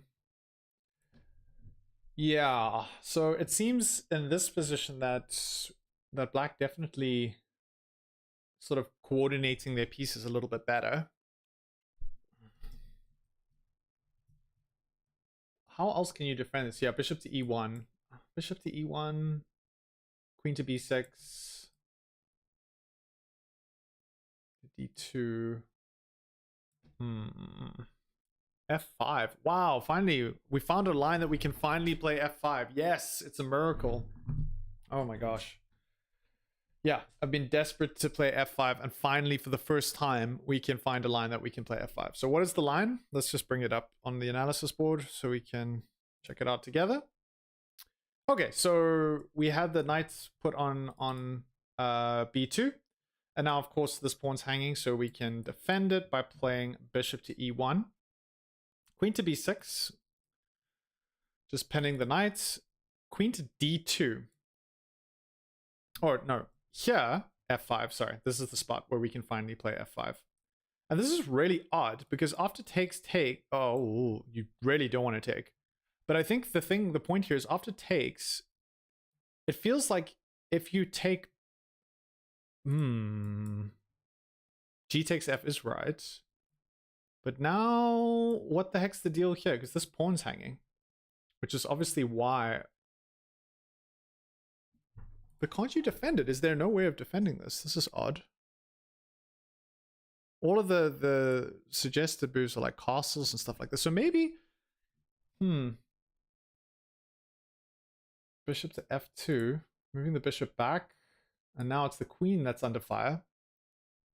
Yeah, this is very interesting. With these two advanced pawns, this might be actually the way for Gukesh to go, because it feels to me like this is a real chance for Ding to blunder if he misplays this. So the line that we're looking at is after takes, we've got knight takes, which the engine really hated. It flagged this as a mistake, but it's just like a fractional mistake. It's not as big as you might expect. After knight to b2, put the bishop on e1 because the c3 pawn's hanging. And now queen to b6, and then f5. And oh yeah, I guess the whole point is bishop takes. Ah, I missed this. Takes, and of course you take with check. So you sacrifice the bishop, you get f5. But it's not like completely winning for black. Takes. Oh, you can't take. You just give up the pawn. Bishop to queen to d2. Yeah. Okay, so you get f5, but really at what cost? I don't know why I didn't calculate that, but yeah. Anyway, that's the first line that we've seen sort of f5 pop up as a slight possibility. But it's unlikely that Gukesh would want to play this knowing that he would have to sacrifice a pawn in order to make it happen. So, okay. That's good to know. Let's head back to the board. We do have a move, which is good to know. So we've had this exchange, takes, and now the knight was put on b2. We had queen to e3 and now rook to c8. Okay. And now the evaluation is actually leaning slightly more towards black. Interesting. Rook f to c1, which is a move that we calculated earlier. Making sure that this pawn is protected twice. And now h5.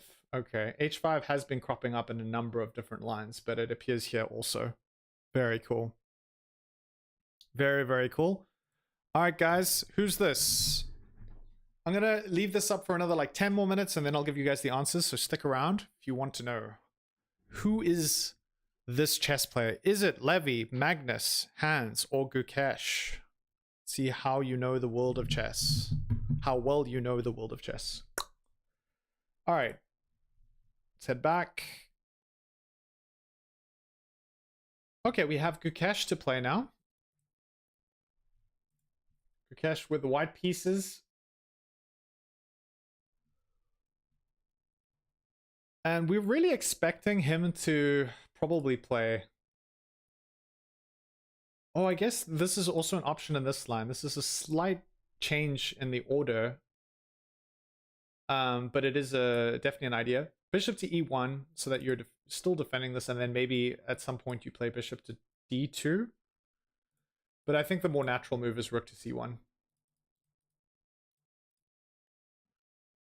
I think the problem I have playing this position from white's perspective, earlier we were looking at it and the position just looks so comfortable and natural for white, but now it's not so nice. And the reason for that is because this knight can kind of rotate between these two squares depending on where it's most useful, and it's a little bit tricky to try and deal with this. I guess you could try and exchange play, but yeah, it's just such a solid piece over here.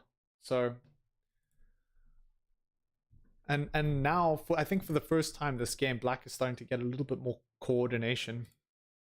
It's funny because black is yet to castle. We're kind of expecting that black is going to castle, and soon.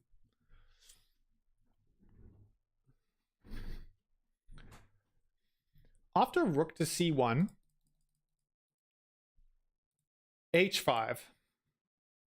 And I'm curious now, before we were talking about h5, how h5 is irritating because it kind of destroys our hopes of being able to play f5, because it's kind of just undermining this pawn break. So we were saying, okay, cool, it's not the end of the world because we can play h3. Earlier, h3 was like a disaster. Okay, I wanted to see if it's still a disaster. The engine really doesn't like h3. But after takes, you're still keeping the dreams alive of being able to push f5, but you have given up the h file. My only thought was that maybe it would work now because of the fact that black has committed to not castling queenside. So that maybe black would still want to castle kingside and then this h file. But looking at it now, it's almost like black's not interested in castling at all. If it can get the h file, it's not a problem. So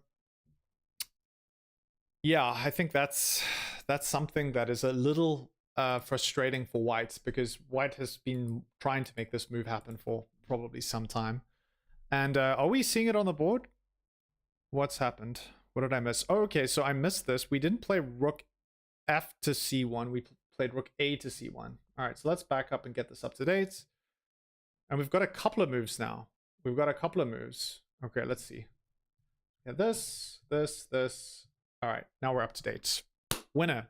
The queen is sitting pretty on c4. And now things have turned around. And I mean, I've been wanting to use this meme for a while, but I guess we should use it now because it's Ding that has the advantage. Well. How the turntables. Okay, I promise I won't use that again. I apologize. All right, so Ding is the one that has the advantage. His pieces are very nicely coordinated. He's got the queen on a central square. And now the question is, what is Gukesh going to do about it? Is he going to figure this out? Is he going to find a way to challenge the black pieces? And what's really interesting now is that the time is also completely balanced out. We remember in the opening how massive the gap was. Ding spent half an hour, I think it was on move 7, and now that half an hour gap has completely shrunk and they're basically even. Really interesting. Okay, so let's take a look at the answer to the question. Who is this? Are you guys ready for the answer? I will give it to you shortly. Let's take a look. See if I can find it firstly. I have to do a little fishing. It's somewhere on my computer. I put all of these files in a folder entitled Media for Stream. So let's see if we can.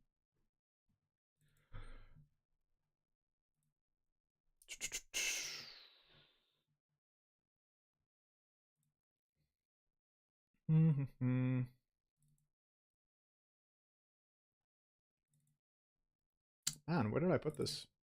Sorry, guys.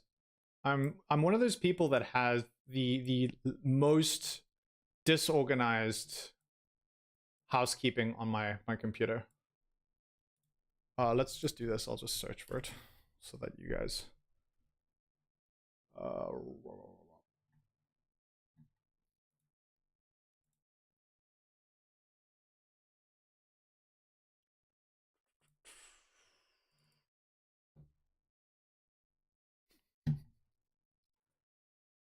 Where did I put it? This is so irritating. All right, let's try and see if we can find it this way. Ah, there we go. All right, we're in business. We're in business. All right, I'm going to stop the poll and we're going to give you guys the answer in 3, 2, 1. All right, it is the end of the poll. Here's the winner. Ayo! There we go. Fits like a glove. It's Hans Niemann, not Gukesh. So let's see. How many of you guys got that right? Only 27% of you. I was expecting a little bit more. But for those of you who said Hans Niemann, congratulations. Well done. You guys are winners. I wish I could give you some kind of prize, but you just have the prize of knowing that you were right. Okay, bye, Hans. Chess speaks for itself. All right, let's head back to the game. We might do another one of those later, depending on how chaotic this game gets. All right, so we're up to date now with the analysis board. The last move was played by Liren. He played queen to c4, and after Gukesh being having a small advantage the whole way through the opening. Now we're on move 21, and it is Ding who has the slight edge with the black pieces.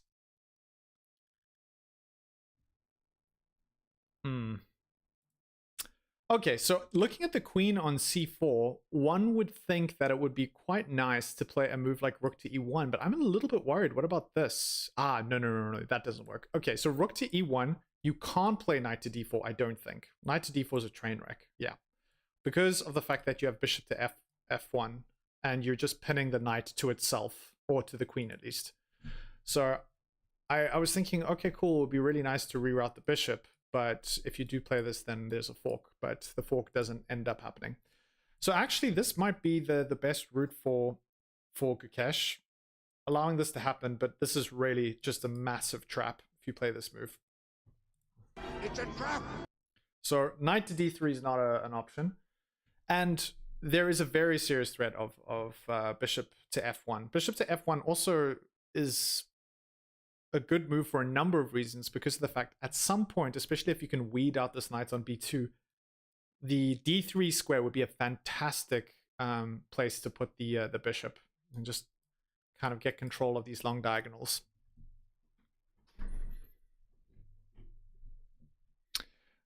Oh, I think people just voted on what they saw on the live cam. Oh, okay. Maybe. All right, do we have a move here? Let's see. Seems so. All right. So we had, wow, f5. We had f5. Man, I kept looking out for f5. And now we have an offer to exchange queens. Okay, things are happening, guys.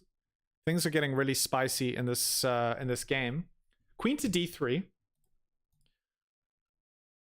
Trying to sort of diffuse some of the risk that's involved in pushing these pawns. If you get the queens off the board, from black's perspective, these advanced pawns are probably like, they're not going to be as potent as if the queens were on the board, where you have this real firepower to try and bust things open and create meaningful threats. So I think Ding must have seen the fact that f5 was something to consider, and just said, okay, well, let's try and minimize the threats of this. So what is Gukesh going to do here? That's the question. Does he... it feels very unnecessary to take. You don't really want to take.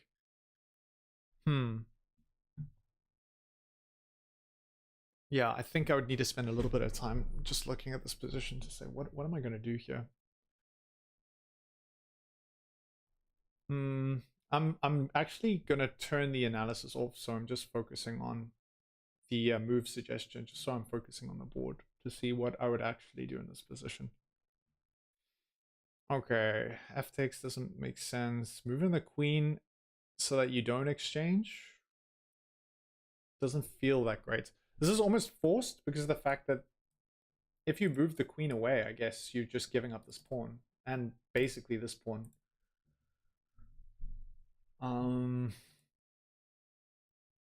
The other option is just leaving the queen there, not moving it, just saying, okay, cool. I'm going to leave the queen on e3. If you want to take, you can take, but I'll just recapture, not a problem.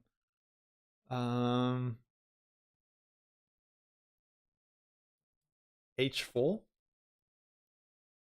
that completely bananas? H4.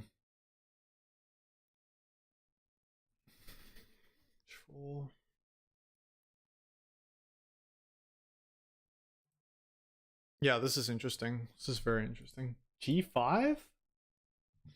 g5 if takes. Bishop takes, still holding the pawn. Takes. You can actually capture back because the rook and the knights are working together to target f5. But then you have these two isolated pawns into an endgame, and this is quite an advanced isolated pawn. So, for example, let's see g5. Okay, engine doesn't like g5 so much, but let's just say for argument's sake, queen takes, bishop takes. I mean, knight to d3. Wow. I mean, I'm almost tempted to sacrifice just so I can get these. Nah, I don't think that's a good idea.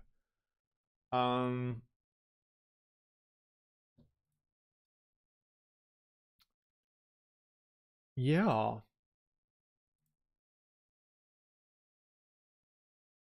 right, we got the players on the screen again. Sorry. Okay, hold on. We have a move. We do have a move, guys. So, guys and gals. Whoa, guys. Gukesh has played a very, according to the engine, we'll say, tentatively dubious move. He's played queen to e1. Is this a turning point? Is this a turning point in this game? Ah, Kanishk is back. Welcome. You arrived at exactly the right time. Hello. You arrived right at the moment where things started to get spicy. Just in time for Gukesh's collapse. Man, this is scary. This is very scary for Gukesh. Now, the question is, why is this so scary? I think if we look at the queen, I mean, it's basic. I think the problem with playing this, right, is these pieces are like really sort of well coordinated, and the queen is doing one job. It's the second defender for the c3 pawn to make sure it doesn't fall. So bishop to g5. And now, how? Okay, you can actually play this, can you? Yeah. Can you just lift the rook to c2? Yeah, of course, because queen can't take because of the knight.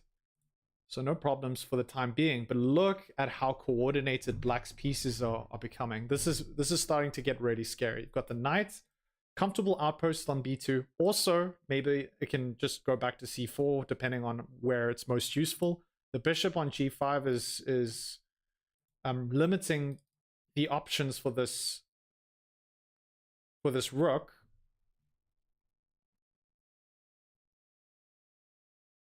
It really feels like a huge balancing act, though, because white does have a lot of material, but it's nearby that it can start trying to sort of get coordinated. But right now, it just looks uncomfortable. I wonder, can you... Yeah, I'd almost want to play h4 and then just start really trying to remove some of these threats. Kanish said, wouldn't be happy to see that. Yeah, me neither. I mean, I don't think I would be super thrilled if Gukesh lost this first game. But, you know, right now, things are looking very, very dicey. And we have the exact position that we're calculating on the board. Bishop to g5 on the board. And now, okay, apart from this, you can play something else. You can play rook to c2 or knight to b3. Wow, knight to b3. Is that what it's come to? You have to sacrifice the exchange. Knight to b3. What do you... Why can't you just take? Bishop takes on c1. Queen takes on c1. No, isn't this pawn hanging too? Looks like it. Queen takes c3, yeah. And now queen to g5. Ah... Whoa. Whoa, that is so wild. That is so wild. Okay, so let's look at this position. Ding is up 3 pawns worth of material. But look how powerful the queen is suddenly on g5. You're like, okay, cool, take the material. This is how the engine just sees these kind of positions with such clarity. It's still good for black, but you've got these advanced pawns. I mean... Can you not just take this pawn, though? What's the deal here? What are you threatening with the queen? Because I was thinking, oh, you could take, but then if you capture the e5 pawn... Am I missing something? Oh, maybe rook? Oh, no. Now I see it. Okay, queen takes, and now... Yeah, this is not a good move. This is not a good move for black. Because you can immediately follow up with bishop to d4. I was trying to figure it out. Okay, so queen takes is not that great. And then this pawn's going to fall, and then... Yeah, it's going to be very, very tricky. Black still has an advantage here, but it's scary. Very, very scary. Huh. Alright, we've got a couple of moves on the board. Let's back up. Rook to c4. I didn't see that coming. Rook to c4. Then... Wow. Okay, this is the move that I really wanted to play. I was like, okay, cool. We need to get rid of some of the threats. We play h4. Bishop to f4.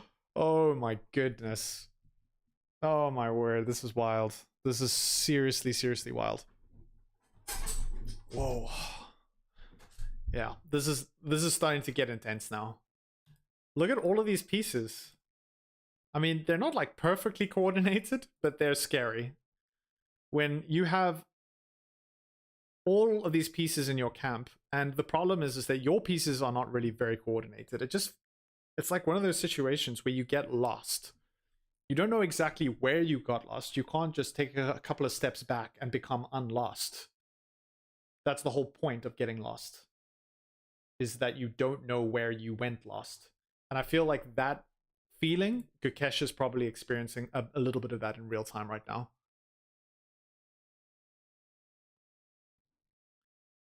All right, so it is Gukesh to play. I thought h4 was good. I didn't see the fact that you can play bishop to f4. And yeah, this is pretty scary stuff, I think. And this is always the downside of going for it. You know, when you stop pushing pawns in front of the king and you create these gaps, and suddenly you're so vulnerable. If black gets coordinated, or if your opponent gets coordinated, and if your attack is sort of fizzling, it starts to get very scary. I mean, this looks like Ding could quite conceivably win this game.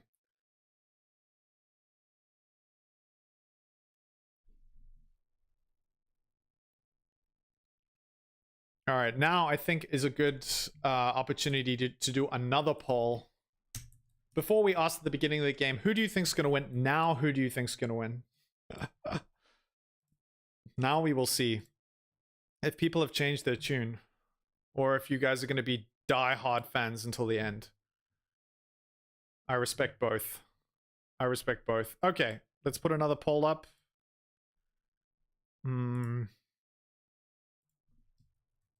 Now, who do you think will win? Question mark.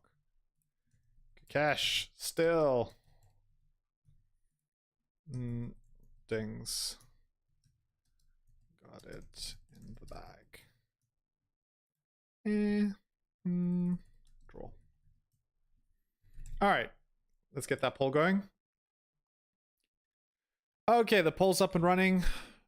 I don't know where it shows up for my viewers, but I'm assuming it's just like me on the right-hand side. Take a look. And let's head back to the game. All right, it is Gukesh to play. And what's incredibly interesting is how Gukesh has gone from having like a 40-minute advantage out of the first 10-15 moves to being down 9 minutes with 16 moves to play. It is very frightening. Still unclear in my opinion, but Leela says 80% win chance for Ding. Yeah, that doesn't surprise me. I thought you said, I was thinking Gukesh was the one who had the advantage, but of course, yeah, Ding. You would really expect him to convert this a fair amount of the time, and I would say now, if Gukesh manages to hold this for a draw, that would be like devastating for Ding. It's scary. Think about it. It's scary. $200,000. Ding is seeing dollar signs right now, and he's like, man, if I could get that 200K, if I just win this game, you know, that's insane. That's like, I mean, I know what they earn in China. When I was teaching English in China, I knew exactly what folks were earning there. $200,000. Well, look, it doesn't matter where you are in the world, but especially in China, $200,000 gets you very, very far.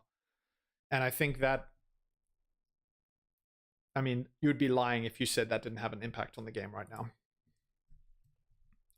All right, so rook to c4. That was the last move. And we are waiting to see exactly what Gukesh is going to come up with. Is he going to play h4?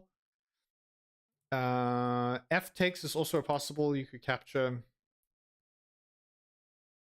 Queen to b1 is also an option. Oh, it's just such an ugly looking move. It's really, really unpleasant. I think the thing also that you notice is that despite the fact that white has kind of taken space on the E and F file, white doesn't have all of that much space in his own camp because of the fact that this diagonal is completely shut down. You can't even challenge this bishop on g5 because of the fact that your pieces are so poorly coordinated. It's pretty scary. All right, what about queen to e2? Queen to e2 just takes, and then bishop to a4. What? Oh, killer. And the rook's trapped. Conquer there, conquer there. Yeah. And I think, actually, that's really interesting. That, yeah, as soon as you play queen to e2, now the rook can't slide across to e2. You need the c2 square as a little bit of a flight path because it almost seems like whatever you do, black is going to play bishop to a4. Yeah. Ugh, man, it's just not nice.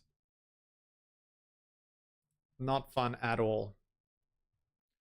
I think we're going to see Gukesh spend another 7 minutes here trying to kind of unravel what's happened. If we do have a decisive result here, we are in for an absolutely, like, it's going to be a bloodbath for both players potentially. Because just say Ding wins. This is not the end at all by any means. Gukesh is going to come out swinging for sure.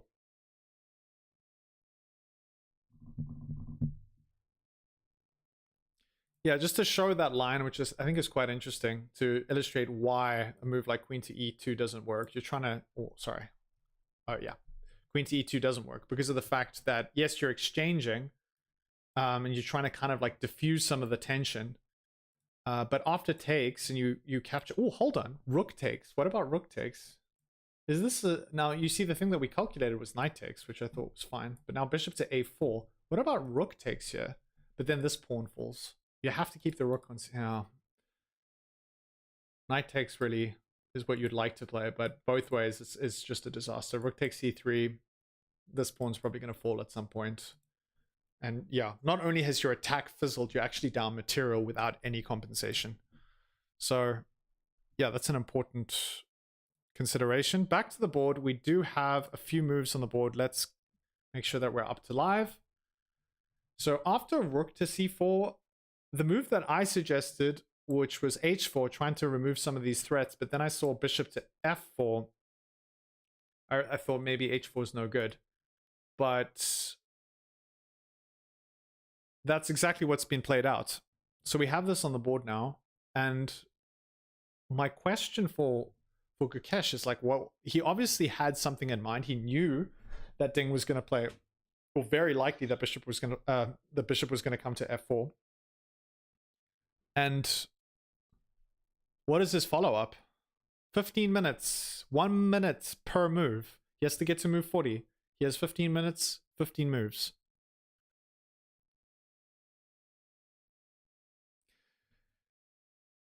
We are up to 559 views. Thanks so much for watching. Do consider hitting the like button to support the stream. Hopefully we can build up a little bit of momentum in terms of viewers over the next couple of days. I'd love to hang out with you guys and just enjoy the chess together. So consider hitting the subscribe button and doing all that stuff. I don't mention it too often, but I do need to remind myself occasionally that I have to do the occasional plug. All right, so bishop to f4. Let's take a look at what possible follow-ups we have.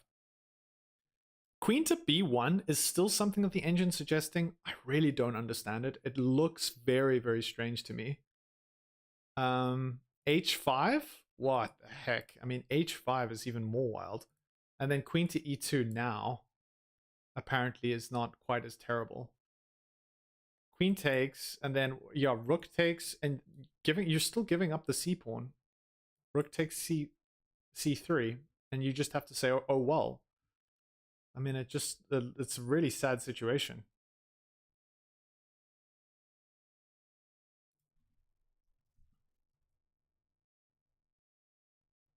I think the moment that you see this move, rook to c2, it just, It just looks so sad.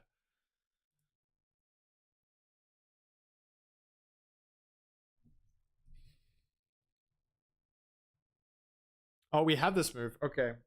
All right, queen to b1. I know what. I don't. I understand it now. Okay, so the idea is that you're threatening to take the knight, and the knight was defending the queen. After rook takes b2, can't take back because you capture the queen. And if you capture the queen, then you can capture back without having to give up the rook. Yeah, I don't know why I missed that. So yeah, you don't actually have to sacrifice the exchange. Let's just make a dumb move for black. Now you can capture, and after takes, white is way ahead. Yeah, I don't know why I missed that, but yeah, that makes plenty of sense. So this is a threat. But now you can just capture, right? You take here, and I guess you capture, takes, and now black is just up a pawn, and Gukesh still has no compensation. You know, if anything, he's still kind of overextended here. In fact, this pawn's hanging too, so there are 2 pawns that are hanging at the same time.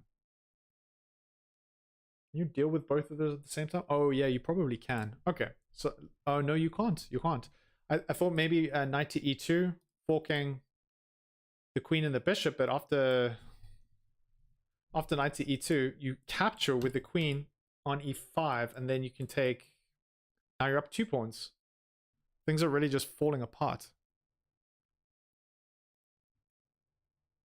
Wild stuff. Very, very, very crazy.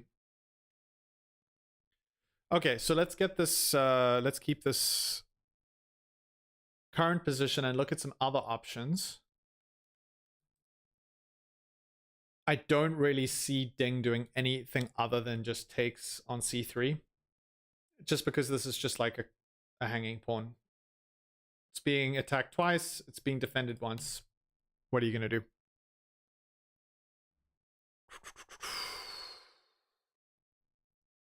All right, let's take a look at our votes. We do have a poll.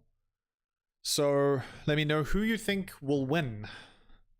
Do you think Gukesh still, Ding's got it in the bag, or draw? I think if you seriously think that Gukesh is going to win from this position, that would be quite shocking. Gukesh will be very, very lucky to get a draw. Hopefully Ding takes with the queen. Yeah, that would be... I think if he took with the queen, that would be... It would be great content. It would be very good content.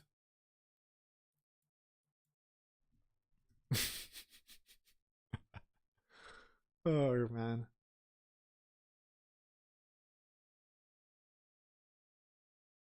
There's okay, hold on. We've got a couple of moves on the board. Let's keep an eye on things, I think. Oh, wait, hold on. No, we don't. There's a delay. My bad. But there's this game. It was an Indian Grandmaster who lost that, I think it was the Scotch game. And he got mated in like 6 or 7 moves. And when he was explaining why, like, he missed like a simple mate. He just got checkmated on f2 without having castle. This was like almost the same as a scholar's mate. And they asked them afterwards, they were like, why? Like, what happened? And in his mind, he had already played, I think it was like queen to d2 to protect the f2 square or something like that. In his mind, he had already played that. And obviously he hadn't actually played that. And then just got mated immediately. So, I mean, it's not out of the realm of possible that players blunder at this level. It's just so rare. It's like once in a blue moon.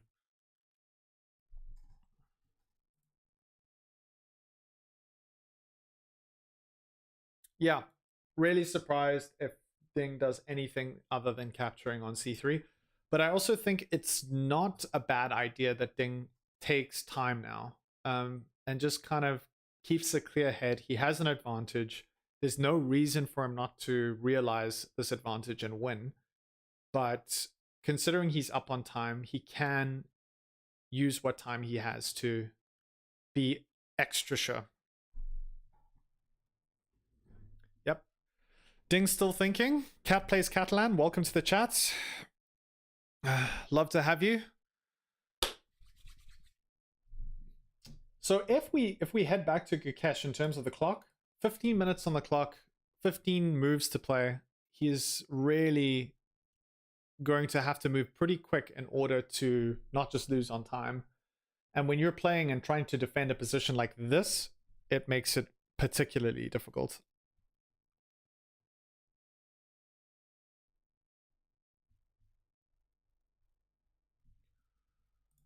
Let's look at some other options that he might be considering. Bishop to e3 is another option. I don't know if I would really want to play bishop to e3 with the black pieces. I mean, what does this really achieve? It gets this rook on the f-file into the game. But out of curiosity, let's take a look. Bishop takes, queen takes with check, king to h1, and knight to d3.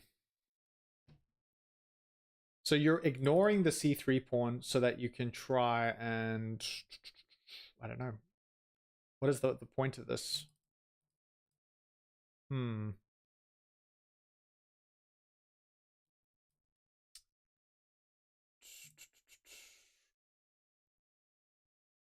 Yeah, the advantage that black has really seems to stem a lot from capturing this pawn. So I think that would be pretty surprising if Ding played anything other than takes. And we have it on the board. We do have it on the board. Let's take a look at what happens after takes.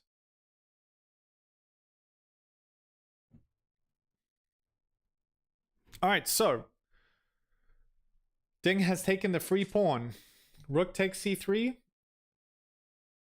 Or f takes is also an option. F takes, and then bishop takes, but this is even worse.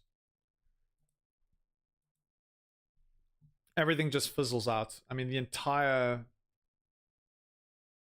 advantage that white had been striving for the whole game has kind of come to naught.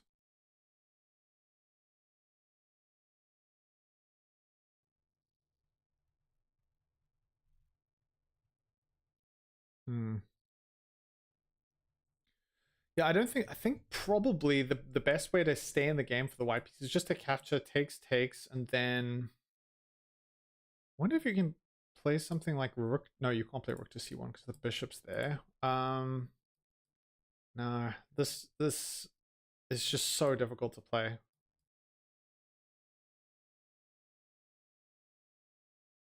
Queen takes. Do you get any counterplay here? Knight to e2 is the best move apparently according to the engine. Queen takes e5, knight takes f4. And what's terrible here is both of these pawns are hanging. And play something like this. It would be great if the king was on f8 and you could do this kind of discovery attack, but that's not going to happen. Guess this. Queen takes g4, picking up more pawns, more material.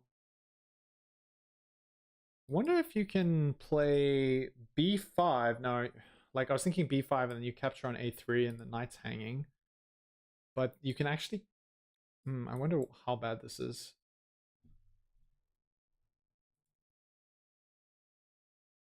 Queen takes... the queen just ignores everything and just takes. Capture here. Yeah. I think whatever direction you go in. Queen e1 here. Oh, sorry. Sorry, Ganesh. I was missing. All right, let's back up. All right, we do have takes. Let's see.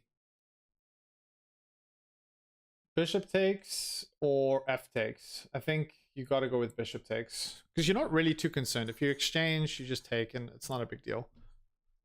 Take with this pawn. This is actually not quite as terrible as it was. Guess this same line takes. Bishop to c5 still.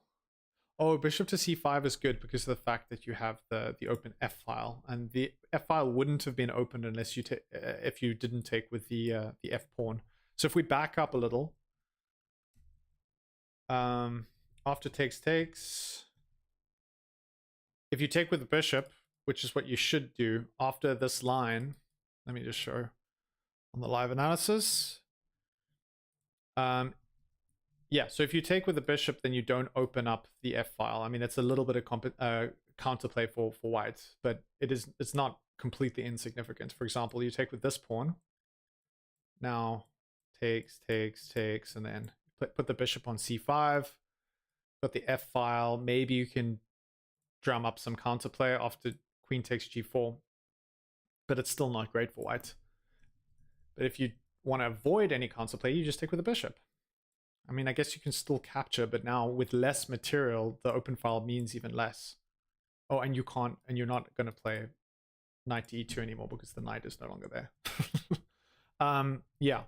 So let's just look at this line. Takes. And this rook. This is just like a very strong chain here. Okay, back to the game. Back to the live board. The one thing I will say is that even if you're up material, you do need to still play pretty accurately. So there are 13 moves left. Gukesh is now down to less than a minute a move. Ding has enough time to probably get things done. But yeah, I think time is going to be another factor for Gukesh, and it's going to make this even harder to hold. All right, Gukesh. One person says that Gukesh still has a chance of winning. That's good. We always need an optimist. How many more moves till move 40? We're on move 27 now, so 13 more moves. Ding is cooked. Yeah. Well, you never know. I mean, it's not completely over, but it's not looking good for Ding. It's not looking good for Ding. Yeah, so we're on move 27. And I think...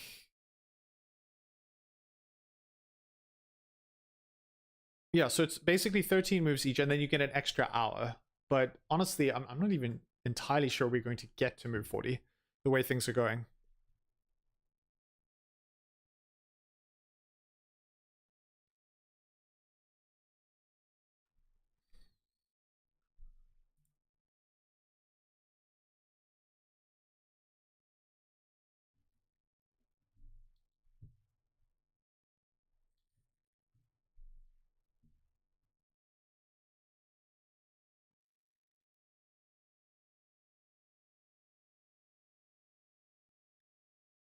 I'm going to take a quick break. I'll be back shortly. I'm just going to grab myself some water.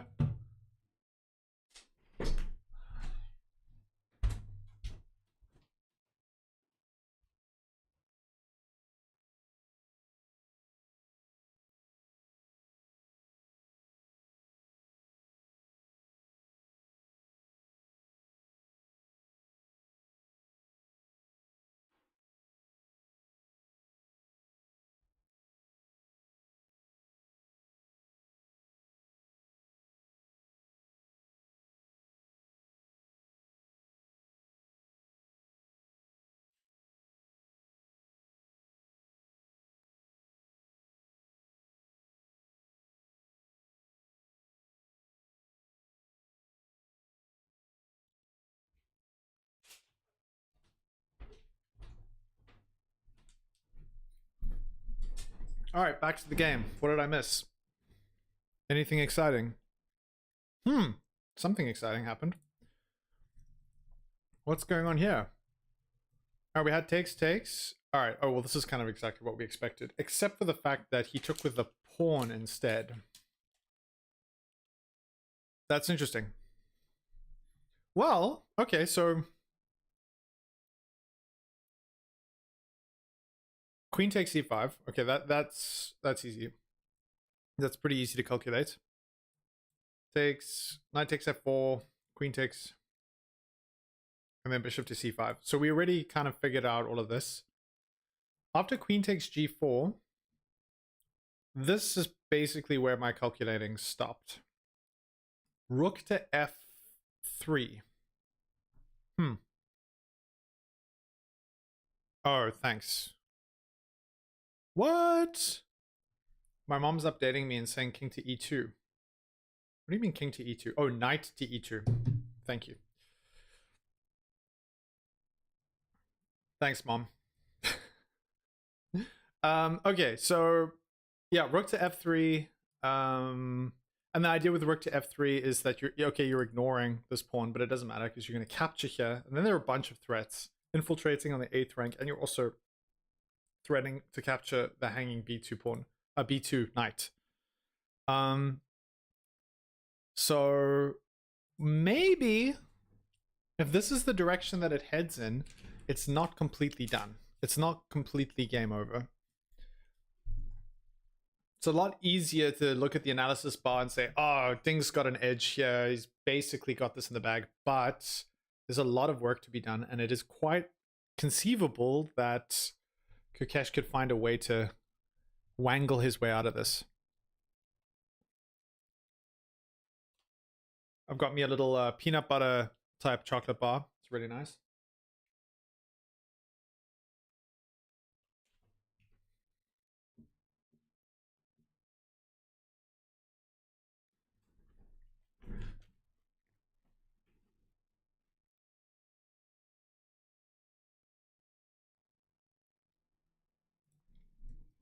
Okay. Are we seeing this? Yeah, okay. So this is exactly what's happening. Bishop to c5, very natural move. Guarding the hanging pawn on b4.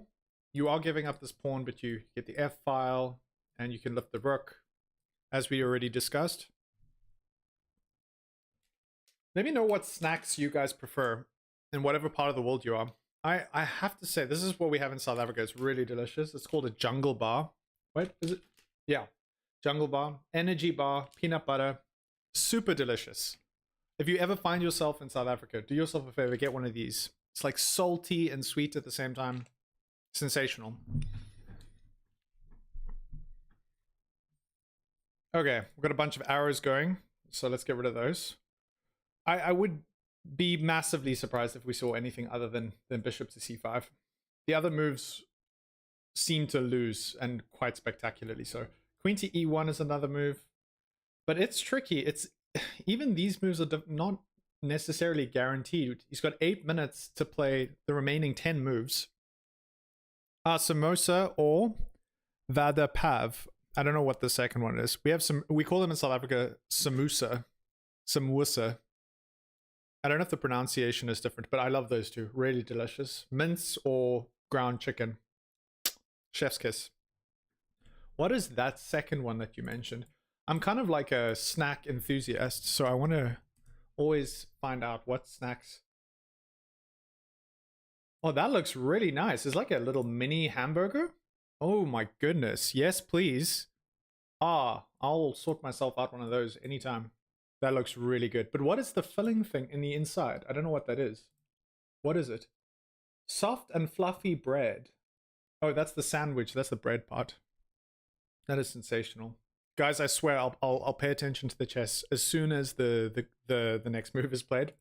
But right now, you know, I'm trying to educate myself when it comes to the world of snacks. This is serious stuff. Vegetarian, okay, vegetarian fast food dish. Bread bun. Chutneys. Chili pepper. Oh, it's called a Bombay burger as well. Oh, I love that. That sounds so good. Oh my word. Yes, please.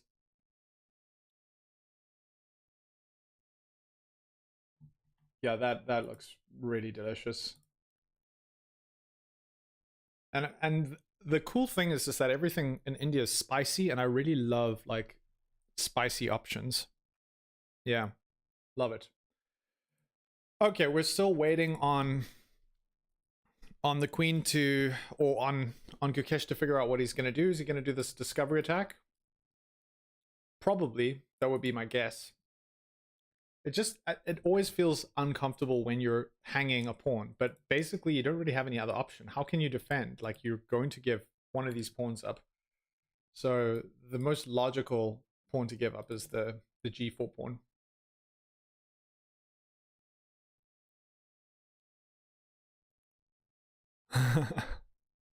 That's so cool. Very, very cool. You see, this is what happens. You do a live stream, you learn a little bit about chess, you enjoy the chess, but then you also learn about snacks. And that's very important. That's very, very important. You can never learn too much about snacks.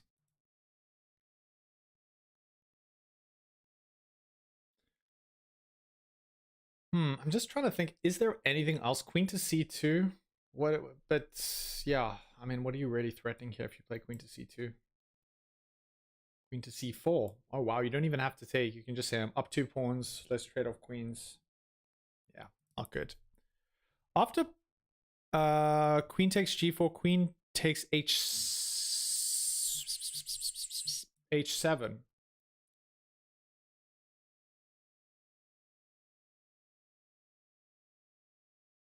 Whoa, that is a find of note. That's so cool. The problem is that you don't have to capture back. For those of you interested, this is so sick. Okay, you get the brilliancy. That would, okay, who would be playing this Gukesh? That would be brilliant. Brilliant. That is outrageous, outrageous. I'll throw in a couple of memes for you. That is just beautiful. Well spotted. Good grief. Okay, it doesn't work. But it's worth pointing out. Look at how beautiful this is, guys. Props to who is it? Catalan. Cat plays Catalan. Queen takes, rook takes, and then immediately it's mate. So obviously you can't capture back, but it's quite clever because of the fact that it's also guarding the h4 pawn. So now the problem is rook to d4 check. What? I mean, not rook to d4 check. Queen to d4. What? What is going on? Queen to d4 with check, takes, and now the threat of mate on f8 is no longer a thing. Good grief. That is outrageous. Outrageous. I mean, that's incredible. Yeah, that is such an insane line. Okay, so I will give you credit. Cat plays Catalan. I'm going to do a wrap up and I'll post a YouTube video of this and I'll include that very glorious line. Well spotted. Beautiful. Okay, so we have queen to c2. Yeah, this is definitely not the move for Gukesh. We were hoping to see bishop to c5. Even, honestly, even bishop to c5. And then after takes, this would have been so cool. Oh man, it would have been so cool to see that on the board. That was such a brilliantly well spotted move. Very nice.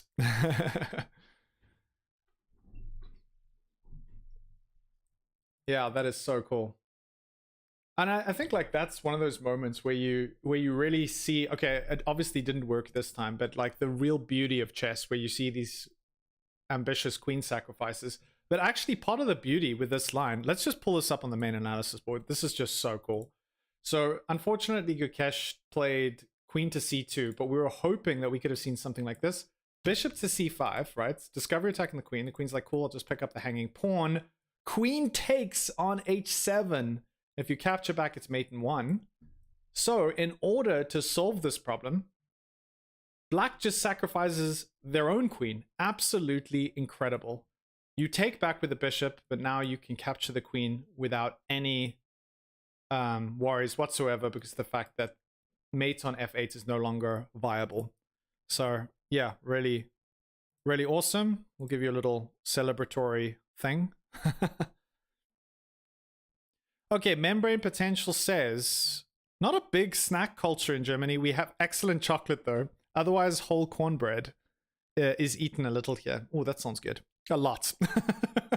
Yeah, that's good. I think wherever you go, you find very interesting variations of kind of similar foods. But I think it was 2 years ago I traveled to Thailand and I was amazed at the diversity in terms of snacks that are available on the street. It took my stomach a little bit of time to get used to it. The first night I got there, I went and I picked up some street food, and I had like a good 3 or 4 hours where I did not feel good. Took me a while to adjust. All right, let's get the analysis board up to current. Okay, so we had queen to c2. What's interesting now is that you can play still queen takes g4. Queen takes g4 is fine. And now play bishop to c5. I mean, the threat is still on, I guess. But I suppose this pawn's also hanging. Knight to c4. Knight to c4.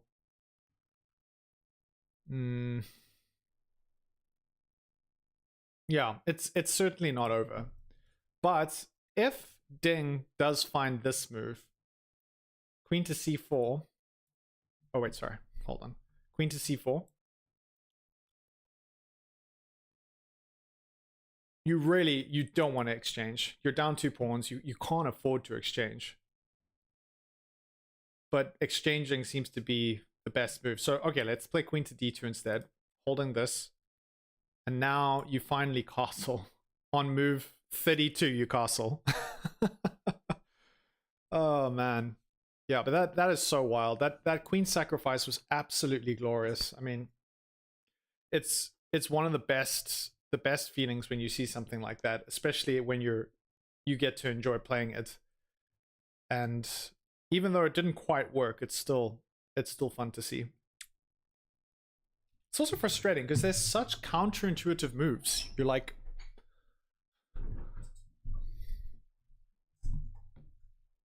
yeah, you really have to kind of spot that. Okay, I think the one thing that I should really be keeping an eye on right now is the time. And I haven't mentioned much about the time, but it is down to 4.5 minutes for Gukesh. And he has eight moves to play. So both of them are in some kind of time trouble, but Gukesh in particular, he's going to have to move pretty quickly. And he's going to have to try and play as accurately as possible and as quickly as possible over the next 5 minutes. Okay, I prefer Indian food over any day over German food. I love visiting India in general. I've been to Mumbai 3 times, but I haven't been to Pune. I don't know how to pronounce that. But, oh, that's awesome. That's very cool. I actually love Indian food as well. We have an Indian... In India, there's a big sort of Indian presence in Cape Town. And we have some exceptional Indian restaurants here. And I really like hot food and spicy food. So very frequently go and get me a chicken masala and a couple of naans. And yeah, that is the kind of winter food that I'm after. All right. This is problematic. This is very problematic. Deng has found queen to c4. And the problem here is very, very tempting just to pick up this pawn. But he realizes that he doesn't need to necessarily do that. Because picking up this pawn does present some risks. Once you go spending sort of various tempo trying to snap off pawns and pick up material, you do offer your opponent in this position specifically a chance to get a bit more coordinated and maybe mount some kind of attack, as we saw with this insane queen takes h7 line. So, and we're going to be doing that for the whole week. So yeah, if you are new here, do consider hitting the subscribe button. We're going to have a good time. All right, that's my last plug. Back to the game. So after queen to d2, the whole point here is that Ding now gets to castle. if he wants, if he chooses to. He can castle, guarantee some king safety, up 2 pawns, and he can move from there.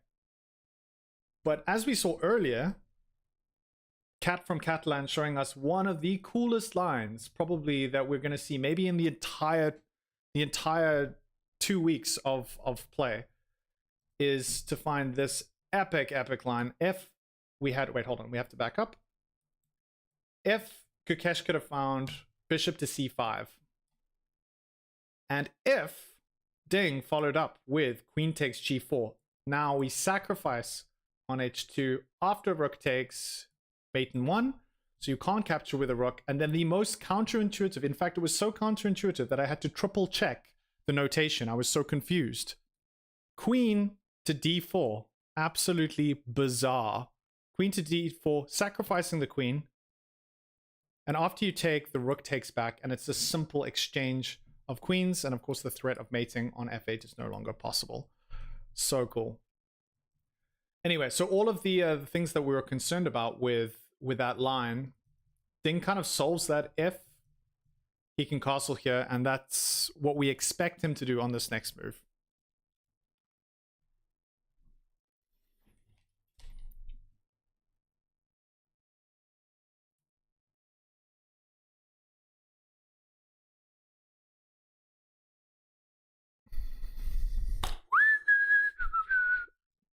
Yeah, it's definitely starting to get real intense now. 9 moves left. 9 moves. Okay, let's do a little bit of maths. Let's see where that leaves Gukesh with 9 moves to play. Get the calculator out. 180 is 3 minutes. 229, I think, divided by 9. Each move, he has 25 seconds, guys. 25 seconds a move. That is scary. That is very, very scary. 25 seconds a move in a classical game. To hang in there. The other aspect that people... Okay, we have castles on the board. We have castles on the board. All right, 25 seconds. And immediately we get the move bishop to d4 after castles. He just snaps off bishop to d4. Really good square for the bishop to be on this long diagonal. I guess you're threatening to capture takes.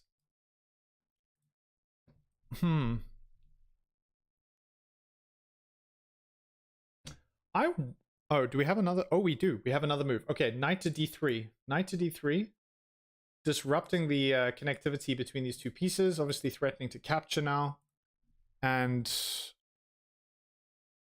what is your follow-up here?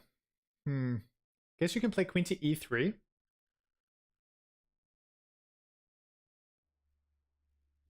Suppose now maybe an exchange of rooks is sort of imminent as well. The problem is that this pawn is still hanging and you're already down 2 pawns. It's pretty scary. You have a very good bishop, so that's good news. Your bishop's great. You have to try and avoid losing this bishop. That's pretty important right now. So queen to e3. Maybe, if Ding's really not concentrating, you can play queen to e5. And then like say, hey, what's that behind you? And then deliver checkmate on g7. That would be pretty cool.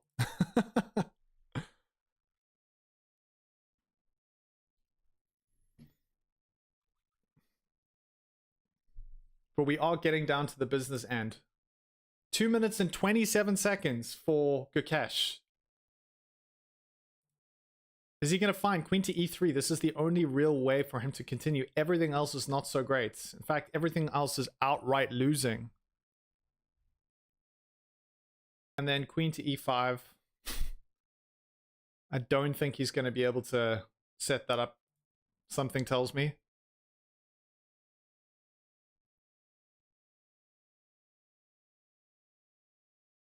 But we will see. Is this not updating? Should be.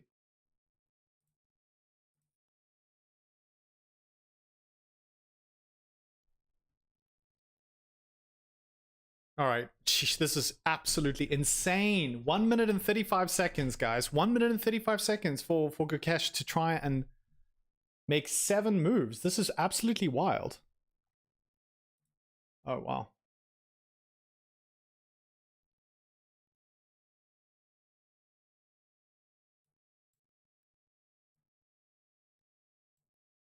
All right, we're back.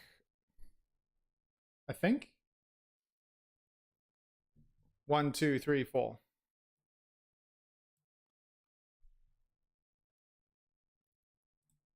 Let me know in the comments if things are running smoothly. I'm getting some errors behind the scenes here. Might be a little bit on the jerky side, so let me know if you're receiving me loud and clear. All right, we do have queen to e3 on the board. Queen to e3 is up on the board.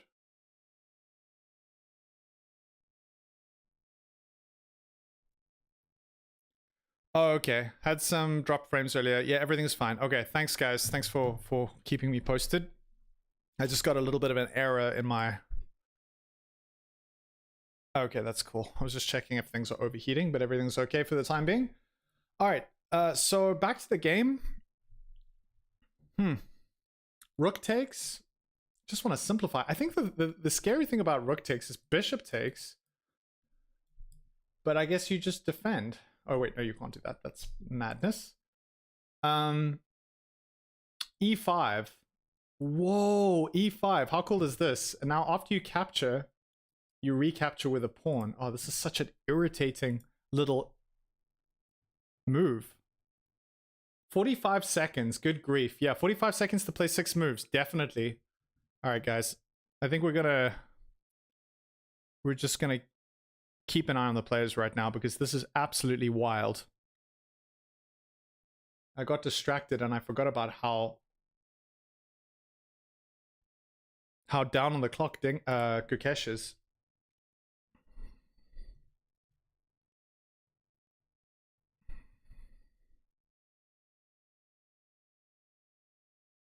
All right, so Ding has 5 minutes, and this is absolutely insane. Gukesh has 45 seconds to make 7 moves.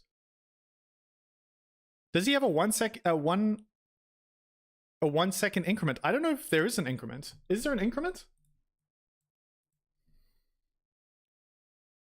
If there's an increment, then he should be okay. But I don't know if there is an increment. I think there's only an increment after they reach move 40.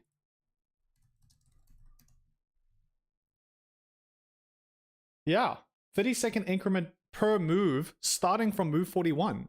He doesn't have an increment now. He's just gonna have to blitz these moves out. Look, these guys play bullet over the board.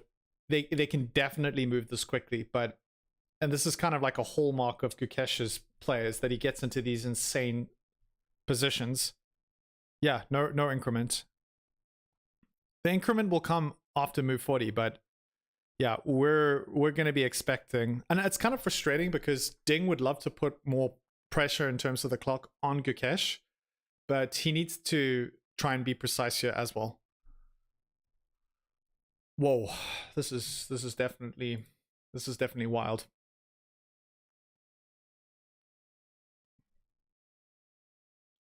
Yeah, so the thing that I was calculating is takes, and then I was thinking, oh, this is winner because you're attacking the knight twice, and you can't even play something like bishop to b5 because bishop to b5 is immediately met with bishop takes d3.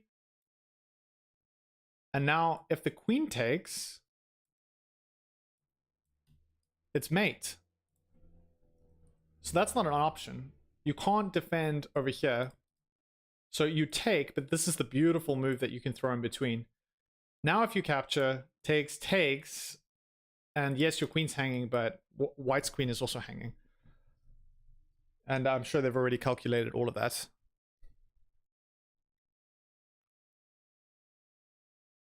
Marky Oteta says, and still world champion, Ding Liren. We'll see. And remember, it's just game 1. There's plenty of games to be played. Plenty of games to be played.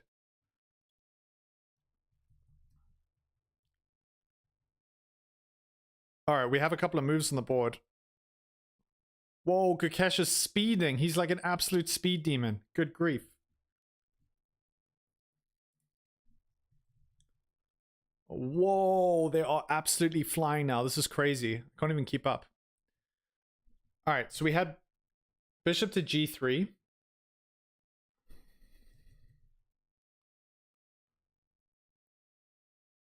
And now bishop to e4. Oh my gosh. Yeah, things really falling apart at the seams. The problem with this is that it's really simple for Ding just to simplify and win in the end game. Yeah, black is completely crushing here. And I think Ding is probably already thinking about that 200k. That is wild.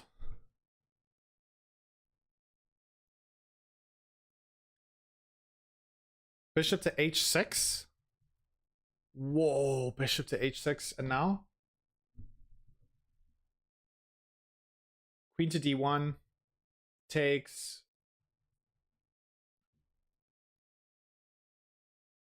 Yeah, the big problem is just like, look at all these pieces sort of looming around. Look at the threats that are emerging. This is super, super frightening.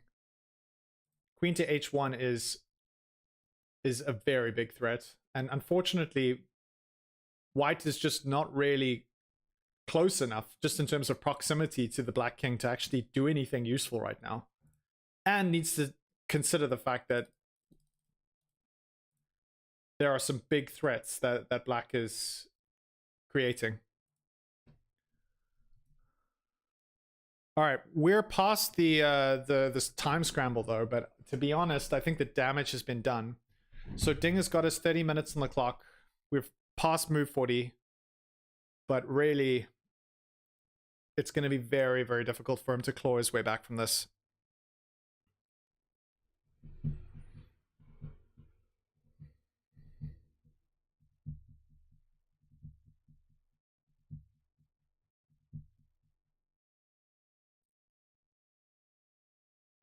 Yeah, I would agree. Okay, so now that we've passed the time controls after that insane scramble, it is Ding to move. Let's just get this up to date. All right, he played queen to c2 with check. And king's moved forward. And here you can actually just take on a2. And you've got this very advanced pass pawn. I'm not sure if he'll do that just because he might opt for something a little bit safer.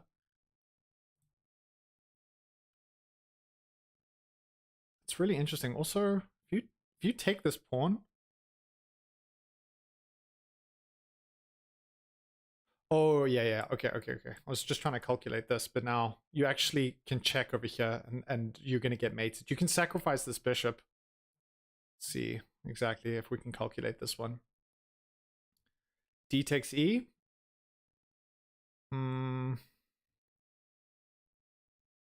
What? D takes E4.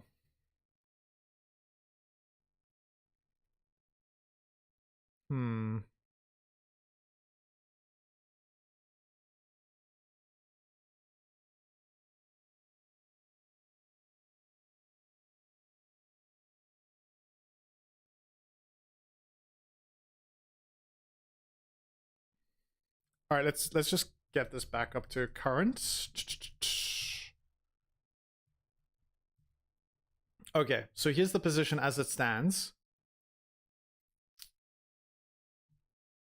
King's on g3, and black has just a ton of material. What's quite interesting here is the engine suggests that you can actually capture on a2, and after queen takes, this is just a hanging bishop on f4, you can throw in a check on f2 and then force mate in 6.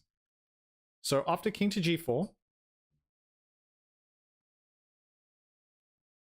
Oh, what am I thinking? Oh my gosh. For some reason I was seeing it the other way around. Of course you can't take there. It's been a long day. My brain is fried. Okay, queen to a2 and then bishop to f1. That makes sense.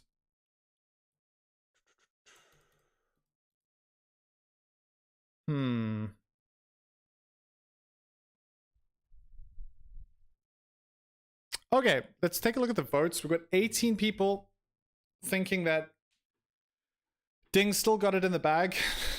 I think the few people that voted for Gukesh are probably like, yeah, not so much anymore. Shame. You can see Gukesh is just not happy with himself.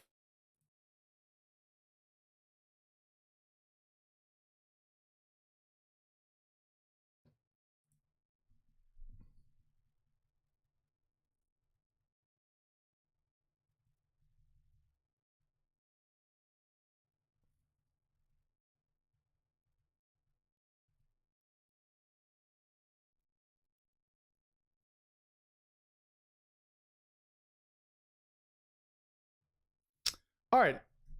Let's take a look at some other lines. All right, we put the king on g3. Just making sure it's set up the right way. Okay, so we actually do get this. We have this on the board. Queen takes a2. I had like a massive brain fart, and for some reason I thought that you could capture on e4. Which is obviously ridiculous because you lose your queen immediately. But now bishop to f1.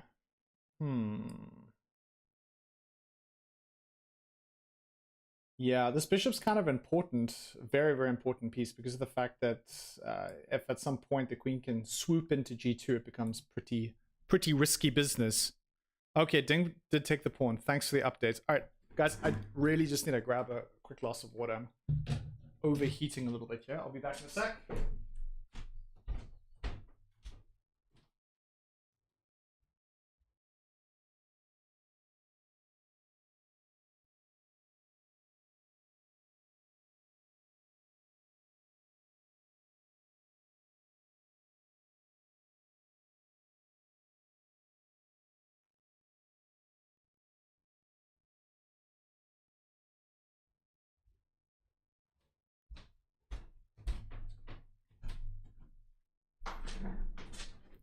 All right.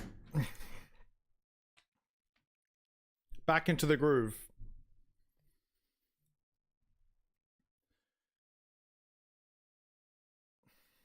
Yeah, now that we have this sort of half an hour, I think bishop. All right, let me just finish my thought and then I'll take a look at the chat. Yeah, now that we have this half an hour, as I mentioned before, I really think that the damage was done just in the final stages of that previous passage of play. But things just gradually kind of slipped away for Gukesh. And if we actually look at the analysis bar, let's like go back and actually see what transpired and how things went from equal to a little bit of an advantage for black to, oh man, things are really slipping away for Gukesh. And it all started with this move here, queen to e1. This is the moment that things started to really slip for him. And I think a big part of that was the mental thing of knowing that you have an edge with the white pieces and not wanting to just give up and wanting to play for more, even though you should probably just try and play safe and accept a draw.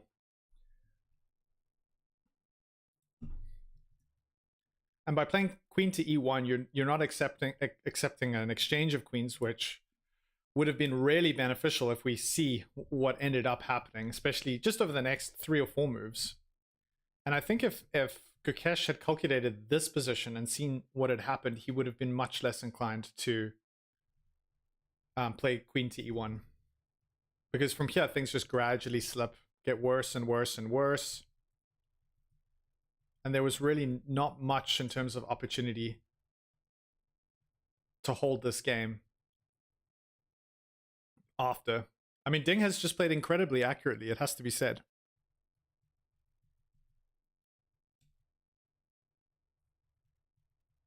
Okay, so this is the position right now.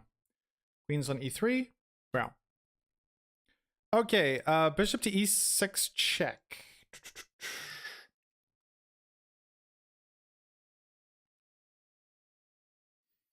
I think, were you talking about then queen takes e4? I think that must have been earlier. Oh, yeah. Check. Yeah, but you can't take on e4 because the pawn's going to capture back.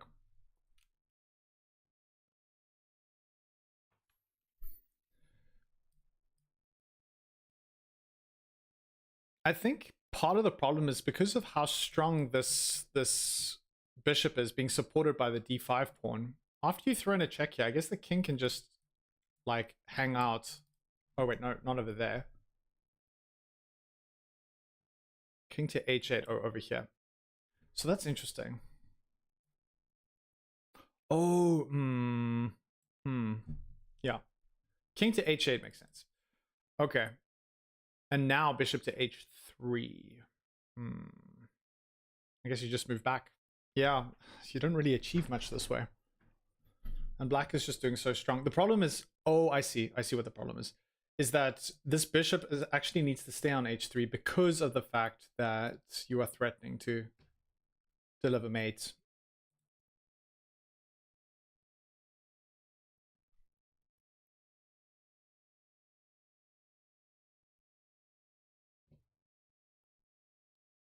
Oh, but the bishop can take the queen then. Ah, I see your idea. Yeah, that makes a lot more sense. All right, let's try this. Let's see what happens here. But I think the problem is, that's fine, but it's just an equal exchange. Ding is still up 3 pawns. So takes, sorry. Takes. Oh, actually, you're right. It's not an equal exchange. I don't know why I thought that it was. You're just getting a bishop for free. For some reason, I thought it was going to... Oh, I thought the knight was going to recapture. Takes. This is totally legit. But the problem is, of course, is that you don't have to take. You can throw this in and then capture the queen back after check. That's the problem. Yeah. There's always these small little details that change that change the position. I mean, we saw it earlier with that queen sacrifice line. It looks so good. And then if you notice that one small detail where you re-sacrifice your queen, suddenly it doesn't work. But yeah, that actually is very cool line too. Guys, the game looks like it's a complete wrap. We have the final stages of this game. I think we're going to see a resignation on the camera when Ding comes back to the table, if I'm not mistaken. I think there's a little bit of a delay between the two, the chess.com server and the footage that we're receiving. Let's take a look and see. All right, I'm going to jump over to the main board so that we can see the final conclusion of this game. All right, the players are about to shake hands.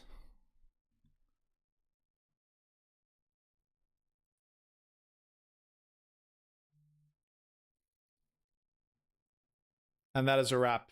They shake hands and Ding acknowledges that this particular position is insurmountable. Nothing that he can do. He resigns.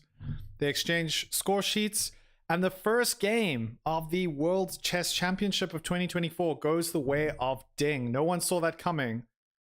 How about that? That is incredible. Really, really incredible. And I think a big surprise for Gukesh and for Gukesh fans everywhere. But I'll say this. Don't count him out. It's the first game. I think a big factor in this game was inexperience from Gukesh. I think in that moment where he played queen to e1, he shouldn't have played queen to e1. He should have accepted the fact that trying to go for too much in that particular line was not going to work for him. And instead, he should have just accepted the fact that he was playing for a draw at that point. And unfortunately, he didn't. I think as he gets older, he'll have a better idea of understanding when to go for it and when to play a little bit more conservatively. And Ding Liren just having that experience to know that he could really turn the screws on Gukesh, especially after he played queen to e1. So really, really fascinating game, guys. It's 3 o'clock South Africa time. I've been streaming for how long? 5 hours and 23 minutes. How about that? It has been really, really cool hanging out with you guys. Thanks for tuning in. I will be live streaming again tomorrow. Same time, same place. So yeah, keep me in mind if you want to hang out with me. Blitz Breakdown Chess. We're going to be having a great time. And I will see you guys all same time tomorrow. Have a good one. And good afternoon, good evening, and good night wherever you are in the world. I'll also say cheers in the chat. Cheers, everyone. Thanks for a good time. Awesome. All right, guys. I'll see you all tomorrow. Have a good one. Bye, everyone.